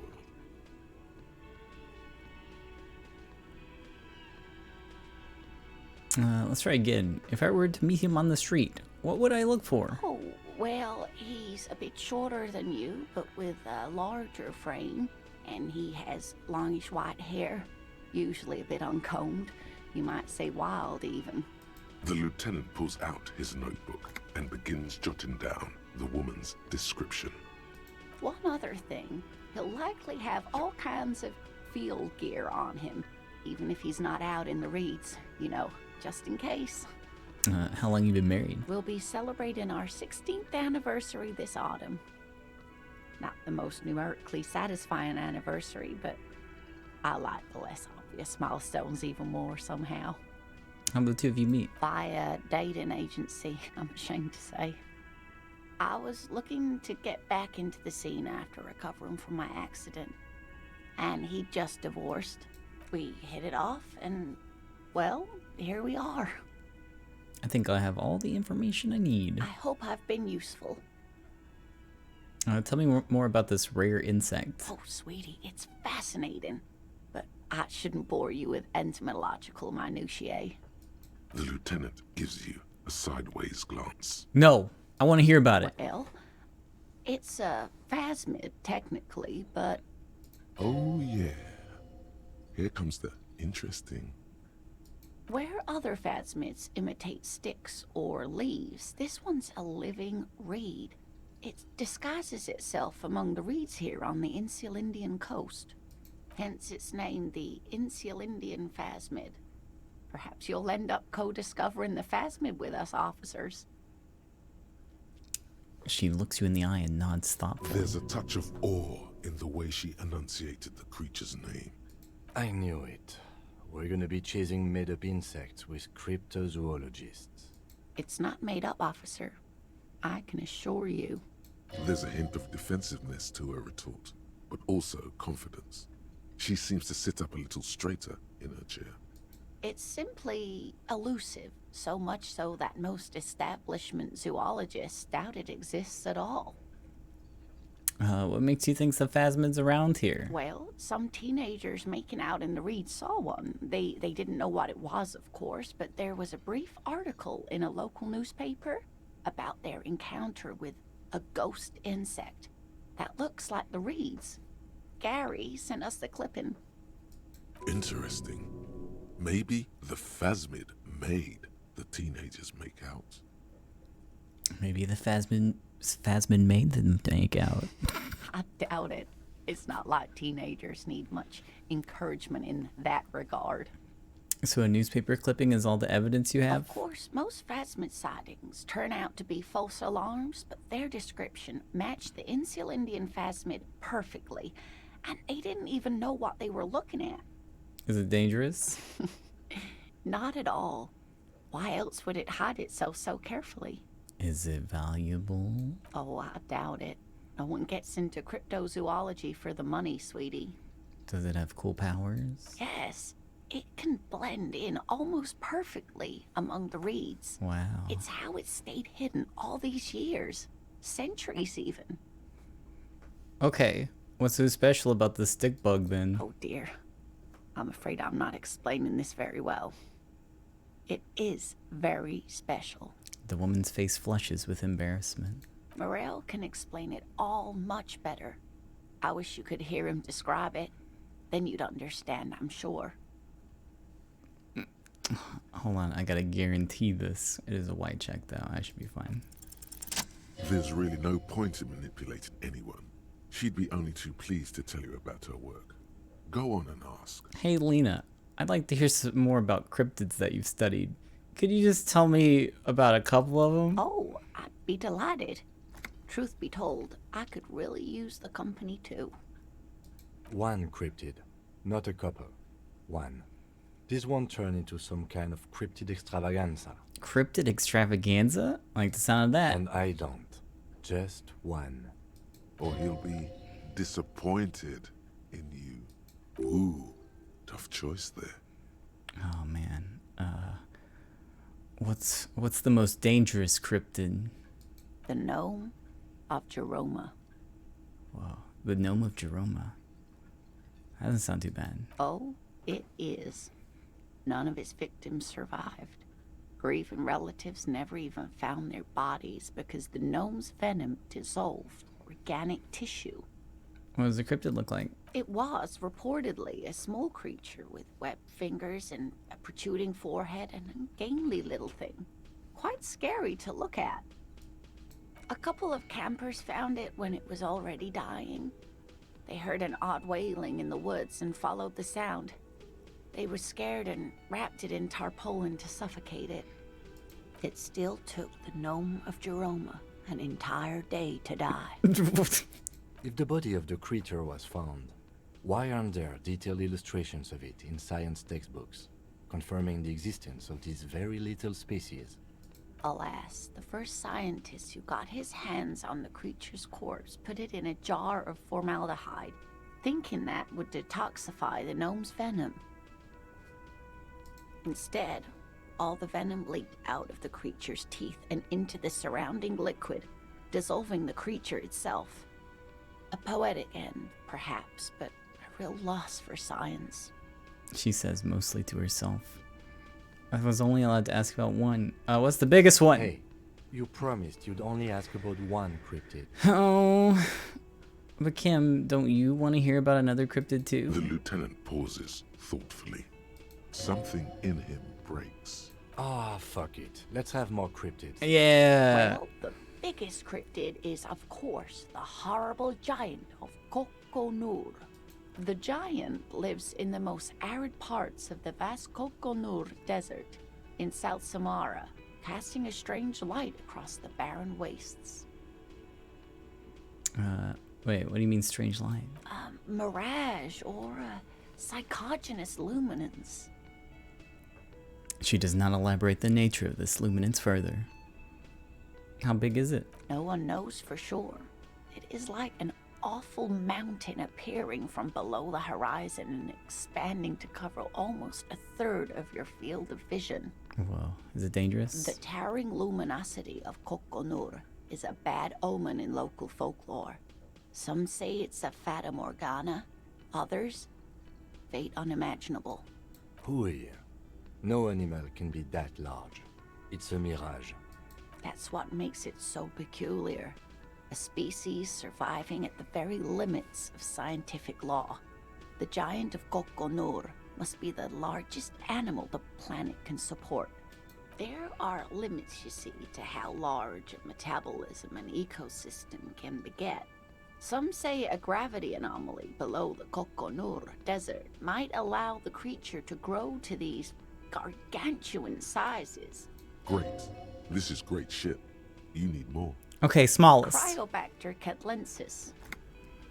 Cryobacter Yes, a unicellular bacterium that was discovered in one of the northernmost points of Kotla on the Boreal Plateau by renowned geologist Caitlin Mijanou some 70 years ago. What's special about it? The bacterial colony Mijanou found had remained alive while frozen in ice for longer than anyone could reliably estimate. Certainly from before recorded history. Mijanou disappeared shortly after injecting herself with the bacteria she had brought back to study, no doubt in hopes of prolonging her own life. Wait, she injected herself with it? Yes, The bacteria had survived in the ice since times immemorial. Yeah. It is not hard to see where she could have gotten the idea. Yeah. It's actually a little hard to see, but do go on. You mean there's an immortal geologist wandering the world? Yes, and she's quite mad too. After she treated herself with the bacteria, she stopped aging, but also became increasingly eccentric and irascible, so that even her oldest friends were forced to pull away. We can assume that she has been living somewhere in the wilderness for decades now, all alone except for the Cryobacter catlensis coursing through her bloodstream. Are there any invisible cryptids? What an interesting question. And the answer is yes, there are. Of course. All fairy tales have someone or something invisible in them. Shush Kim. She's gonna tell me about the invisible cryptid. What is it? It's the Col de Mama d'Aqua. Its Name name means thin whisper of sound, and that's precisely what it is. Self-replicating sound waves, invisible and intangible. The Col de Mama is very afraid of us, which makes it incredibly difficult to track. What does it sound like? Like nothing. It's such a high-pitched sound that us humans can't hear it, nor can other animals. It could be ringing right outside your window and you wouldn't even know it. Could be anywhere. Fine, I'll bite. How can an animal be a sound? Many scientists have asked the same question. Some have claimed that it isn't itself a sound, but a tiny corpuscle that emits sound waves. But there's no evidence to support this theory. Could it be here? Right now? It could be. As I said, it could be everywhere. And we wouldn't know any better. It could be ringing all the days of our lives and nights. Maybe it's predatory. What if it's predatory? It's not. Don't worry. If it were predatory, we would have found it by the damage it inflicts. I wouldn't be so sure. What if the damage is also invisible? What evidence observed this animal being a sound? Plenty. It's the evidence that led to its discovery. In the 20s, a group of Areopagite ornithologists, that is, scientists who study birds, were trying out a new recording technology for capturing sounds outside the range of human hearing. When playing back recordings they had made in the foothills of the Ea mountain range, they noticed certain anomalies, patterns that seemed random at first, but on closer examination were consistent with the waveforms of songbirds. Just not eagerly. The scientists soon discovered they could track and even predict what appeared to be feeding, mating, and migration patterns based on sound waves in a strictly delimited range of ultrasonic frequencies, even higher than those of the highest pitched bat calls. She transforms, when speaking about these strange animals, into a confident woman. They realized that they had discovered a new species and called it the Col de Mama d'Aqua, after the Paracanassian name for the voice of God, which is said to be very silent. Wow. They grew quite obsessed with these little birds. Even though they couldn't see them, they could distinguish among individual birds and even began to name some of them. Name them? Sequester, Time, Joscan. Those are but some of the Mama d'Aqua they followed individually. Why is the Mama d'Aqua so afraid of us? That is a sad story. Oh no. A group of university students assisting with the field work in their enthusiasm for the project, and no doubt because they were preoccupied with impressing their professors, nearly drove it to extinction. Extinction? They tried to communicate with it and had no other means but sound. So they started sending out sound waves at frequencies they thought might match the Mama d'Aqua's. And what happens when a sound wave meets another sound wave at the same frequency, Oh gosh. dear? They cancel out. This lady really should be a teacher. She's really good at the explaining things thing. They cancel each other out. Exactly. And these tests were performed so recklessly that when they happened upon the right frequency, well, they wiped out most of the population. It's fucked up. Great regret washes over her. A winding cloth. After that, the corpuscle appears to have migrated elsewhere. There have been recordings of anomalies similar to those spotted in Ea, but they've been few and far between. It's impossible to confirm the presence of any stable Koltamama Dakwa population anywhere. Of course. A common thread in these. Disappearance and unfalsifiability. I like the story, though, ma'am. I'm glad you did, dear. Interesting. What about? What about what? I have to go. Of course, dear. That's all for now. Hold on a second. Save game. New save. Load game.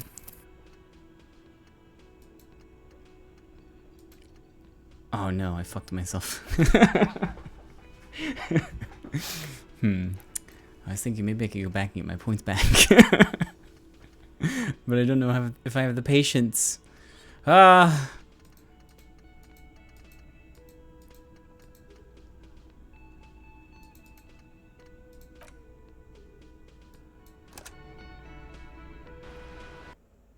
Let me look.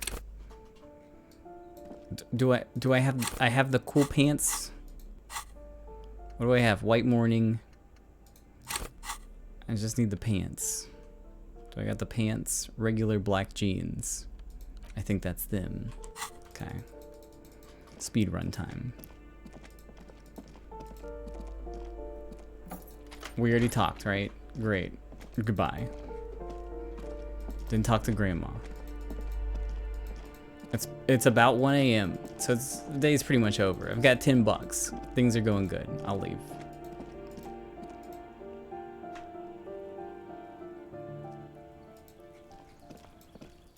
I wish there was a quicker way over this fence. Is there a gate I can open? No. What's this though? Just a closed door, but you look at it suspiciously.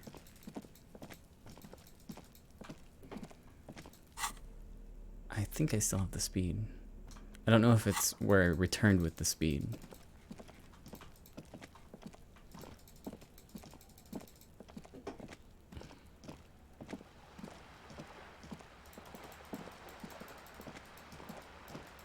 Please walk a little faster.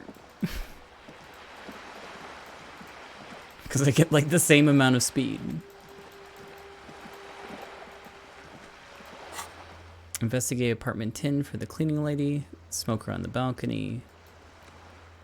Tasks done. Split a kilo. Yeah, I already done that. Okay. I think this is when we went back out. Just tried to look around. So I gotta do the dream real quick. I didn't really get anything from that cryptozoology conversation, so I guess not much is lost there.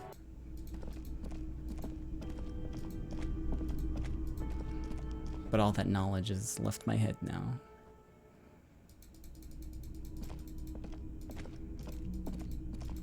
I will have never learned about the Mama Dakwa and its tragic fate. The bed is cold. The sheets feel at once coarse and clammy against your skin.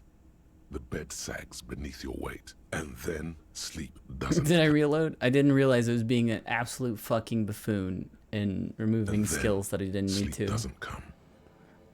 Why? I want to sleep. Obvious, why? Maybe. Check the pillow. Check the blanket. Under Continue. your Roll throat over. a little better. Killed who? Something to do with no more thoughts. Your breathing Sleep time. steadies. A great silence washes over.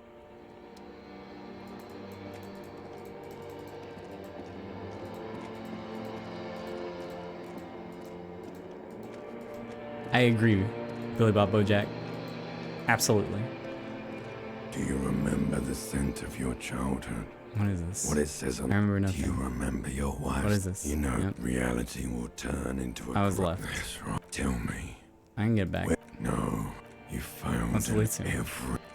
Talked to you before. No, you'll be... Stink. Can come back from You're this. not coming back from shit. Trying to solve. You're So something There's is another type? blowing. Okay. Time to go Okay. to work in the shit factory.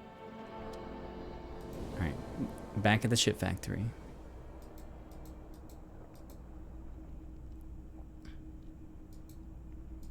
Oh man, maybe I'll get the safe scum fixing the sink. Hold on. I'm doing it.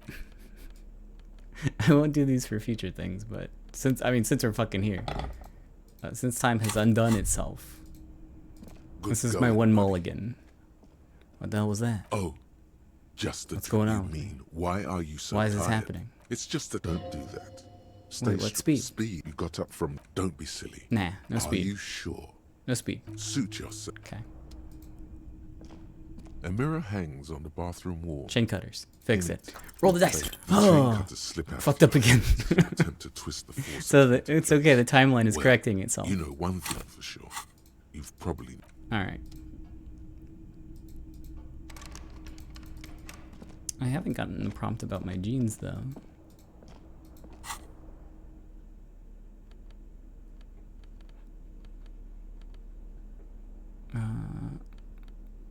Maybe these aren't the right genes.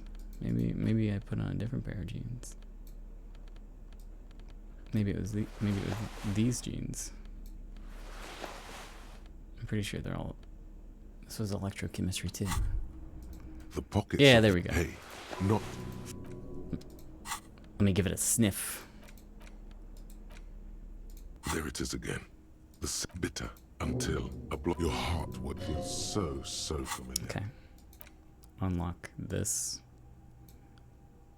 And then unlock. Can't unlock that one. But I should get some more points real soon. Okay. Alright. And then when I hit the other things later, I can get rid of them. Okay. Yes. The sun's. There is a movement. Why are you talking? Okay.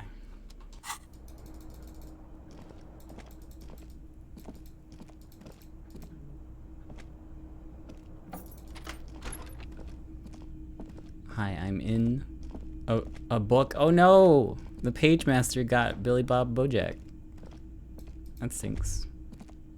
Wait, what was that pop up? Nothing on the front page rings a bell. Strange.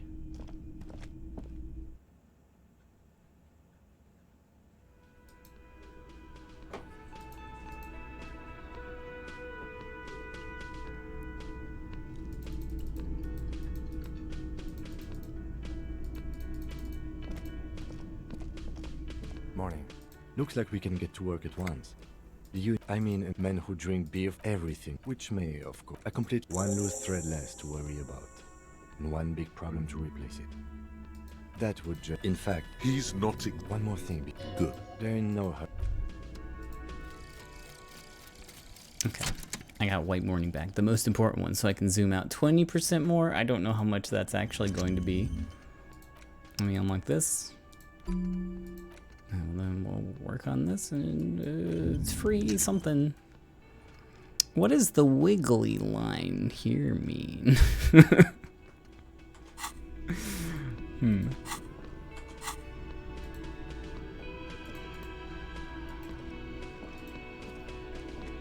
Just a moment. Hold on, I gotta make things right. The lady is Please don't. faint. The union office, the manor. Why would he? Till it. I was also hoping she'd. That's just. Cold. You have more important things. Just some feel, but they. The water lock. That was broken. Could this be it? Oh, Gary's as loyal as they come. Oh my. Well. You're welcome. I hate to add. This will show. And if you see him, let him know Lena is waiting. Oh, you're such a dear. Oh. It's a. That's one of. My apology. It's search. She's completely internalized. Oh dear. It's always a. Oh. The lieutenant. One other thing. We'll be celebrating our 6th by we hit it off and. What I hope I've been useful. Tell me about the rare insects. The lieutenant. Of course, dear. Tell me about the rare insects. The lieutenant gives. No, What tell else? me. Oh, Where hence it, there's a tuck. I knew it. it's not. It's simply a loop. Well, so of course most Phasmids. Oh, I doubt it. Yes. Oh dear. Morel can explain it all much better. I wish you could hear him describe it. There's Oh. Thank goodness. One cryptid. He nods. Cryptids, ooh. That would be the job.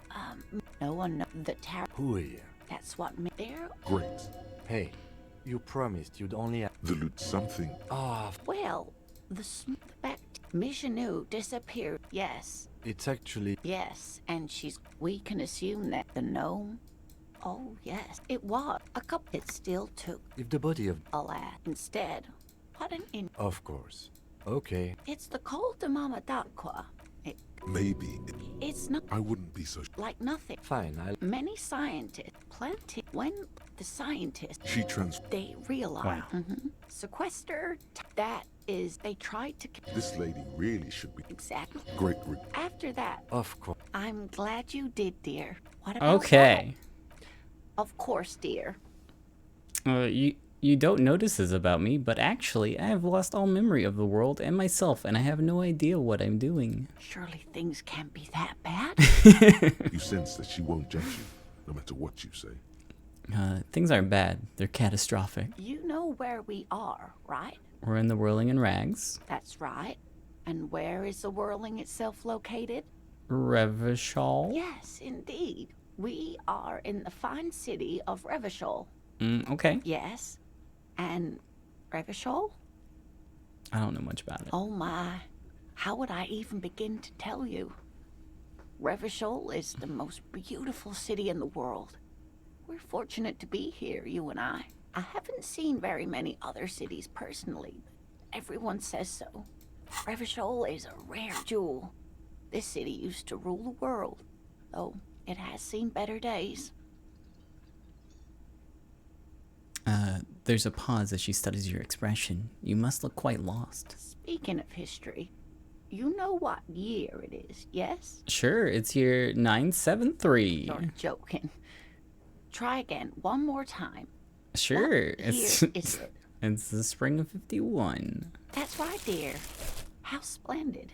Here, take this pen. Knowledge should always be rewarded. Cool. Her relief is palpable. She was getting pretty worried about you there, but now she relaxes her shoulders. I can tell that this is taxing for you, so I'll just ask one more question. What regime are we living under? What mode of government? Some kind of democracy, maybe? Nope. No. Sadly not. Revachol is what's called a zone of control, under an alliance of foreign powers called the Coalition. We have no government of our own, and what democracy we have is market-driven. Oh. If there's no government, how come there are cops? Oh dear, this is troubling. You really ought to know that Yeah, being you one think so. yourself. There aren't any cops in Revachol, not in the traditional sense. The status of law enforcement has been a complicated matter since the revolution. But we should stop for today, sweetie. You look like you need a break. Besides, I'm not the best person to explain the big things to anyone. She's scared now. She's realized you really are brain damaged. So how'd I do? You didn't do too well, dear. Oh. You really only knew what year it is. It does look like you're having trouble remembering things. History and places. Reality, in a word. It's very odd. Yeah. A sigh. The lieutenant buries his nose in his notebook. But maybe a fresh set of eyes is what the world needs. Or give me your eyes. While I'm no doctor, such bouts of amnesia are often temporary, so I wouldn't worry too much. She means this sincerely. Worrying won't do you any good. What's the revolution you mentioned? A defeat, I'm afraid. The people of this archipelago tried to build something new, something different. The rest of the world didn't like it, so they came and ended it. This was 42 years ago. What does that have to do with there not being any cops? It has something to do with everything. I really don't know how to explain it better. I'm just a poor woman, she thinks. What do I know of these things? And how can I help you? Who could tell me more? Someone more educated in sweeping matters. Maybe you should ask. She turns to the lieutenant. No, I'm not an encyclopedia. I won't be a guide either. I'm a detective. Of course. Then I don't know. Someone rich, maybe? Wealthy people are educated. Though I don't know where you would find a wealthy person in Martinez. I gotta go. Hold on. Oh, the guy's not here. Ah, lame. Do I want to go do this right now? I don't know about that. Do I have anything else active right now? No skill points. All good. Time to zoom out. Whoa, I feel it, the 20%. I can see the whole world. I didn't know I could come back here. The dishes are drying, the smell of chemicals and pine trees. The tomatoes are so thinly sliced you can see through them. The aroma of spices, alcohol, and tomato hangs in the air. You see a heavy steel door with a prominent dimple lock. It's painted blue. You immediately feel drawn to the color. Blue is for mystery. Yeah. Try to push the door. The door does not budge. Touch it. The cobalt blue surface feels rough to touch. The stainless steel door is flush with its frame on every side. I wonder where it leads. You do? It's a door in the back of the kitchen. Why do you care where it leads? I'm drawn to its cobalt blue. It is quite pretty. I suppose we could look into it as a side investigation. Yeah, a mini side investigation. God is the person to ask about this. The cafeteria manager. Or we could pry it open. A thin man is smoking below an exhaust hood, occasionally sipping from his mug. This must be the Whirling's cook. Looks like the exhaust hood's working well. As you step in, he nods toward the table and says something in a completely foreign language. The only words you can make out are Garancy and Quebec. It must be his name. Garancy. Garancy Quebec. Sounds representative. Ah, Garancy, I have some questions. The man puts his cup down and replies something. His left hand drawing arcs in the air. Do you know what's behind that door? He looks up at you, then looks away quickly, shrugging and muttering something to himself. Shrugging is an international sign for, no, I don't know what's behind that door. You got some nice pots? He smiles and bangs his ladle against each of his pots in turn. All right, see you. Oh! You don't need that. I need that. Can I help you? Oh, I can't ask about it. I have to ask about my bill for tonight. 20 real. Nope. Then why are you wasting my... Goodbye.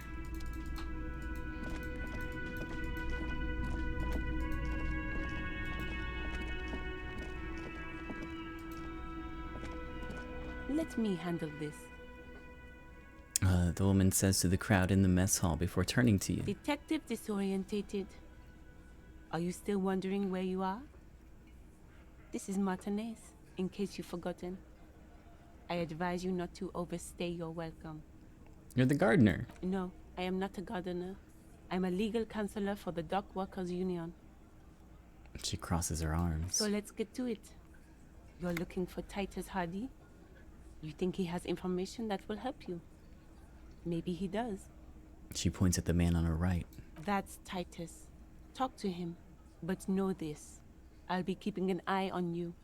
No strong arming, nothing official. The District of Martinez does not recognize your authority to make arrests. It doesn't matter if you recognize our authority. We will make an arrest if we have to. She says nothing. Her glare speaks for her. What's your role in all this? Like I already told you, I'm a legal counselor. Do you have hearing problems? What if I want to talk to you? What you want is of no significance, officer. Don't test your authority. In Martinez, you are no one. I saw what you were thinking. You want to say, what are you going to do to me? Don't. Just because it's in your head doesn't mean you have to say it. You will not lose out on anything good by not saying it. So you want me to say it, right? I'll just Dr. Titus then. This is where you say your bid. A broad-shouldered man points at you with a beer can. Detective. The lieutenant acknowledges you with a sharp note. He's leaving it to you. First, we need to talk about your attitude. Don't say anything yet. Hey, dipshit. You hard of hearing or something? The boss man's talking to you. Cross your arms. What, is he fucking kidding? This guy high or something? The little guy looks at his mates in disbelief. Hey, asshole, up here. We're talking to you. We are looking for Titus Hardy. The lieutenant turns to the broad-shouldered man at the end of the table. We need to talk about the man hanged out back. Oh, this is about him. A real looker, that won't. You're sure taking your time, waiting for him to get ripe and pretty for you, huh? Oh, he was a real pretty boy by now. Real hot stuff. Letting out that pretty boy smell. Time to go to work in the shit factory! Yeah. Easy, boys. These janitors have a hell of a job cut out for them. I mean, I wouldn't go in there for $1 million. He slaps his forehead. You might want to start asking your questions now. It's not going to get better than this. These guys are so macho, they're ready to confess to first-degree murder. Ask if it was them. Stay in the room. No. I's here. You got business with my boys. You got business with me. The boys are too eager to please him to keep their mouths shut. You're gonna get a good head count here. Just wait. Yeah! You fuck with the Hardy boys, you fuck with Titus Hardy! Shouts the scrawny rat-faced man, 2 teeth missing in the front. Relax, Dennis. No one is fucking you yet. Says the 40-something man from the corner with a plectrum hanging from his neck. Yeah, Dennis, calm down. No one's fucking you, you stupid fuck. Let Dennis enjoy his fucking, man.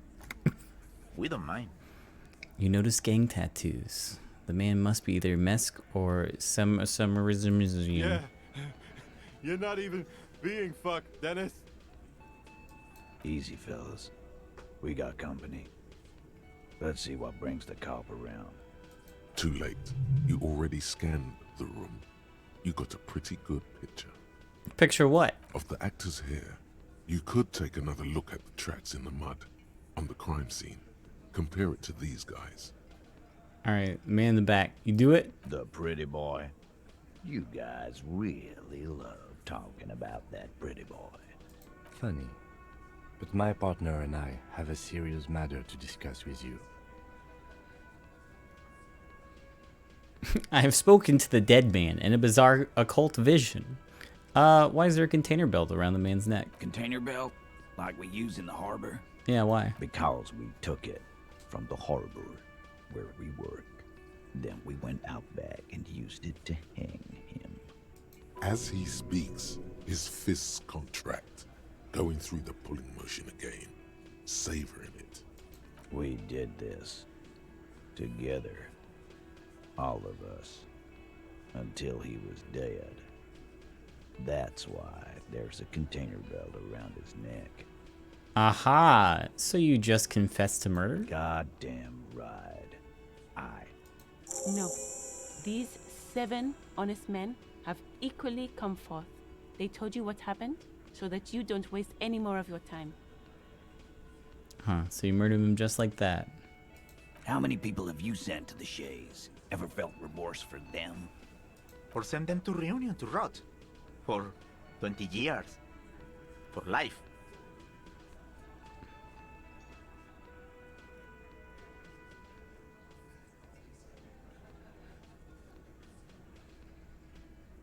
What we do is different. We enforce the law. You just kill people like it's nothing. But you see, a lawman, is something people agree upon. And here in Martinez, we agreed that this man had to die. Who called the shots that night? Are you deaf? There will be no singling anyone out. You can't arrest a Hardy Boy without arresting all Hardy Boys. Do you think you could do that? Do you think you could arrest them all?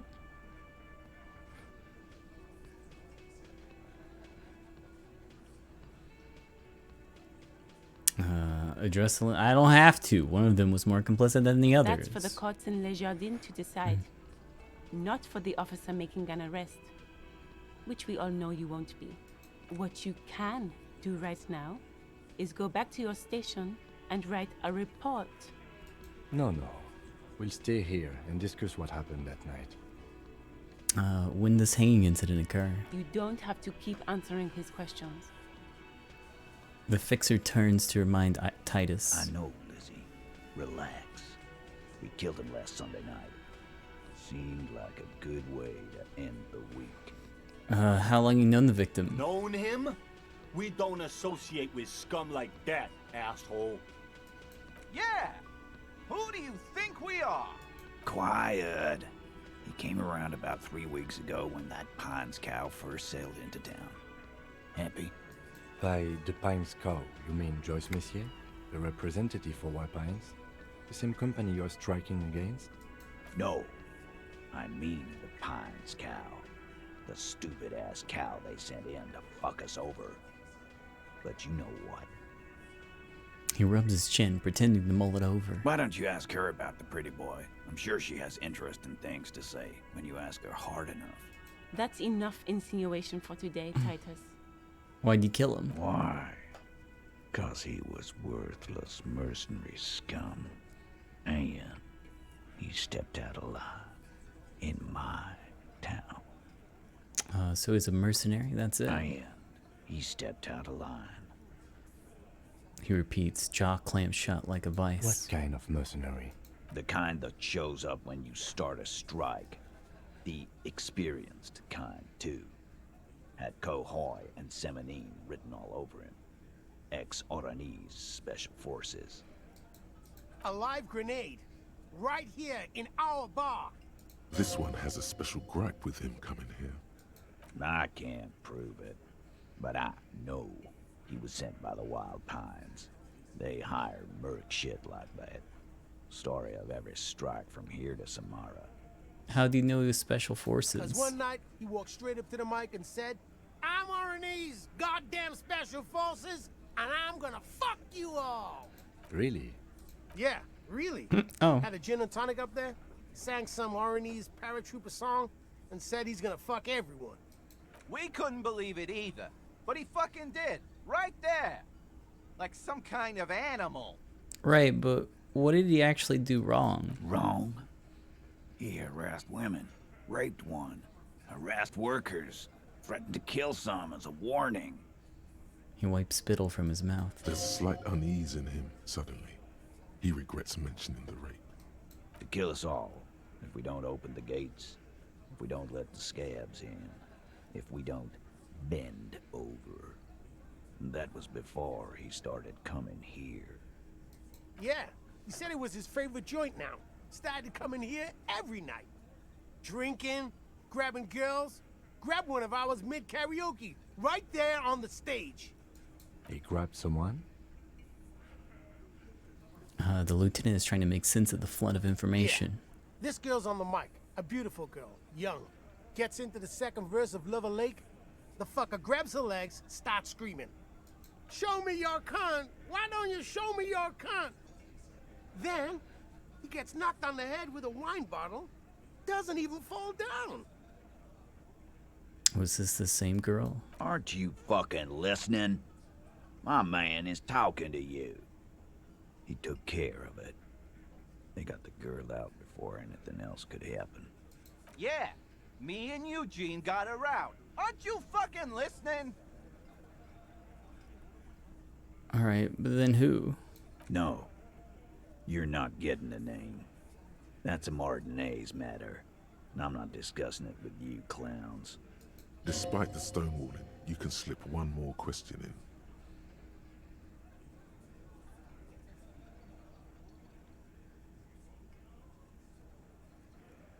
Well, that's all I got left. Titus, do not answer. You have been forthcoming enough. Fuck off, Carl. She's gone through enough without you harassing her too. She doesn't need more embarrassment. What are you talking about? Embarrassment? If someone has been sexually assaulted, we need to... What you need is to get the fuck out of my face. I've had enough of explaining myself to you fucks. He's dead. It's done. As you can see, these men can only take so much baseless scrutiny. I'm doing my best to keep the situation civil, but... What follows is a slow head shake. It won't be for long, she means. It's true. She was the only thing holding him back. How'd you kill him? We hanged him up by his neck until he got real still. Wasn't that obvious, copper? Didn't they teach you anything at the cop school, idiot? You're pretty sure you've had at least 2 years of cop school and many more of active service. Certainly enough to not put up with this backsass. Deliver a knockdown observation. We need more. Did you muffle him? We haven't heard any reports of screams. You don't have to clarify anything. We overpowered him, dragged his unconscious body to the tree, put a noose around his neck, and hanged him till he was dead and steady. Then we left him for seagulls, maggots, and you fucks. Oh, that's a hard composure check.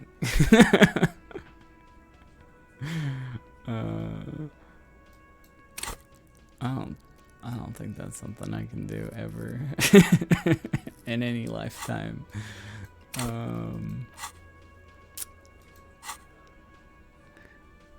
Wasn't he a trained killer from Orni's special forces? If yes, then how do you manage to overpower him? With numbers, asshole. How do you think? You're right, Lizzie. I've done enough explaining here. Where this overpowering happened? Weren't you fucking listening? The fucker came to our bar. It happened right here. Titus lets the others clear out the details, so he doesn't get his hands muddy with explaining too much. Alright, I got other questions. Like what, copper? So what are we gonna do now? Nothing. Your investigation here is done. Leave Martinez, go back to your stations where you belong. I think we're going to stick around, thanks. Some things don't add up here, Titus. The lieutenant closes his notebook. I've done this job for long enough to know that people don't just confess to first-degree murder, even if it is a group responsibility. We're going to look into this. Good luck with that. You've heard everything a rent-a-cop is gonna hear from us.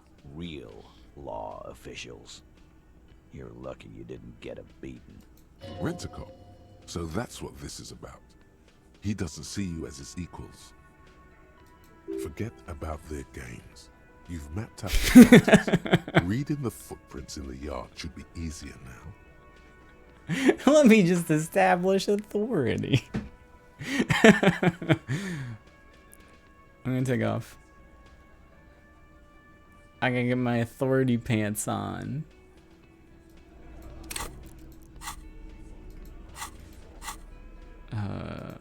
Okay.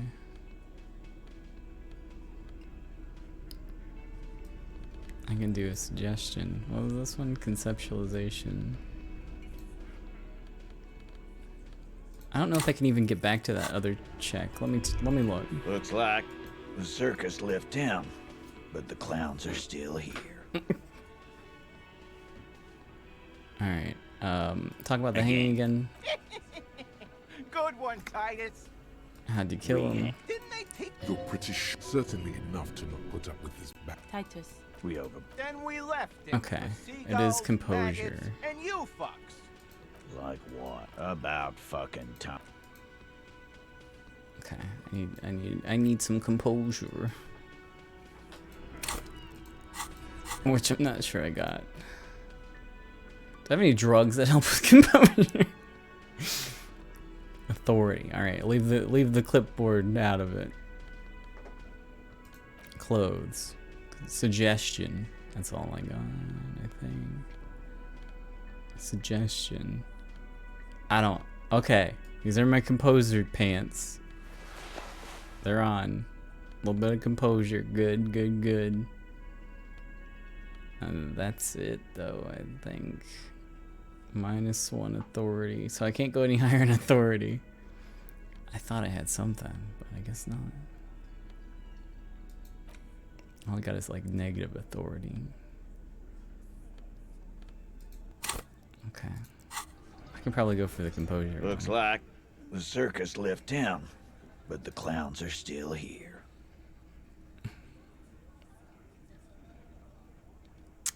Talk about the hanging. How'd you kill him? You're pretty certainly enough to not put... Titus, you don't have... We overpowered. Then we left him for seagulls, maggots, and you fucks.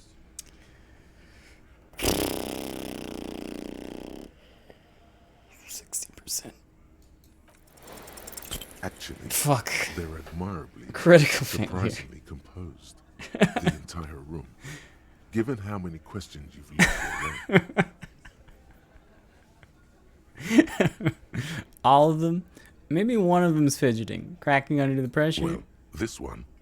But he's always fidgeting, so don't get your hopes up. Damn. Like what, Copper? Alright, no more About questions. fucking time. 3%.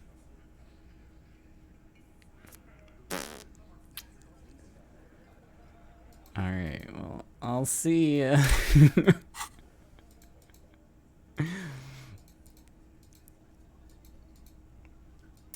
That's so bad.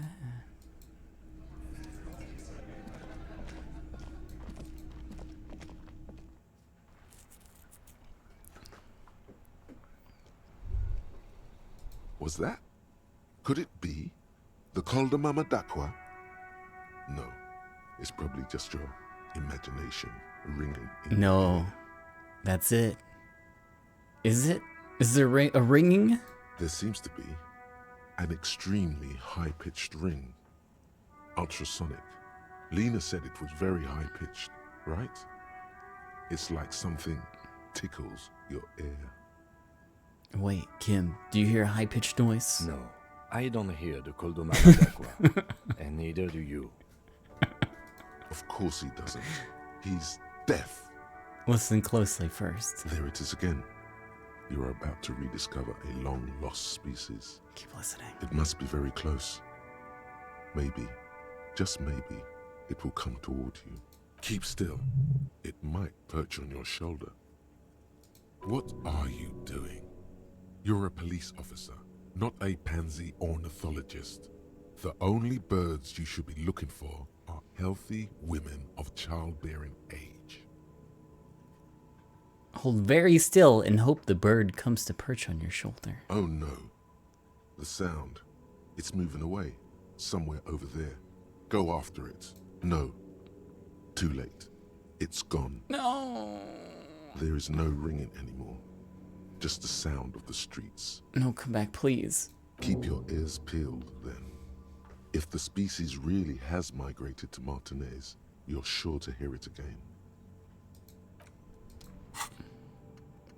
Coldomama Dakwa. 7 hours. I need a skill point. I gotta go do cop stuff, I guess.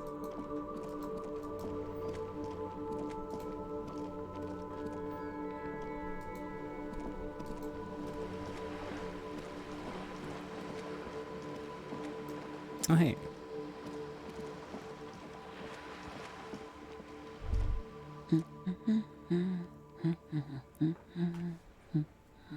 You see a sturdy woman humming to herself. She seems to be browsing books. A good one? Yes? Hello? She nods, her attention fully focused on reading. Who are you? Me? No one. I'm just a working class woman. Oh yeah. Sorry. She doesn't really want to be disturbed that much. What are you doing? Looking for something to read. Good. It is. I'm a policeman. I know you are. Do you need the help of a policeman? What with? Maybe your husband's missing? My husband? No, he's not. So where could he be? I don't know. At home now? Out drinking with his friends?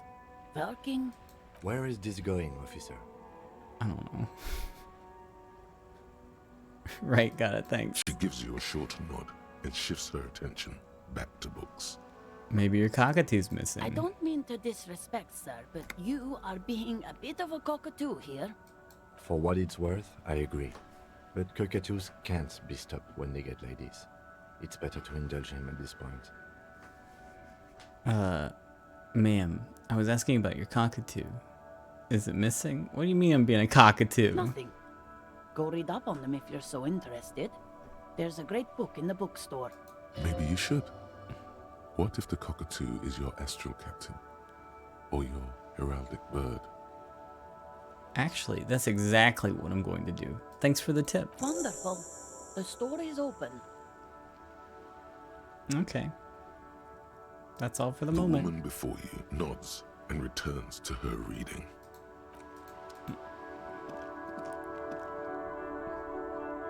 Did I beat Mr. Measurehead? Nope. No. I'm looking for my heraldic bird. Hello again, esteemed officer, and welcome to Crime, Romance, and Cockatoos. A book about cockatoos. There should be one upstairs, right next to the shelf of biographies. Okay. I'm not gonna buy it. I'm gonna look at it while I'm here. Is the biographies? Shelves full of biographies of famous people. No. A sulfur-crested cockatoo sits on the cover, its beak slightly open. It looks as if the bird is calling out the book title, From A to Zurich, a guide to a well-behaved cockatoo. Flip through the pages. Turns out that there are so many different cockatoo species, and they all have behavioral problems. You don't have behavioral problems. That's garbage. You're cool. What about this guide to cockatoos? It's a must-have if you own a cockatoo. I've heard they're quite capricious. Do I get all my stealing gear on?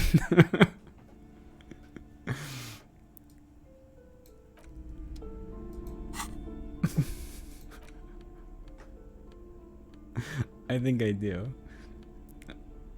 Yeah, sorry. This is as good as it's gonna get. A sulfur-crested cockatoo sits on the cover. You wait for the storekeeper to be distracted. When she's not looking, you haul the tome of cockatoos into your pocket. It's quite a challenge, but eventually, the guide to the cockatoos is yours. Splendid effort. Yeah, well worth it, well worth it. Now what?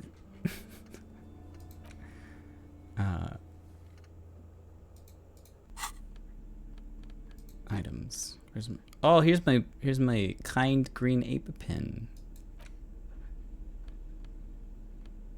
Oh, I guess these are just for selling, maybe.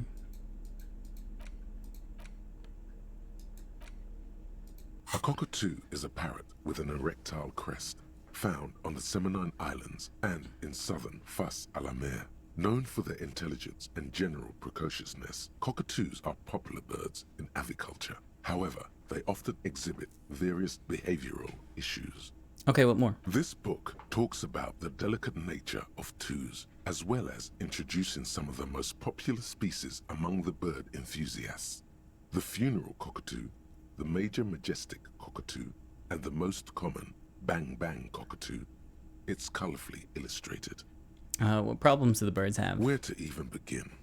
All cockatoos are known for their needy natures, requiring attention for at least 2 full hours a day. They love to talk and have been described as lovable clowns who just don't know how to wrap up. I could handle that. Pet owners also report moodiness, loudness, and hostility as recurring issues. If left unsatisfied, Cockatoos may scream non-stop, pluck their feathers, or become aggressive.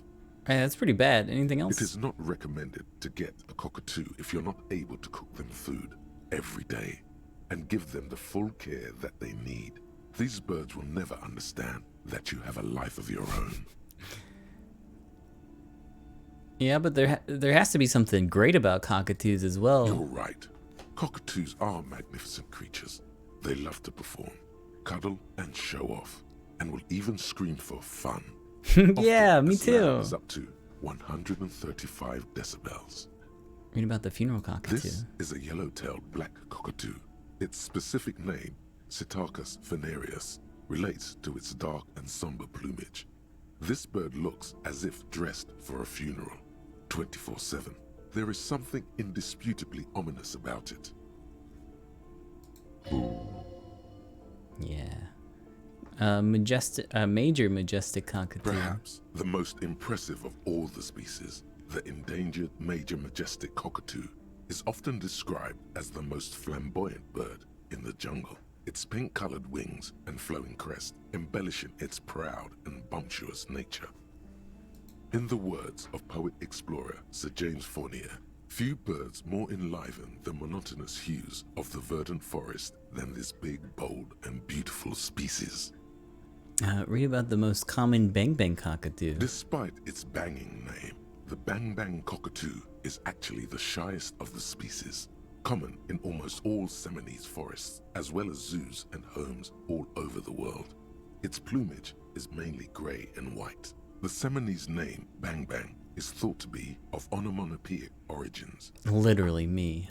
Yes, but all those cockatoo species are so different. Which one are you?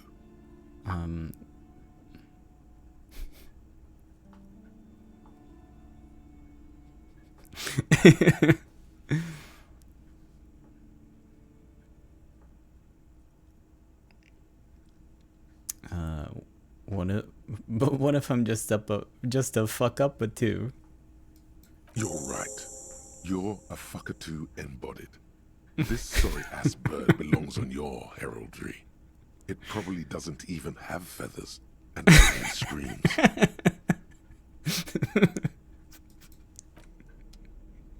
Alright, cool. We did it.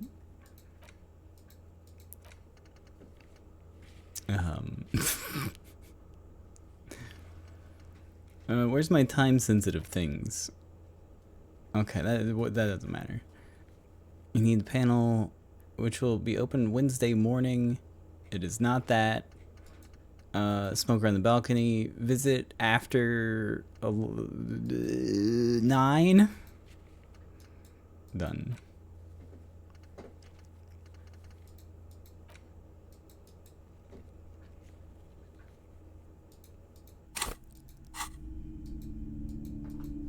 Phew. Glad I didn't spend money on that. Can I give you the book back? I don't really want it. Hello again, esteemed officer, and well. Goodbye.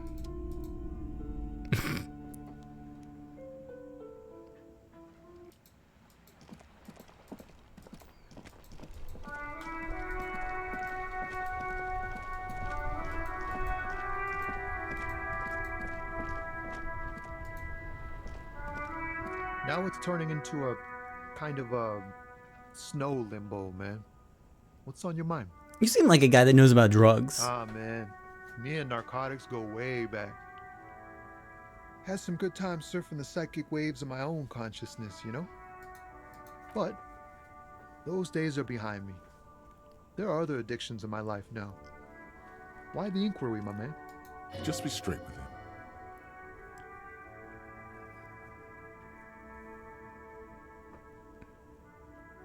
Let me be straight with you. I'm trying to figure out who's smuggling drugs out of Terminal B. We have a credible lead, sir. Someone on this roundabout is waiting for a bulk shipment from the harbor to load it on their lorry and drive it to Jamrock. Not me, man. No way. I don't need any trouble. Shit's bad enough anyway. This jam's got folks up in arms, and I'm afraid it's headed toward a conflagration.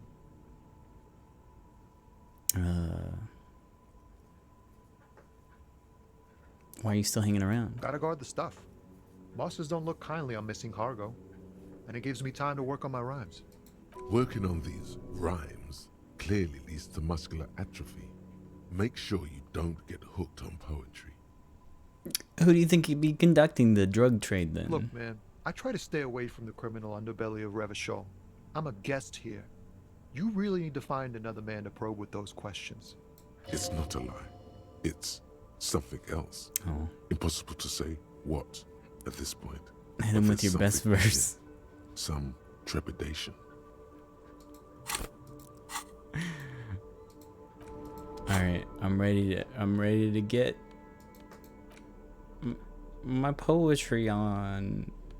Oh, I'm already wearing my composure pants. Oh. Or no, I need conceptualization. So I should be fine. Hold on. I got this. Suggestion, authority, -1. Like, okay. So, conceptualization shirt. That's a good start. That's it. That's all I got. Alright, here comes my best poem. Still here. Stuck in this damn jam, my man. What's up? Your best verse. You don't even have a bad verse in here. Just tumbleweed and liquor stains. Wait, no. What are you doing? She broke me. She fucking broke me. That's brutal, man. But you know, time will... No, stop. He's already mortified. No, Tommy, these are my rhymes. Listen. Continue. She fucked me till I bled. It's a big for me. In the name of God, what are you doing?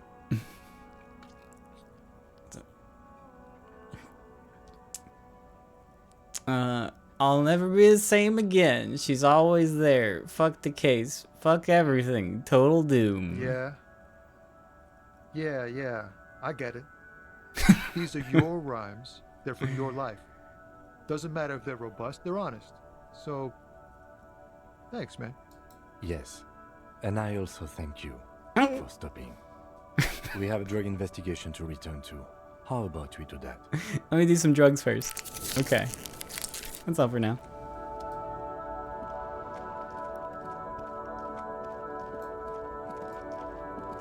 Hey, drugs. Looking for something, Hunt? Come to tell me to fuck off again? I found this in the trash. Yours? Oh man, that's great. Look at that guy go. Haven't seen anything that funny in a while. Is it yours? God damn. Thanks for that, but no, it's not mine. You're a lawyer, right? What's your stance on drugs? Drugs? They're shit, man. I don't let anything pollute my body. Why not? You know where that shit comes from?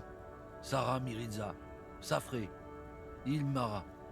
They take the money from our local junkies here and then use it to outcompete us in the manufacturing sector. They know they can't beat us in a fair fight, so they have to get us to weaken ourselves somehow. It's racial sabotage, racial economic sabotage.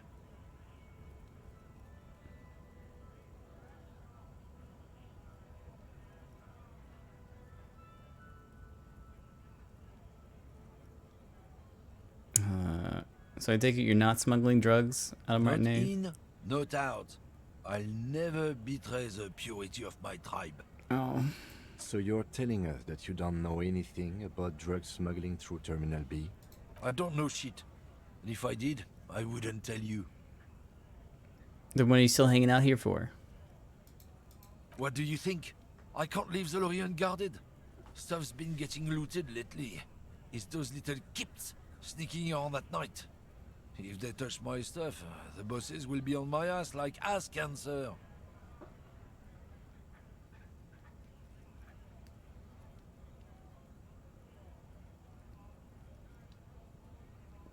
I did see a lorry with the trailer doors open on the way here. Do you know what happened? Yeah, I knew that guy. He was an honest driver who loved this country. We were having a good debate about genetics at the Wheeling in Rags when some hip boys smashed his lock and took damn near everything. Lost his fucking job over it. Since he left, I haven't had anyone to talk to. Serves him right. It's a fucking travesty, is what it is. So if it's not you, who's running drugs? Isn't it obvious? Fucking Sealang, that beady-eyed South Samaran. His little side business is a scam. I wouldn't be surprised if he was peddling drugs as well. Wait, the street vendor south of here? That guy's a lorry driver? Of course he's a lorry driver. What? He tell you he's just some simple businessman or some shit? He's selling his employer stuff after he broke the seals on his Humanox lorry. His tribe are natural liars. It's in their blood. He's your man, all right? 100%. I wouldn't be so sure about it. Not until we've heard what Sealang himself has to say. Alright. Guess so. We're done. I gotta go talk to this guy too. Hold on.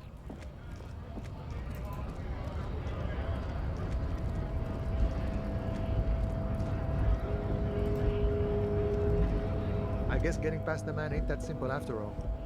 So, what now? Hey, you're the man in boots at the gates. Kuno said that you know about the armor. The little boy had it good on his promise. His promise? To get me into trouble. To sick the pigs on me. Pardon the choice of words. Not mine. What happened?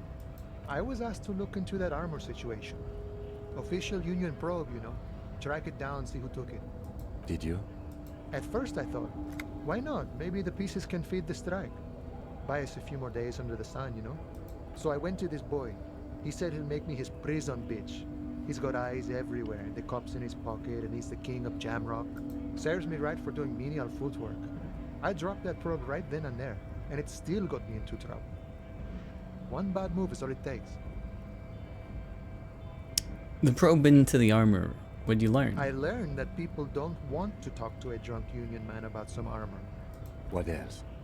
Not much. Technical stuff mostly. That was the interesting part. What sort of I technical did stuff? some research into this armadura. Let's say I have friends at the library. I didn't get into the material science, just how it comes off. How does it come off? In parts. 4 in total.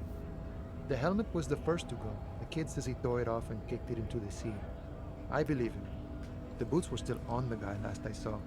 Too hard to remove. So, as I count, there are 2 parts missing. The gauntlets and the cuirass. This is where I left off. Too much hassle. More like a job for some militia. Hold up, 4 pieces. Helmet, cuirass, gauntlets, boots. What about the leggings? Oh, they're just gone. They don't exist anymore, if they ever did at all. Forget about them. I did.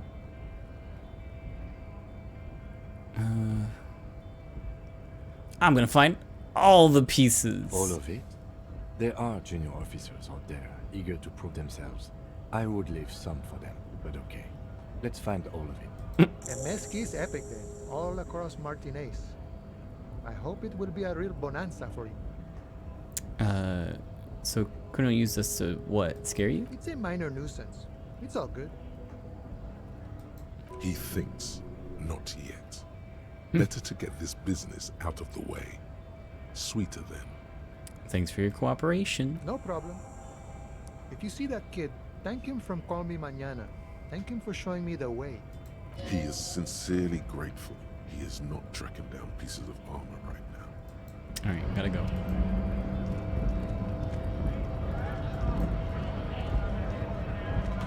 Anything new out here? Nope.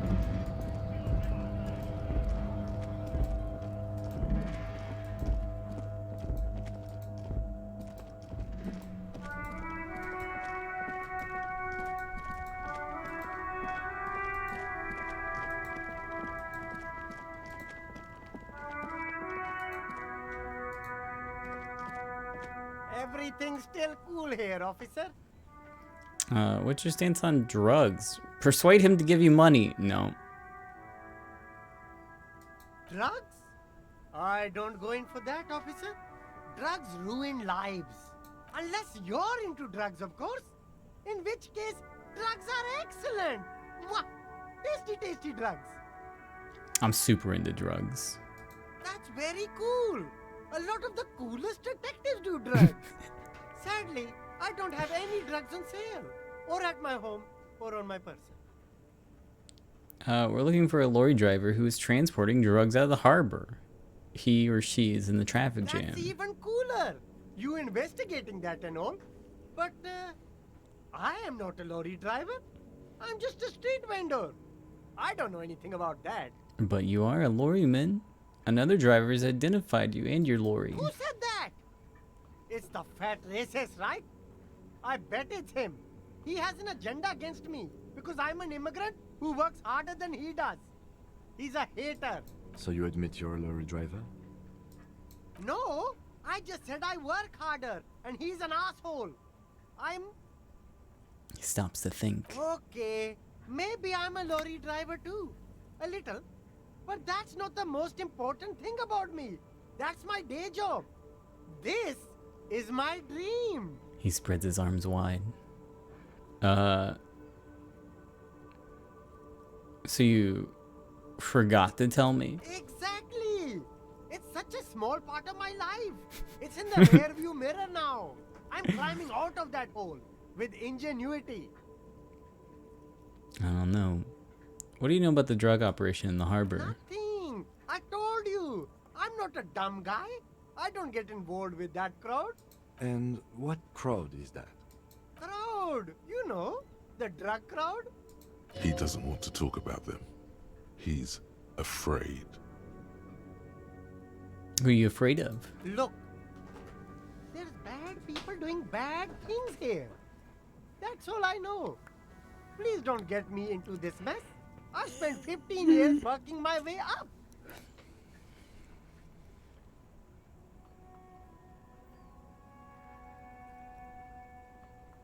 Hey, we're buddies. Help us out. No one will know it's you. It's a she, okay? The other drivers call her the lady driver. You're better off staying away from her. The way they talk about her, she's no lady. Who are these other drivers who talk? All of them. I don't know. I told you all I know. Are we cool now? I really want us to be cool now. Who exactly is talking about this lady driver of yours? The racist or the other one with the tattoos? He points north. All of them. Even the ones who've left. I don't hang out with them. I don't remember who has tattoos. Is the lady driver the old woman back there? Point to the pale driver. Dazed out, strange. I don't know. Maybe. If she is, I haven't gone near her. I don't get involved. I told you. It could be. She was strange. Okay, we're cool now. Right. I scored. Let's cap this off with a purchase. You can walk away from here with funky sunglasses, detectives. Both of you. You deserve it. How much was this? You keep coming back. That's $4.50 for the officer. +1 composure. Keep saving that economy. -1 shivers. Nah, I'm good. Thanks, though. Alright, how the frick do I get back here? Whoa, is that a trash can? There's a pile of cheap sunglasses in a small box, a variety of shapes and colors. You like sunglasses, officer? I've got the latest styles right here. Oh yeah, let me try them on. Abort. These are hideous. What's more, they don't even fit your face. You can feel them pinching your nose and chafing against your brow. Damn, officer! You look like a mega secret spy. Very secret. Thank you. They're practically made for you. I'll let you have them for $2.50. They're perfect for concealing your bloodshot and baggy eyes. It's going to be very difficult for anyone to take you seriously with these things on your face. No, you are definitely not buying those. You're right. I'm too sensible for those. Are you sure? But they look so good on you. Oh, it's +1 You should think this electrochemistry. through, officer. -1 logic. Now, that'll leave me at 0, so... These are all boring. Boring third-rate ho-hum sunglasses made of cheap Syrahese plastic. The kind of plastic that melts in the sun. These are all first-rate sunglasses. Premium design, super material, very cool. UV resistant. These will definitely keep your eyes safe and cool while doing your dangerous police work. No. I don't think I have any way to do conceptualization. I looked for this before. I think I got them all on, actually. Yeah. It's a light check, though. I'll do it. Shine on these sunglasses lasts a lifetime, officer. No luck. All you find is this lime-colored cellophane visor, produced by a bargain sportswear brand called Amphibian, apparently.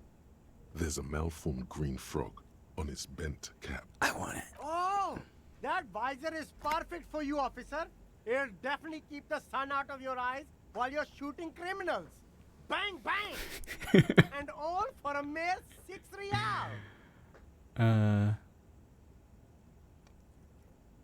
Kim, are firefights something we should be prepared for? I hope not. You don't like it?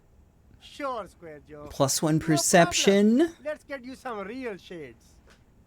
That's pretty good. Damn. Looks good, too. I don't have a lot of money. I'll think about it. Let me find the drugs. I do want the frog hat. But let me find the drugs. Maybe there'll be a free frog hat in this dumpster. Oh, no.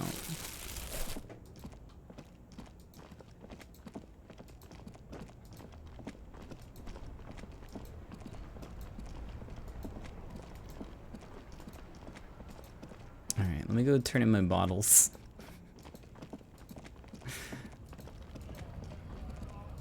Maybe I've just been saving up so much that I'll be able to afford the frog hat.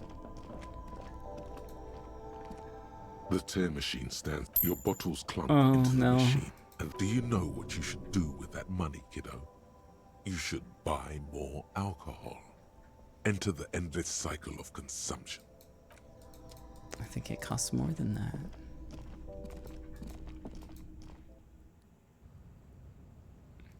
Hey, how's it going? Oh, hold on. I gotta sneeze. Sorry.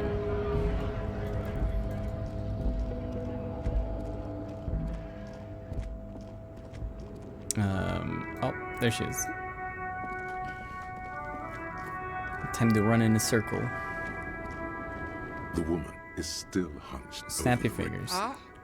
What is it? What do you want? Are you the lady driver? You just call me a lady, Sheriff. She clearly doesn't think she's a lady. Don't repeat it. I was told of a woman driver. You're the only woman here. I'm not that either, Sheriff. I've gone too far from it all to remember what was between my legs.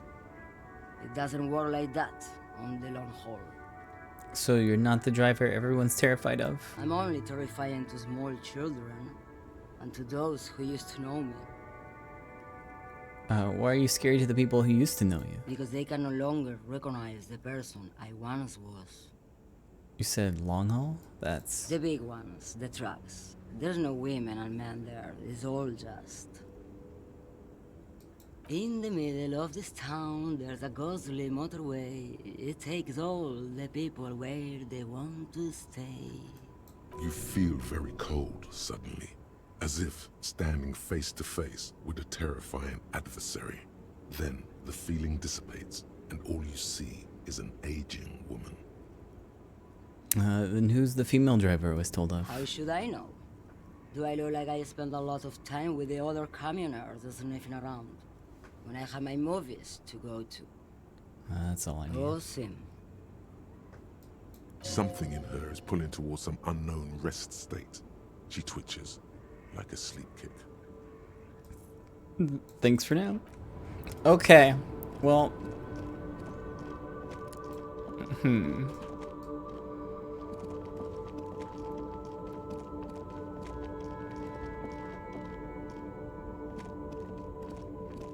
Maybe Tommy can tell me more. Still here. Stuck in this damn jam, my man. I heard that one of the drivers is a woman, but I don't think that she's here. Do you know this lady driver? I don't want to talk about that. He shifts around, suddenly uncomfortable. then looks away. I don't mean to pry, but I need your help. She might be involved with the drug business. Man, I was hoping it isn't gonna be her. All I can say is, she isn't around here anymore. She isn't some evil drug trafficker. And I don't know where she is. I asked you who's conducting the drug trade. You said you didn't know. Now you're saying you do? I didn't, man. I told you I was hoping it's not her. That she wouldn't be mixed up in it. He still is. Hoping. It's just wishful thinking on his part. Not trickery. Who's this person? Thank God I don't know. People here call her the Lady Driver. She kept her name a secret. From me too. Now I see why. Who's she to you? A friend? An acquaintance. I don't know. She was the only person in this damn jam I could talk to. She's someone I don't want to rat out to the law, okay? A youngish woman. Gruff, but in a cool way. What color hair? Blue and violet. Dyed. It was violet when she got here. Blue before she went. When'd she leave? Damn, I don't want to... Please just let it go. Whatever she did, it can't be that bad. She's not a bad person. I know that much. We can't just let it go. It's part of a police investigation. That's how it always is with you, isn't it? All part of the investigation. The girl's troubled. If you hunt her down, she may not survive it. I can't have that on my conscience. It won't come to that. We won't pursue her on this. This is information only. I don't believe you. You said she's troubled. How? She's got the darkness in her. That young person's darkness when you think it's all over. And you're looking for a way out. She shared this with you? Yes. Which is why I don't want to snitch on her.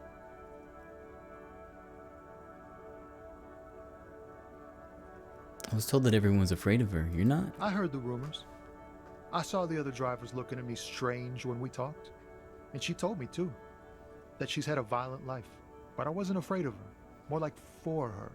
Did this violent life include drug trafficking? Well, it looks like it did now. But we didn't talk about that. We talked about life, you know? She talked about her mind. Her mind? The way it worked. The trouble it was giving her. The pain it was causing her. When she left, did she leave her lorry behind? Fuck, man. Go grill someone else with these questions, okay? There are plenty of drivers here who couldn't stand her, or were afraid of her. They'd be more than happy to rat her out. Push Tommy and it will break his heart. And his spirit. Don't expect you to be pals. Now is not the time to focus on feelings. You need that info, son.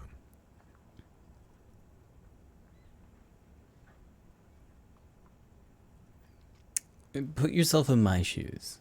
I need this for another investigation too. It's important. Can't blow it. You're not gonna put a bullet in your head if you blow it, are you? Cause she's on the edge, man. I wouldn't be so sure, Tommy. Imagine it. An explosion of stars. Goodbye world of men, money, and machines. I'll find another way. Thank you, friend. Wow, this makes me feel like I should pick up smoking again. Would help with my rhymes, too. I can't do it to Tommy. I can't. Now, this racist man, sure. Looking for something, Hunt? Come to tell me to fuck off again? Alright, I know you've been giving me the runaround. Fess up. Where's the lady driver? I don't know what you're talking about. First, you knew Celine didn't do it. He did something. Or did... He stole his employer's goods and another lorryman's job. You should be thankful for the tip. He's been expecting this. Then why He's really puffed himself up. Then why are you smirking? Listen up, fuckwits. You don't scare me. You cops don't run Revachol West. You don't run Martinez. You don't run anything. So who does? You? No. He means La Puta Madre. The name resounds like a bell in the air. A dark gong. You get a bad feeling about it. Looks like the lieutenant has a plan. Let him do this. Yeah, him. Cross your arms and nod. Then I presume you are familiar with his peonies. Yeah, they're his little bitches. He's got them all over the unions. Not just the unions. He has peonies everywhere. Some say he even has them in the RCM. Dirty fucking peonies who'd do anything for him. Multi-ethnic drug addicts. You're not peonies. You wouldn't be investigating a drug thing if you were. No, of course not. We are not peonies. But if we were, and one of Madre's drivers were to be stealing from him, then it's a good peony's job to find out who that is. It's not a hard job. It won't take a long time. It won't make Padre Madre angry. But a stupid fucking racist is standing in the way, protecting this fucking thief. I'm not scared of you or the mob. I'm under the protection of the Lorrymen and Carters Guild. You've seen that corpse in the ceramic armor there. Did his shitty little guild protect him? Nah, you wouldn't just leave him out there if you... He tries to light a fresh cigarette, but his hands are shaking now. The sentence simply ends. The lieutenant turns and gives you a barely perceptible nod. I've softened him up as best I could. Now it's on you to finish the job. Be careful. This man's still got some fight in him by the looks of it. It won't be easy to break him. I don't... Hold on. One moment. Let me change my clothes in front of you real quick. Okay, that's -1, so don't put that one on. I don't think I actually have any bonuses for this. Composure. I'm mostly looking for negatives. No skill points.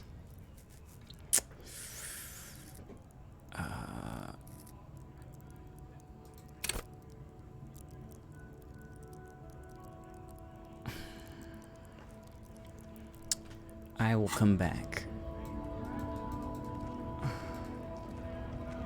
Oh, it's not red?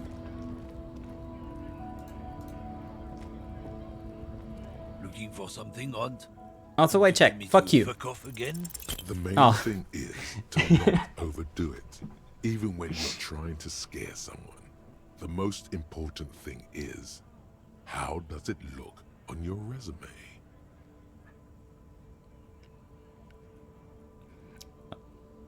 Why don't you and me step outside for a little talk? What? What do you think we're doing right now, Runt? We're outside talking. Damn it, I mean, do you want to find someplace private to... No, shit. There's some kind of homo thing? I don't really know where that came The from. lieutenant gives you a brief sideways glance. Let's just go and ask Tommy, alright? We are wasting our time here. Okay. Drugs. Let me see if there's anything else I can do. Oh, I gotta go let the boy in. Hold on. I'll be right back. Actually, quick break. I didn't realize I've been sitting here for like 5 hours. Quick break. I'll be right back. I hope the music doesn't start playing as I'm gone.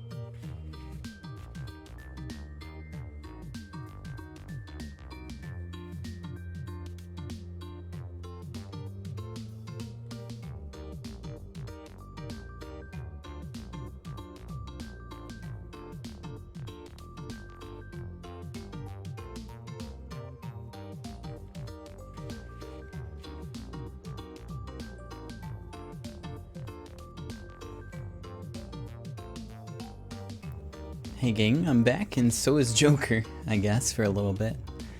I think we're good.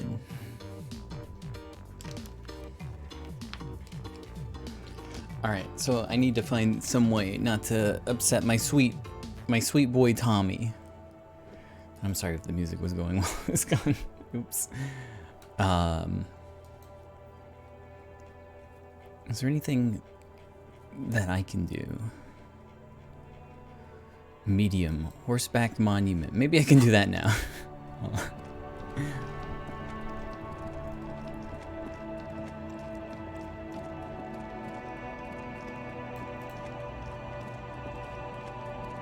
An old monument stands in the middle of the traffic island. Encyclopedia. I definitely don't have anything for that. Encyclopedia. I might have a negative encyclopedia.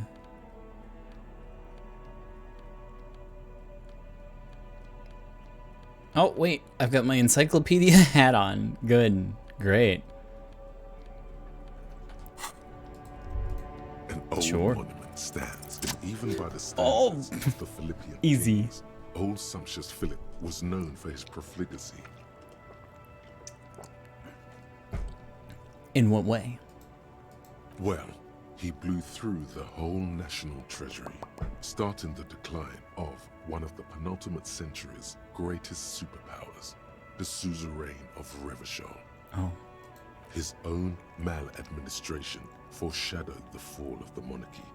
During the anti-centennial revolution, an end to his family line and the monarchy on the Insulindian Isola. How do you manage to blow through the entire national treasury? Stories have it that he had his bedroom converted into a treasure chamber, where he stored unfathomable wealth. Krugerrands, bars of gold, ornate weaponry, armor, and various chalices. Oh, that sounds pretty sick. He called it the Sol Aurum. It was obscene. There were whispers he slept on a huge pile of gold-dipped feathers, like some obese dragon, instead of a bed, like a normal person. The man certainly knew how to live.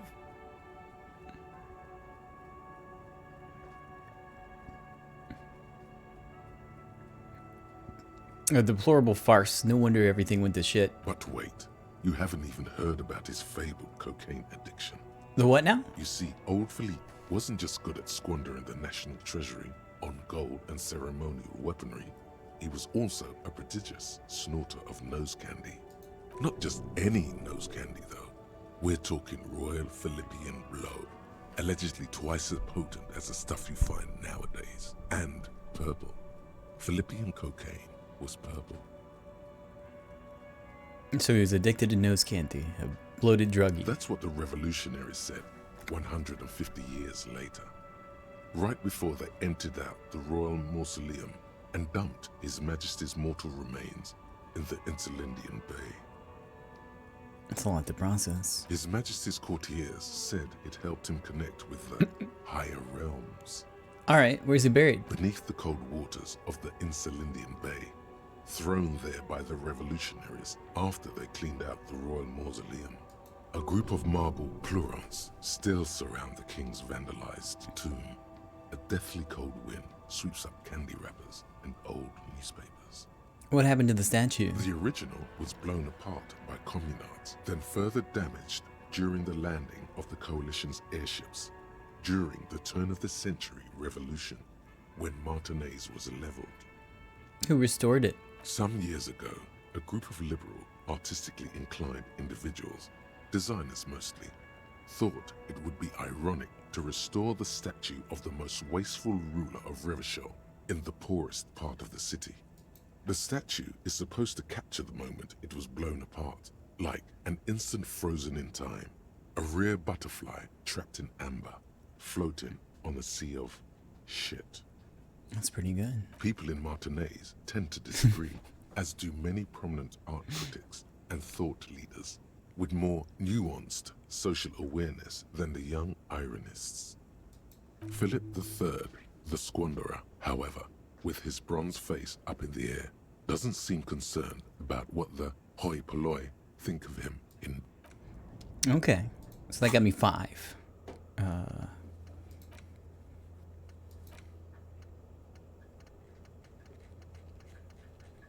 there's so many, so many things to do.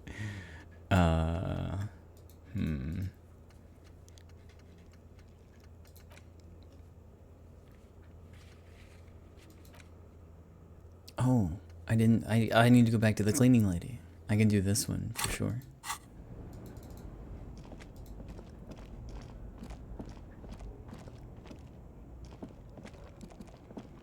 I just need some more experience so I can threaten the racist man.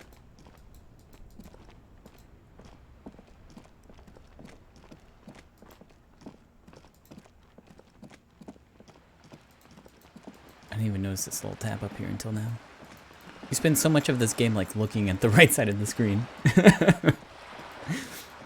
Just didn't even notice.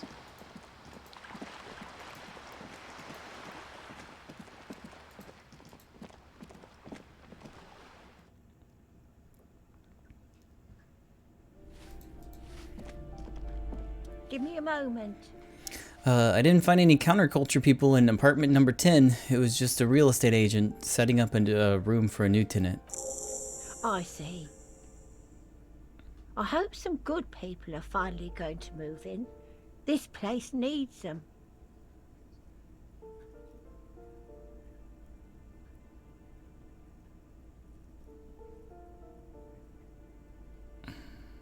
I'm sure everything will be fine. This apartment building needs slow change. Imperceptibly slow. Yes. Well. I hope they're good people. Okay. What's this? We're getting reports of normal, reasonable, temperate, political opinions somewhere in Martinez.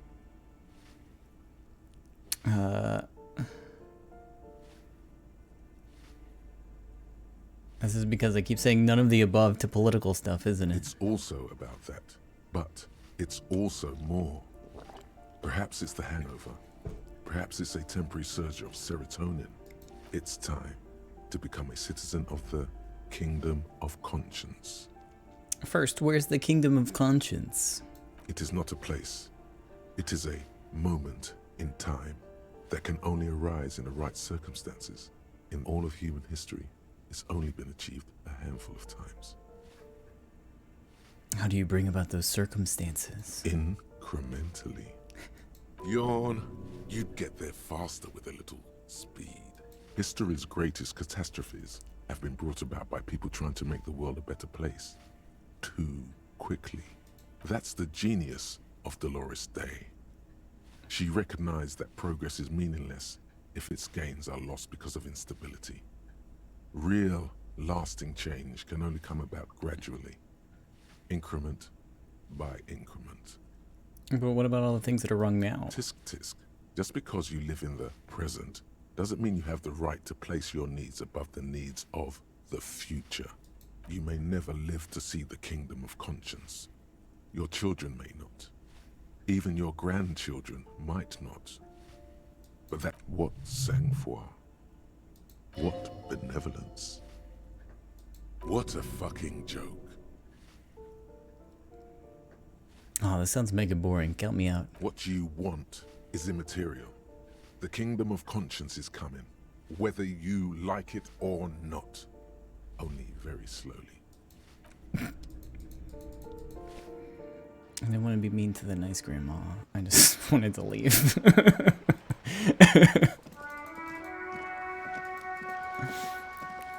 She has to go live in the closet next to the coal room after I be mean to her. And I just couldn't do it.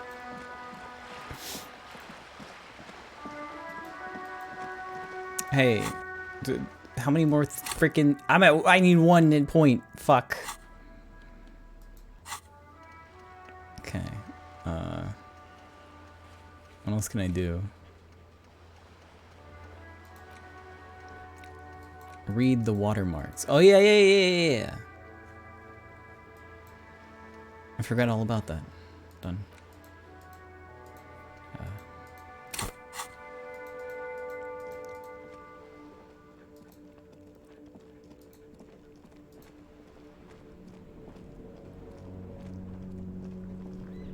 Inside, you see a set of steering levers, a radio microphone, a pull-out toolbox. Kim, how do I turn on the headlights? Alright. Ready? I turn, you press start. It's next to the preheater. He's downplaying his excitement. The lieutenant is more than happy to show off his precious carriage. Start. The dashboard lights up with orange glow. The rounds per minute gauge jumps, and the engine of the Caprice Canadian comes to life with a whiny growl. Press the button labeled headlights. The lights unfold with a little click, casting electrical light onto the ground before the vehicle. There you go. I'll turn them off from the remote once you're done. We just need to stand in front of the machine now.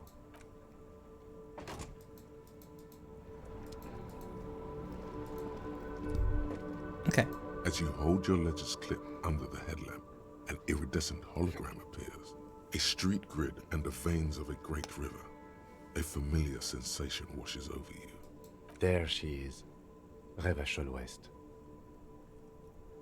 There's a note of pride in the lieutenant's voice. Around the borders of the watermark are dozens, no, hundreds of micro-perforations. Look at the shimmering street grid. The rectangular watermark is overlaid with the logo of the RCM, and yet the major arteries of Revachol are all recognizable.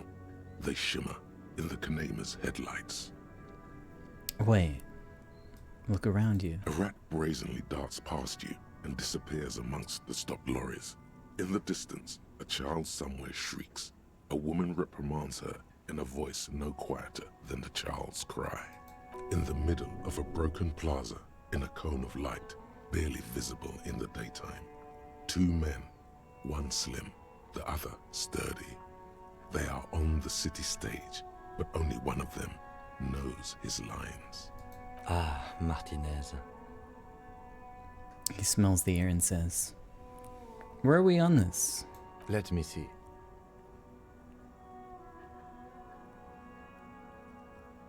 Right here. He says, his finger near the top of the map on a segment of coast jutting out into the great ocean. Seems nice. No, it does not. There are many of them, and they are divided into 3 separate rows. Tally up the different rows. The first row has 18 dots. Alright. The next is the longest. It runs all the way around the border, and then some. Count them individually. There are so many, it's hard to count. More than 150, at least. What about the Maybe last row? Even 200. The last row has 3 perforations. That's it? That's it. Hey Kim, what do all these holes mean? Those are perforations. They represent your record as an officer of the RCM. They are your statistics, as it were. I should have guessed you'd keep a record. Officers often do. Let's take a look. Son, here is where we score your life performance. You better hope it's good. The first row represents your years of service. 18 years. Okay, not bad at all. What did you do before you volunteered? Wait, 18 years I've done this? That's what it says. I might have guessed even longer based on your age. What did you do all those blissful years of your youth?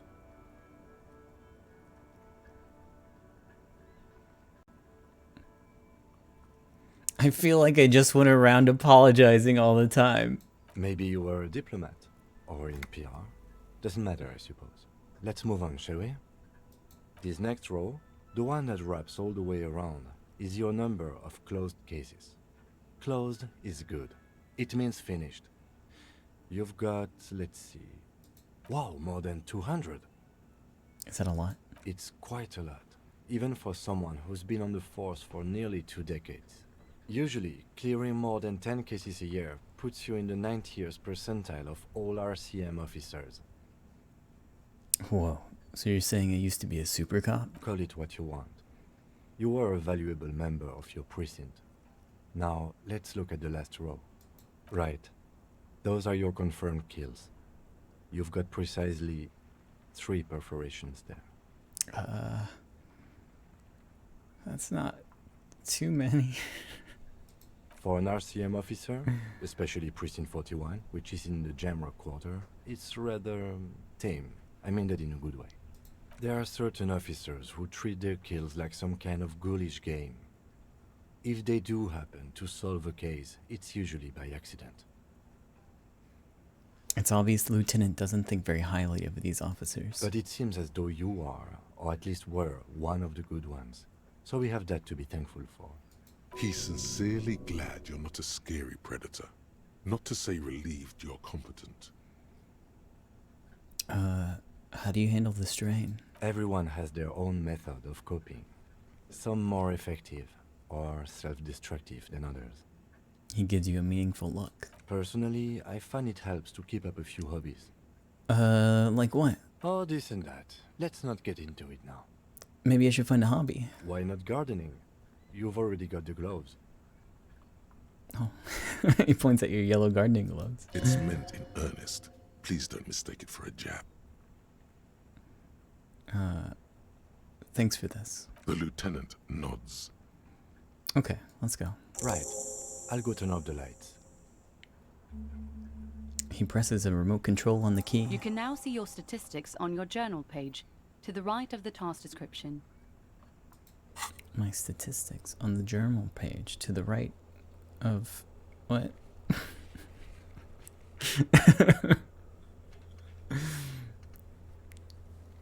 Oh, okay. Just this. Oh, I got a lot of sorry cop going on.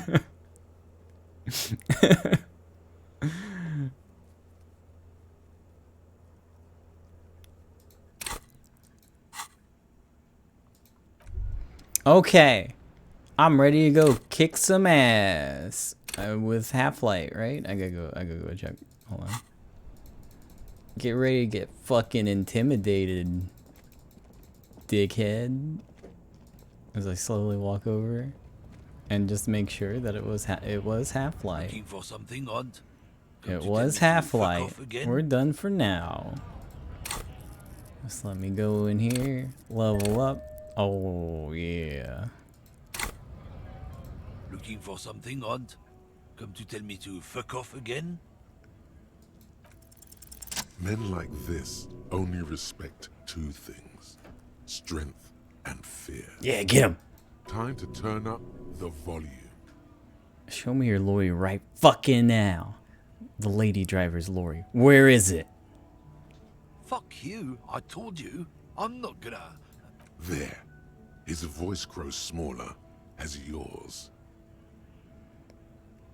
Let's see.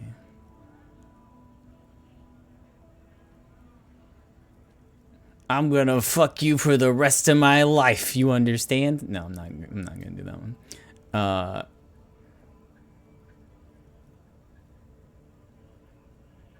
I've been to your fucking lorry. I know where it is. I'm gonna burn it down. You know what? I'm gonna do this. Fucking homo cop. A globule of sweat gathers at his brow. Look, fuck you, man. It's some lorry down there. Green, banged up thing. I don't fucking know who she is. When did she go away? I don't know. I don't even know her name. She just rolls with the fleet and acts like a big shot. Some dyke, probably. I haven't even seen her for days. Now it's not a big deal for him anymore. This is how he saves face. Where exactly is her lorry? Past the monument. Down there. The Green Temple. Now leave me the fuck alone. A small temple by the monument. Green. Let's get into that lorry. Looks like he got his adrenaline up, too. Yeah, let's go. As I very slowly crawl over here.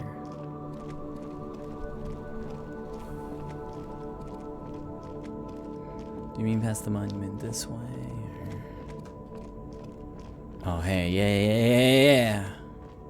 This green found, A to Z, contemporain, is parked in the shadow of the ruins looming overhead. It's seen better days. This must be the one he told us about, unless he was lying.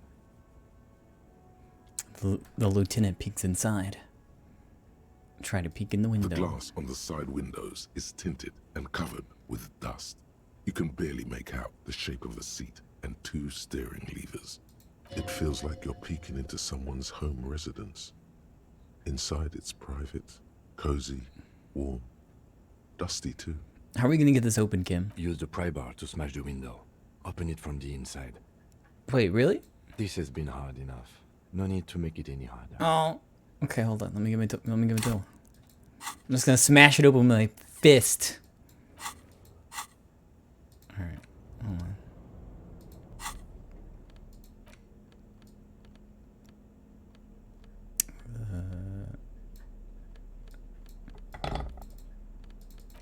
Okay. This screen found A to Z is parked in the shadow of the ruins looming overhead. It's seen better days. Let me try the handle real quick. The door is locked. The handle looks shiny, like it's recently replaced. Alright. 42 is pretty bad. I believe. Pry bar in hand, you take a hard swing at the window. A loud thunk rings out and the pry bar bounces back, leaving a tiny spider web on the glass. Goddamn maggot. Drag your ass to the gym and do some reps right now. The window appears to be shatterproof. Really? Hit again. Another futile thunk sounds in the brisk coastal air. This has been hard enough. No need to make it any harder.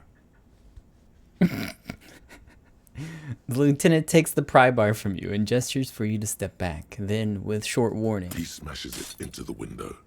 Droplets of glass fly everywhere, shattering over the lorry floor and pavement. Nice. You can just reach in now. It went better than I expected. Open it from the inside. The smell of cigarettes and perfume welcomes you.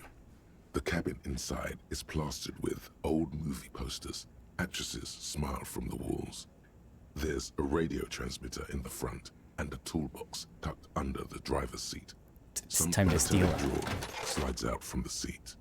It's empty, except for a folded newspaper. Okay. It's an issue of Petit Ferique from last Wednesday.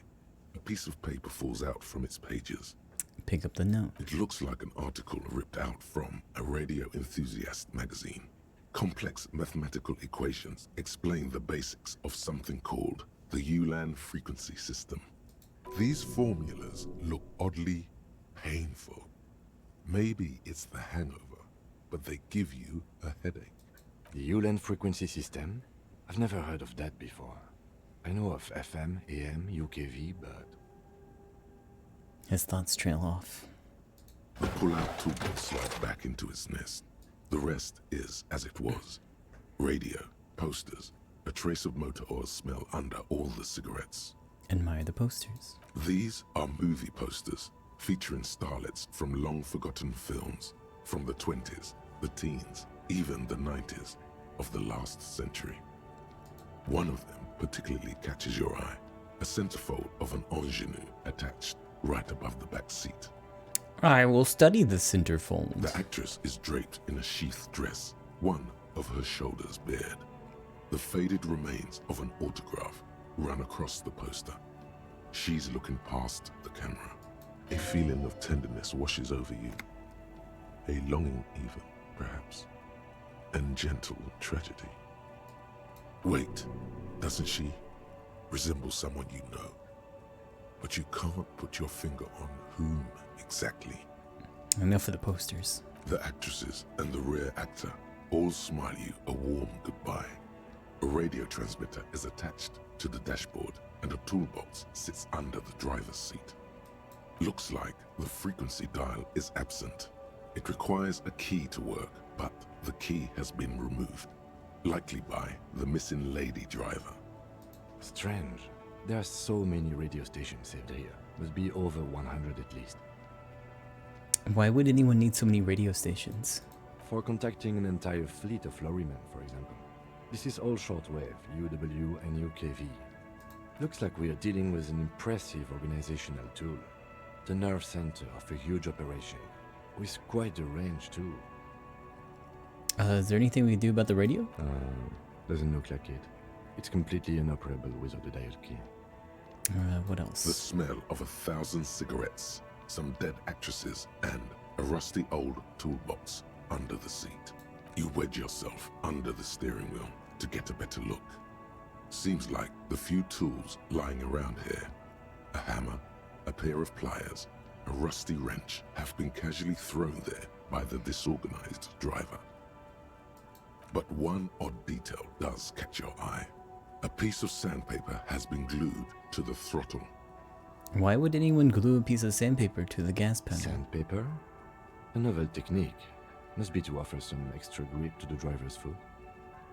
Back into the cabin. The movie stars are still smiling from the walls. There's a radio transmitter in the front. You close the rusty old lorry door. Great. I think we got everything. A word, detective? Before we return to Joyce? Alright, we've finished here. Let's quickly debrief and go over what we found, so we don't do it in front of the company rep.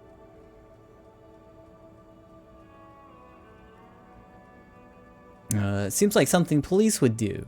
What do you think of all this, Kim? Honestly, I'm quite worried by what we've seen so far. The evidence seems to point to a rather extensive and well-organized operation. I'm especially intrigued by that radio transmitter, particularly the sheer number of stations it can connect. Looks like this alleged drug trade casts a wide net. I'm not sure what the Ulan frequencies are all about, but they may hold some significance. Perhaps it's a better way to connect between fleets while avoiding frequency bleed, or maybe it's used to tap into RCM networks. Listening in on your calls between you and your station, a worrying prospect. What about the movie posters? How do they factor into all this? As elegant as they are, I don't think they are relevant to the drug trade. Don't be fooled. Desire always plays a role.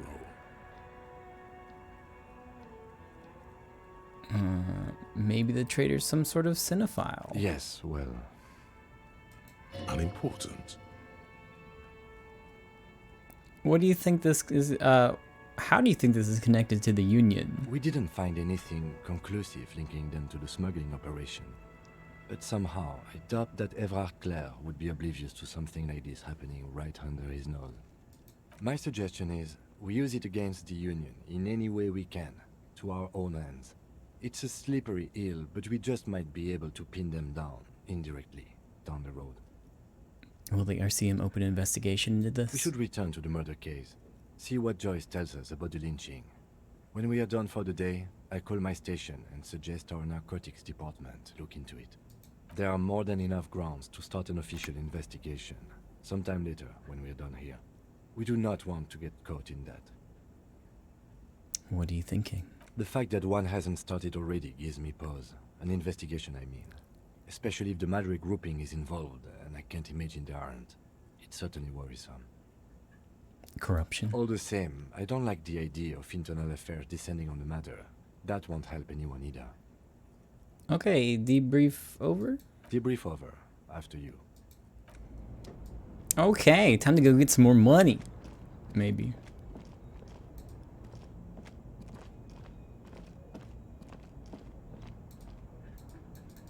Walk. Gotta zoom out. I gotta use my 20% zoom. Wait, what do you need? I, saw you poking around in Lady Driver's lorry. She in trouble?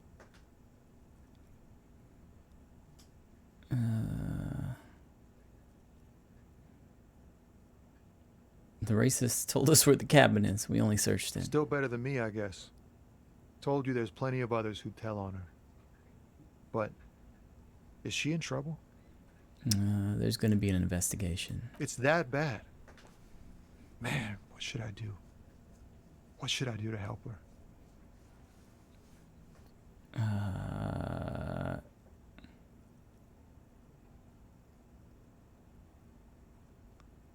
I really don't know. Damn. I always wonder to watch yourself. Man. Nothing to do now, I guess. Maybe I should just keep my head down and work on my rhymes while I can. Hey, yeah, what's the plan with those rhymes? Oh, you know. Tommy Leham's gonna be a musician. Sprechgesang, but with beats. I've got a lot of free time on the road to hone my craft. What? Tommy Lon was taken. My real name's Jerry Lafitte.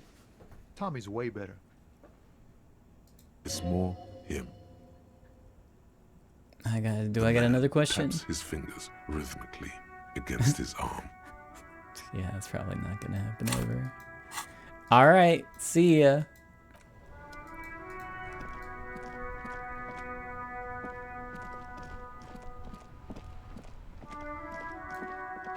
Have any of these finished? Really close.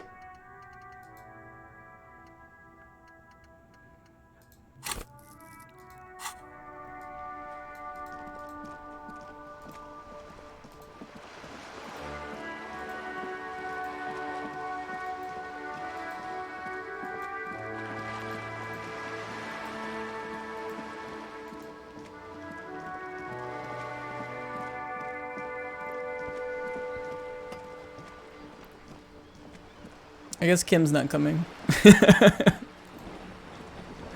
Oh, here he comes. You're back. Good. What can I help you with?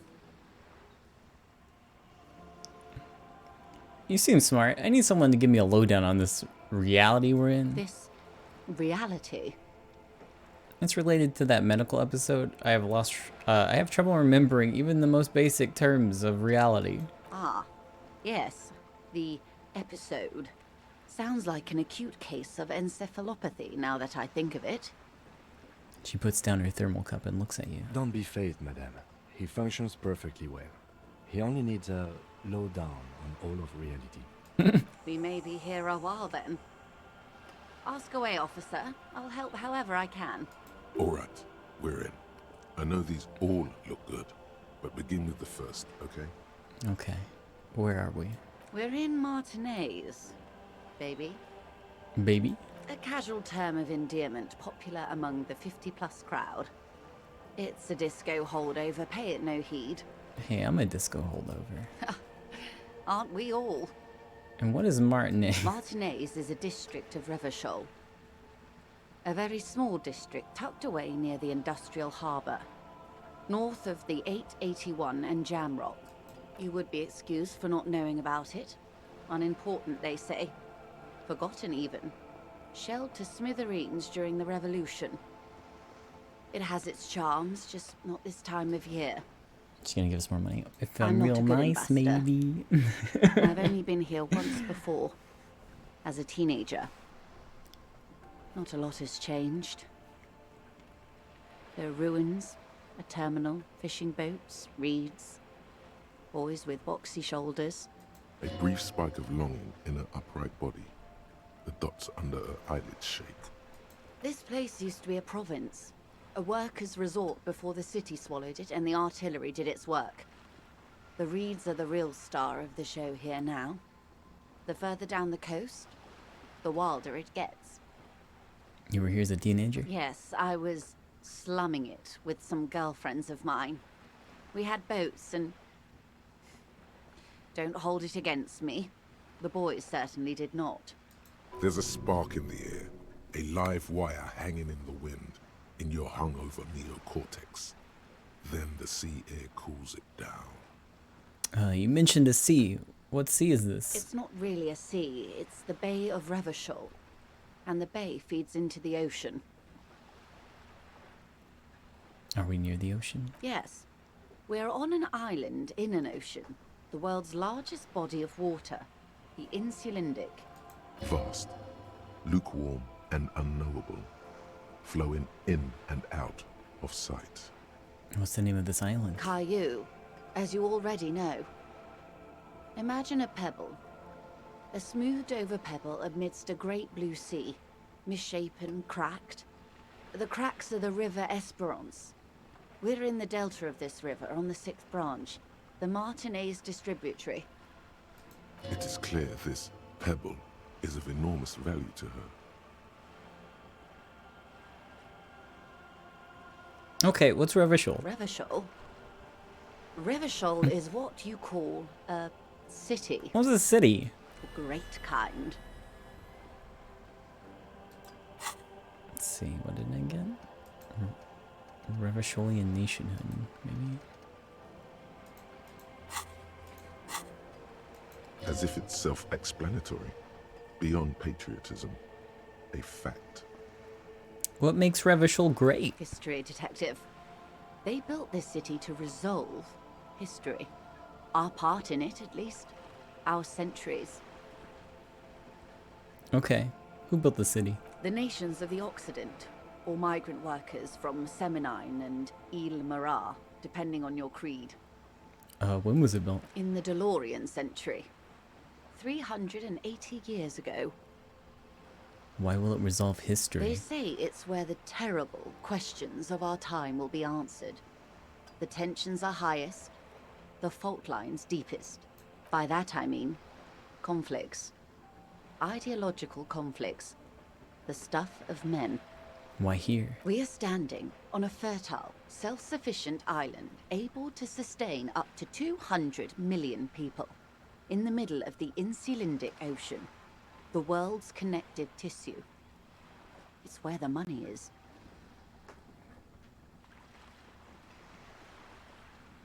So we're pretty much at the center of the world. Oh, we're quite a way off.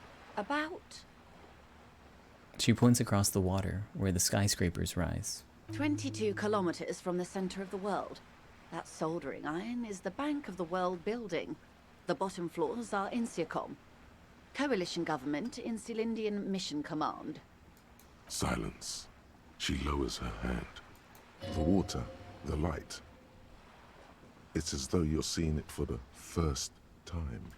There is no recognition, only the immensity of the sea and the cold radiating from it. Where are we? We are where we are. I have no truer answer to give, unfortunately. This is one thought you need to complete. Where are you? Was there something else you wanted to know? I remember something about a lowdown. This has been informative. Thank you, ma'am. I'm sure my memory-impaired partner has many more questions to ask, about even more fundamental aspects of reality. Might I suggest not asking them all right now? Madame Messier will be here later too, and tomorrow. Isn't that true, ma'am? Absolutely. My commitment here is long-term. But I want to know everything now! That is understandable. But perhaps it's better not to eat all your candy at once. Indeed. I'm always at your service. What is reach for something fundamental? I could probably do this. Hold on. Glad to have been of assistance. That's all for now.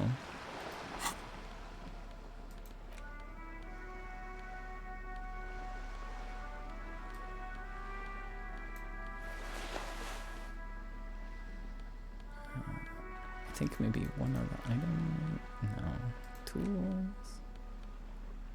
No. No. No. No. Okay.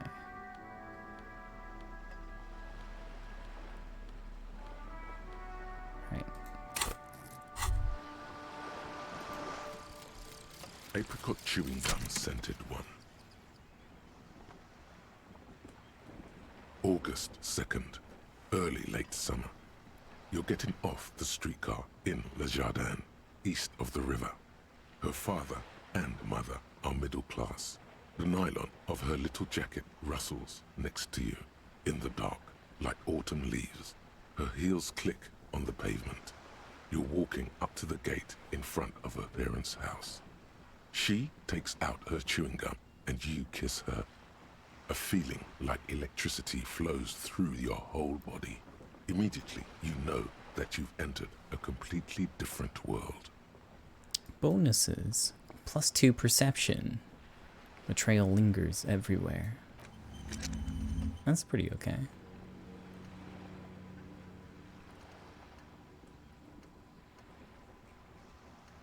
I cannot unlock another one right now.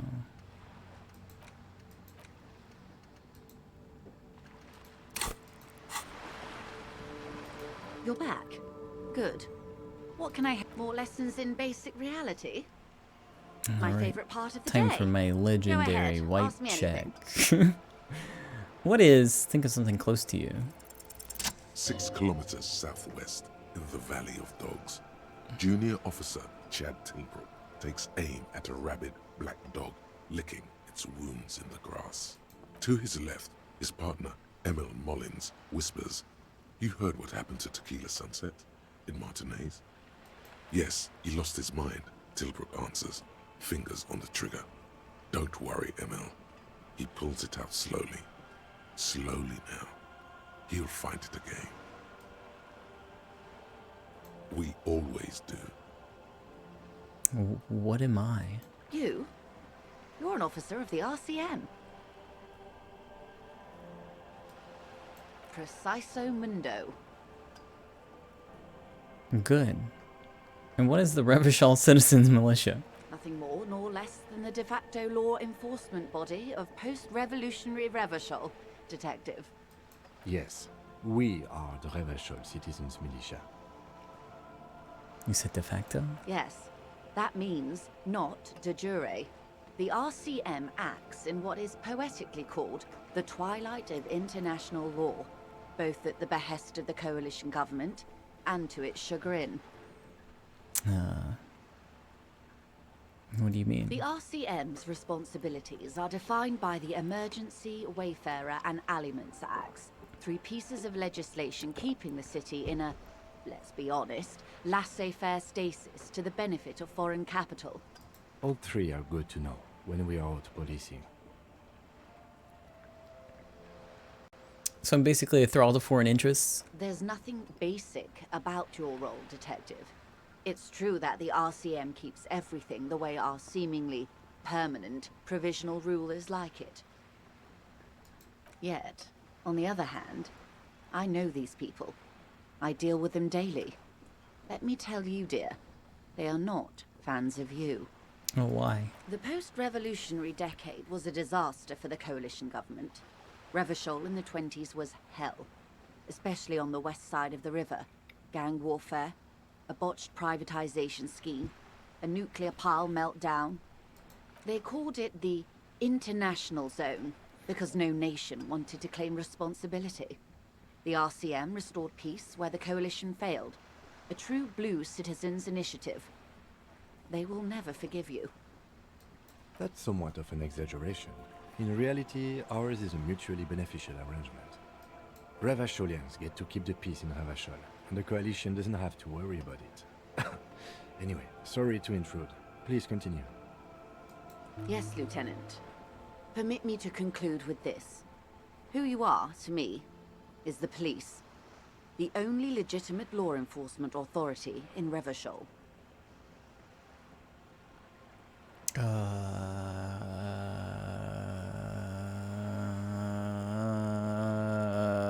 Nothing. And if those authorities drink so hard they need help recalling the basic terms of reality, well, I'm here to help. What is this? Spread your hands. What? That's all for now. I think I'll come back.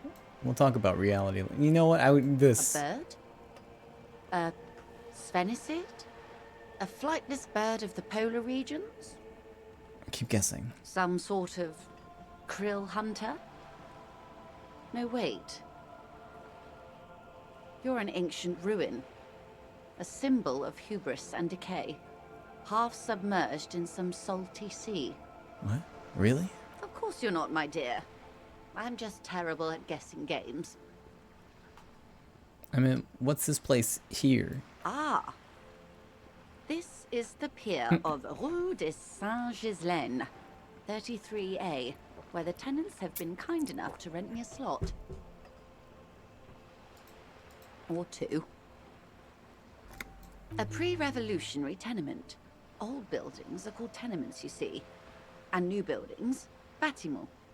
After les bâtiments nouveaux. But 33A and 33B are not nouveaux. They're old. This one used to be 8 to 10 stories tall. A real high-rise by the standards of the last century.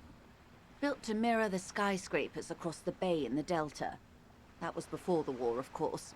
Who lived in them? Mostly the urban middle class, I believe. This was once primo real estate.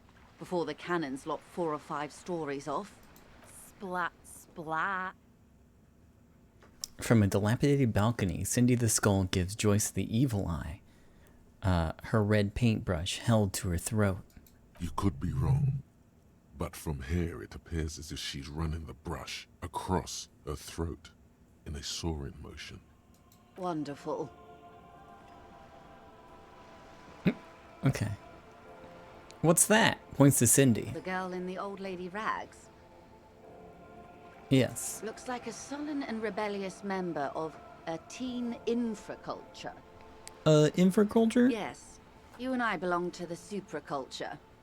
We're common, the herd. The music on the radio, the food in the chain restaurant, those are all too popular for the girl in the old lady rags. She prefers a fantasy world, an infraculture with its own dress code and vernacular. It is an illusion, I'm afraid. There is no refuge from the supraculture. Alright, now explain the same thing, but to a child. Young people who dye their hair funny colors and wear old people's clothes are stupid, and their little rebellion is self-defeating. All right. What next? What are you? What I am not is a basic term of reality. Oh, I guess that's fair. Everyone wants to talk about themselves. She will, in time. What is acute encephalopathy? It's a neurological disorder caused by a lack of vitamin B in the brain. Symptoms include a retrograde amnesia. It's quite serious. You should get yourself checked out. Yeah, maybe. She conveys it in short, cold bursts, trying not to invest too deeply in the condition of this doomed detective. What causes encephalopathy? Well, it's either bariatric surgery or long-term alcohol use. It's definitely from drinking. She nods slowly. Yes, and perform autoerotic asphyxiation on yourself with your funny necktie, out in the open somewhere.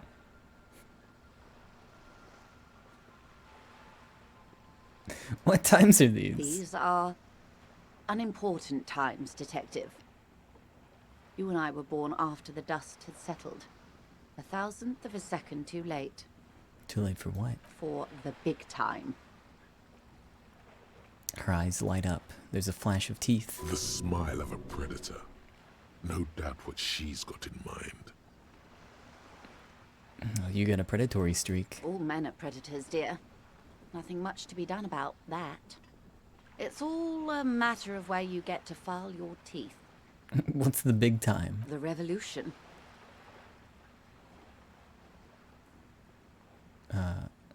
And what is this revolution I keep hearing about? It's quite easy. Every 100 years or so, our species gets together to decide what's next, who gets shot in the head, and who gets the mineral rights.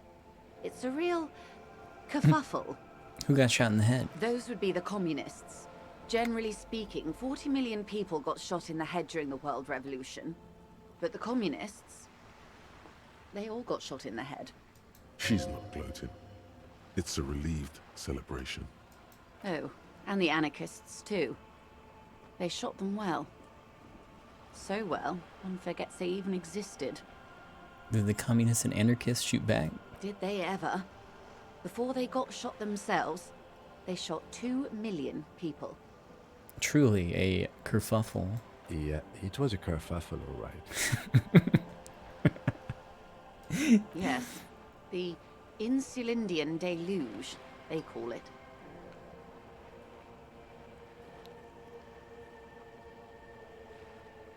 Anyone else get shot in the head on the opposing side? Oh, lots of people. Even the king got shot in the head, or thrown beneath a horse, or drowned. Accounts differ. It was unceremonious. Just as well, he wasn't actually the king. Just the king's nephew.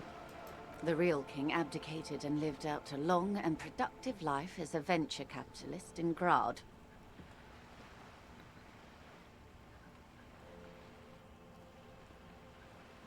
Cowardly king. I prefer the term risk-averse. King Guillaume was nobody's fool. He could smell a PR disaster brewing, so he got out alive, and his nephew Fricelle got shot in his place. Him and tens of thousands of his wonderfully fascist kingsmen. It was a wild time. The liberals got the mineral rights. And by mineral rights, I mean everything. Okay, and by liberals you mean... Liberals are usually middle-class people, Detective. Or the remaining gentry. The beneficiaries of the pre-revolutionary arrangement. Some were rich enough to stay with the Constitution, with monarchy.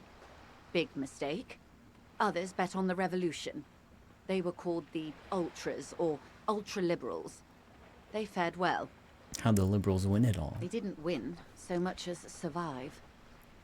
We were the last ones standing when the war ended. Everyone else got shot in the head, remember?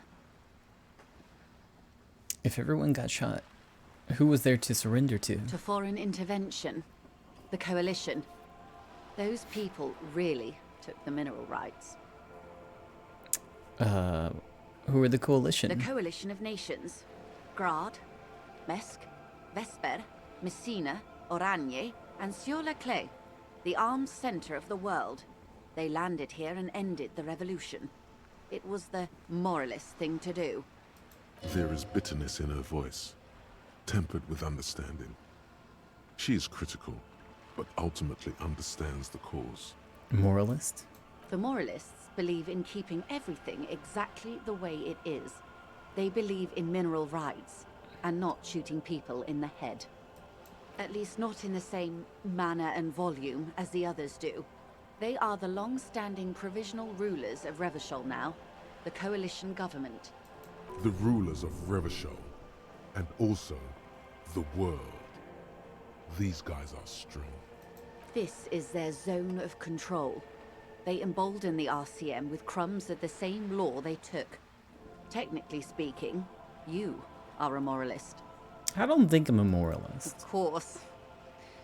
Not easy to be moderate about head shooting in your line of work. When was the kerfuffle? The turn of the century revolution? Don't answer it. It's a trick question. The revolution began in '02 on the Isla of Grad, though by the end, nearly the whole world had gotten involved. Who started it? It wasn't a who, but a what.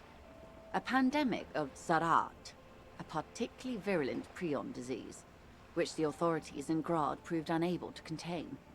Then Mazov came along and overthrew the government. What did the Tsaraf do? It made people overthrow their governments. Wow, really? Of course not. Oh. It was a highly infectious microorganism that destroyed brain tissue. The actual causes of the revolution were material. The pandemic only provided the spark. Where did it spread from there? From Revachol and Grad? Not far. The world managed to cauterize itself. Mazov's government was overthrown in '08, and the coalition crushed the Revachol commune 2 years later. It was the end. What next? Why? You and I, officer. Our lives in the zone of control. Something tells you her life and yours are not that similar. Maybe it's because she has a boat and you have that necktie? A pair of pants? What's the zone of control? A city-state divided into free market zones under the everlasting interregnum of the Coalition of Nations. And you, of course, the citizens' militia. The clatter of typewriter keys fills the main hall of the reappropriated silk mill. Precinct 41. Chad Tilbrook presses enter. Outside, Officer Elfboy Williams slams the door of an armored motor carriage.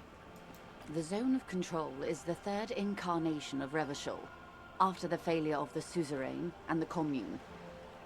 What happened to the rest of the world? Modernity. They developed the marvels of the inter-eastlery communication. Telematic milieus, radiation, colored plastics. Meanwhile, in Revachol West, the aftermath continues for the 5th decade. It's been like this for how long exactly? 43 years. Hard to fathom, I know. What have we been doing all that time?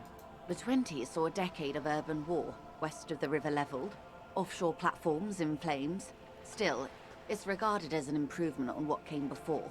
08 to 19 was simply hell. And after that? The 30s? Things settled down in the 30s. Revachol East transformed itself into the world's largest tax haven, with the international community's blessing. For the first time in a long time, it seemed like things were going somewhere. Were they? No. It was a market mirage fueled by cocaine and quantitative easing.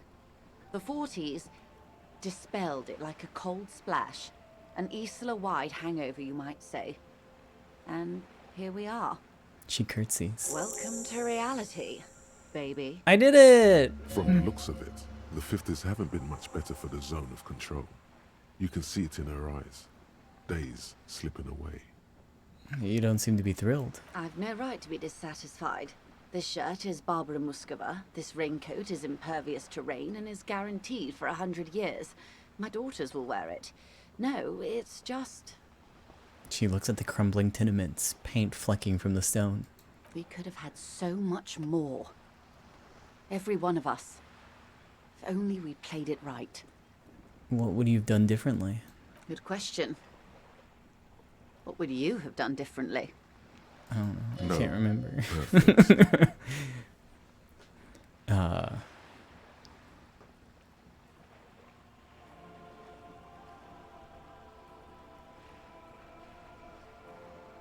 I would have killed more. I asked you, who were you in all of this? And I asked you, past-less detective of the Citizens Militia, what insight has acute encephalopathy given to you? Here's some wisdom, lady. Say the death thing.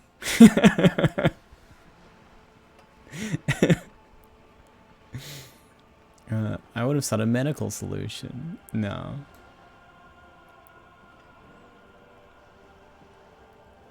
I don't know what I would have done differently. You would have died, most likely. Yeah. Not far from here. Maybe even right here, during the beachhead, defending the coast the day the Coalition took the city. The cold runs down your spine.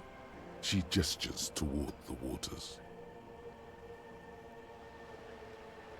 No way, I wouldn't have fought with the communards. The wind stops. There is silence on the dark water of the Martinez Inlet. A dog barks. A gunshot echoes off the walls of some distant building. Then you would have died fighting against them. Long before the beachhead. Our time is a shadow cast by that day. That's enough about They are what they are. Who knows? An afterbloom may yet come. Anyway, enough sentimentality. Is there anything else you want to know? Seriously, I want to know who you are. She won't maneuver her way out of this one. Stop dodging. What are you? I am the vilest of the vile. A traitor. A devourer of nations and infants. I am an ultra. She raises the corner of her mouth, smirking, revealing a canine. It's sharp.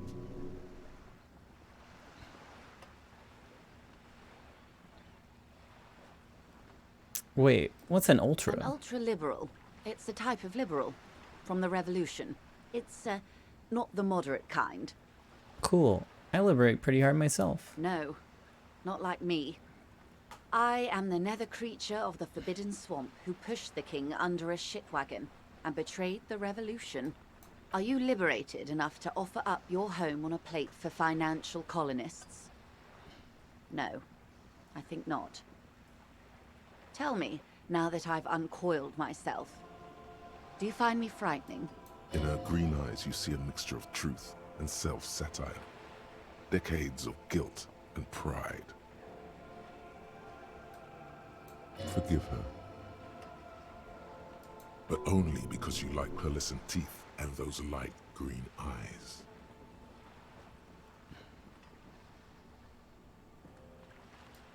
That's a pity. I do hope we can remain collegial despite it all. Tell me, when you look in the mirror, Do you not see a monster staring back at you? Man, When the dust settled, I've been working on the that liberals one. were the only ones left to clean up the mess. By virtue of their survival, they were handed enormous power to shape the future. This was all our last generation managed. Would you have done something differently? With due respect to our overlords, the eternal caretaker government that keeps Martinez a monument to the efficacy of its artillery. While a gentle wind sweeps the streets in the rebuilt east, light drizzle washing it clean, lights go up and motor carriages circulate the tracks. I would not have relinquished sovereignty to the Coalition. Not here in Martinez, and not in the Stella Maris or Delta Beachheads either. If not for my own sake.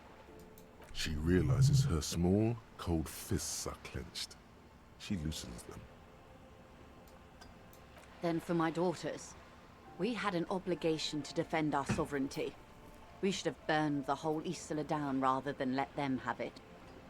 Dark orange flames reflect in her green eyes. An oil fire on the ocean. You're a patriot? Yes, I suppose I am. But I wouldn't be a patriot anywhere but here. Seditious talk, man. You have daughters? Yes. Whatever else I am, I'm also a mother. And a wife. Now, shall we return to reality? Is there more for RCM? Nothing more nor less than the de facto law enforcement body of post-revolutionary Revachol. Yes, we are the Revachol Citizens Militia. Are we? We are. Okay. Yes. There's just like that one thing in means, there. Permit me to conclude with this. Who you are to me is the police. And if those authorities drink so hard they need help recalling the basic terms of reality, well, I am here to help. That's all for now. Glad to have been of assistance. The 15th Indo tribe.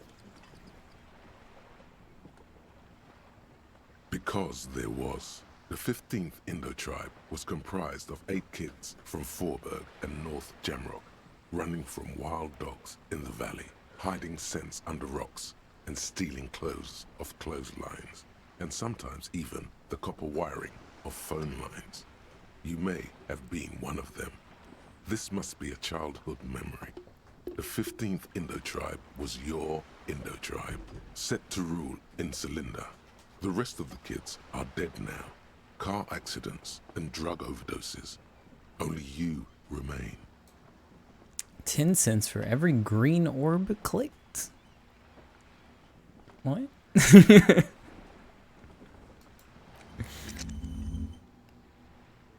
Oh, okay. Like the little notification icons. Okay. I guess. I'll take them, I suppose. Alright. The stream has gotten very long. I've gotten very tired. So I think it's time to not play video games for a little bit. Let me save real quick. And we'll wrap up here for now. I will be back Tuesday. And oops, this isn't the right one. And we'll game even harder. But thank you so much for being here. Sorry that's a little slow at times.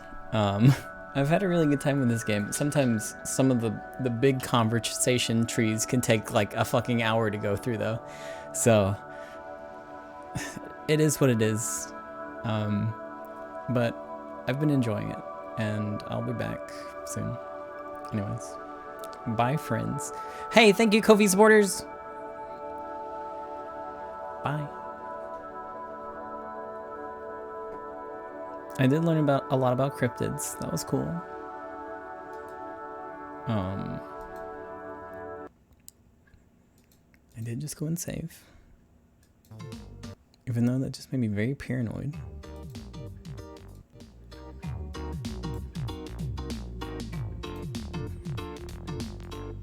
Hey, if you enjoy the stream, consider subscribing. I also have a Ko-fi where you can basically subscribe without giving money to Twitch. It's kind kind of like Patreon, but doesn't suck. So if that sounds interesting to you, check it out. The link somewhere, sometime under the stream, somewhere. Anyways, bye gamers.